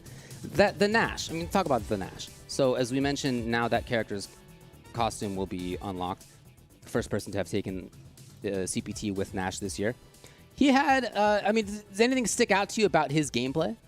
You know, I did say before where he's more, he could do like rushdown, he could play zoning, he could be annoying. Like, you know, all the players have said here where Ronaldinho, how he plays Nash is super, super annoying. And that's how you're supposed to play, you know, all the characters that you know how to play. But to me, it's really like it's a treat, right? It's a treat to see Nash play in like top 8 Sure. and see how he plays at like a complete different level than we're like regular online play or just like casual play. It's really cool to see that because a lot of people have different play styles. But Ronaldinho, very very annoying, but super super strong gameplay. Absolutely. And speaking of Ronaldinho, we're gonna speak to him. As we're welcoming him onto the interview. Congratulations, first of all. Woo! Congratulations! Thank you. So this is a position that Thank you've you. been in, right? of first in CPT Brazil 2021, #1, now in 2022 as well.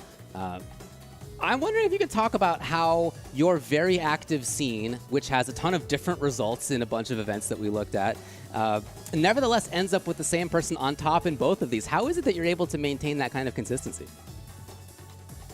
I don't know. I studied all my opponents, so I could do better than I was doing in previous tournaments.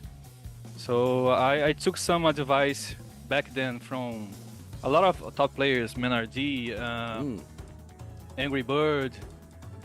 My contact with them, they all talked a lot about counter picking. I didn't have to counter pick in this tournament, but it was an option. And studying my opponents. I remember when I was with Menardi in Singapore, he said that he studies a lot. So I've been trying to do that too. And I believe the result today is because of that. Because I studied a lot of all my opponents actually. That thing that I killed Luke, Junineras, I labbed this today. Nice. Oh, So- nice! Look at you. So, Studying is something that many people talk about, but go on.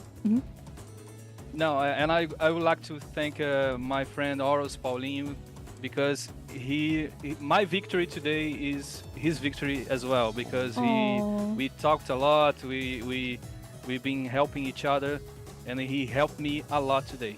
Thank you. A lot of people talk about studying as a way to improve, but I'm wondering what specifically that means for you. When you try to study something, what is it that you're doing? Actually, labbing everything. Viewing the replays, seeing what people usually do. Junineras likes to do crouching MK into fireball. I knew he was gonna do that when I was in the corner. So I just pressed the trigger and passed through and won a round because of that too. Dark, I know Dark's game. We've been playing a lot for forever. We always played. Jaleshi, we've been training as well. So he was the one that I studied the most because the last time we fought in a casual, but he won. So I was seeing what I did wrong, what I could do better. Juninho is unpredictable. I can't study Luke, but not him. Only a few things, the ones that I told you. That's it. All right. I don't know what else about That's okay. because Yeah, I won. appreciate the just perspective, won, yeah. right?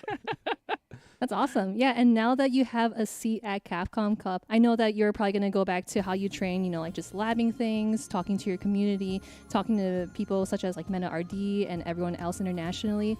Is there a way that you're going to, how should I put it? Like, is there a way that you're going to like train differently, or are you just going to kind of go back to the same resume?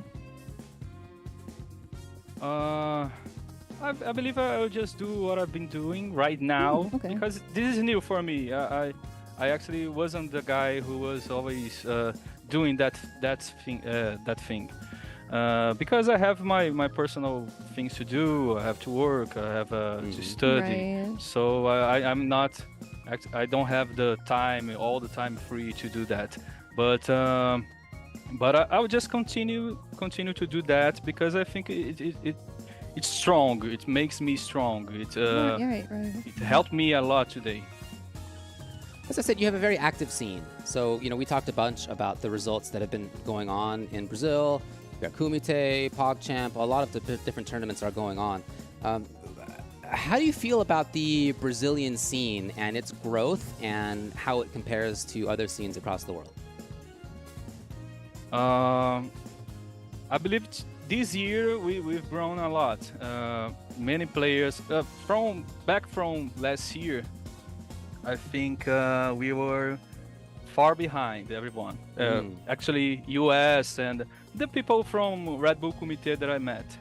But right now we are. I believe Brazil is growing in strength. Horus Paulinho is very strong, very strong. It's a period that you couldn't see more of him. Dark, you don't have to talk about Dark. We're always on fire, all right? Jaleshi too. Jaleshi wasn't playing as frequently right now, but from a month to now, he got back to his old form, and the result was there. He was on top 8. He did very well, although he couldn't do the top 3. Junineras is very active too. He's playing with a lot of characters. Luke, Kage, Ryu. People are really trying to get better at the game, and I think we are getting there. All right, awesome. Yeah, that's super fun to hear because, just watching the CPT with a bunch of really strong Brazilian players just kind of shows that you guys have that sort of rivalry together, but also, helping each other out, helping each other with matchups and frame data and whatnot.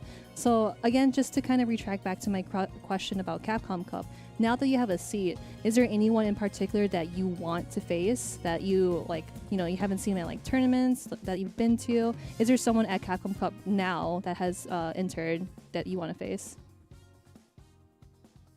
I'll tell the truth. I don't know anyone who is in Capcom Cup right now. I'll Yeah. just have to look to the website right as soon as the interview ends, right? Because I was studying a lot, so Oh no, yeah, I was for not sure. connected. I actually didn't think I would make this year because it's obviously it's difficult to do that. It's not it's easier to not to qualify than to qualify, right? Sure. So the probability of me qualifying was kind of low if you look the odds, right? So I was not very into the Capcom Pro Tour. But right now I'll just have to do. I guess I'll have to do that. Fair enough. No, I appreciate that your focus has been on just qualifying in the first place, right? That's definitely the more important thing to do. You briefly mentioned having potential counter characters. So I'm wondering if we can talk about how you view Nash this season, how you view him as a character within the context of the game, and if you were to do a counter pick, I'm wondering what your character would be. I actually played Blanca. Oh, nice! What's the character that you would pick Blanca for? Bison, Cammy, Dawson. These 3 are the main that I would pick Blanca. Let me see. I think these 3, these are the ones that give me the most trouble as Nash. Bison is a terrible matchup. Dawson is the second worst, and Cammy is unplayable. Okay. So, well, maybe so other than I those just few. picked Blanca. Yeah, but how do you feel about Nash in general? You're really one of the few Nash players who is still making the character work at the highest level. I don't know if that's because of the character, right? I don't think that the character is weak, but we just don't see that many other people. So can you talk about how you view the character yourself? I believe that he's mid-tier. People here in Brazil, especially Brolinho, says that Nash is high tier. I really don't agree with him, but I think he can do most of the matchups. He can handle himself. You just have to play and stick with the game plan. He's you have to kind of turtle with him, and once you have enough resources, you can kind of go to the offensive or capitalizing in a V-trigger into super. You can just waste a meter with him because he doesn't have a combo extender, an EX combo extender, right? So once you waste 1 meter, you may be stuck with 2 and have nothing to do with them with this meter, right? You have to just do a medium punch into EX strategy assault. You gain 30 life. It's almost nothing. So you have to manage really well the resources with Nash, I believe. Well, congrats again. You gave one shout out, but is there anything else that you'd like to say to your scene or to everybody watching? I would like to thank all of the people that cheered for me, all of my friends, my family, Horus Paulinho, Dark, Brolinho, Keoma, HK Dash, everyone. I would like to thank a lot for everyone who wanted me to win today, and see you at Capcom Cup. There you go. Yeah, you definitely deserve it. Definitely take that break today and just celebrate that win with your family, friends, and your community. So thank you so much for coming here, Ronaldinho. We appreciate the words from you, and we hope that you have a wonderful Sunday. Thank you. I will have. I'm sure you will. I'm sure you will. All right, thanks a lot again to Ronaldinho for coming on, and thanks a lot to everybody at home who watched throughout both the top 16 and the top 8. We did it. We did it. We did it. It's been a toasty one, but yeah, we managed to get all the way through. Seriously though, I always love watching the Brazilian scene. It's one of my favorite scenes to check in on. They, as I mentioned in the interview, are a very active scene. They have a lot of tournaments going on in Brazil. Huge country, obviously. A ton of people are playing down there. You could see by when we were talking about and introducing the players, how many of those players have won at least some of those tournaments. Like there was a huge spread around. Yeah, so again, very active scene, lots of very strong players. Please check in on it more often if you can. Marine, thanks a lot for commentating with me. It was a blast. Thanks for having me. It's been super fun. You know, of course, experiencing the Brazilian FGC through top 16, through top 8. And I'm really, really excited to see how Ronaldinho is going to combat all the strong players at Capcom Cup. Definitely. And speaking of which, we are going to be off for next weekend. But there is, of course, more CPT to come in the future. That will be the Nordic and Baltic region on September 24th and September 25th. That's going to be the next one. If you happen to be in Pacific time, you can see that it's 7:30. But, of course, if you're elsewhere, it will be to your own local time. So Nordic, Baltic, after a break, then another break. A couple of weeks, in fact. And then we're going to have Asia coming up on deck. Ooh. So a couple of great ones coming up. All right, awesome. Well, everyone at home, thank you so much for sitting tight, watching the Brazilian CPT. I am here joined with Mr. Ultra David and myself, Marine. Again, thank you so much for bearing the heat wherever you are. Stay safe, stay hydrated, and we'll see you at the next event.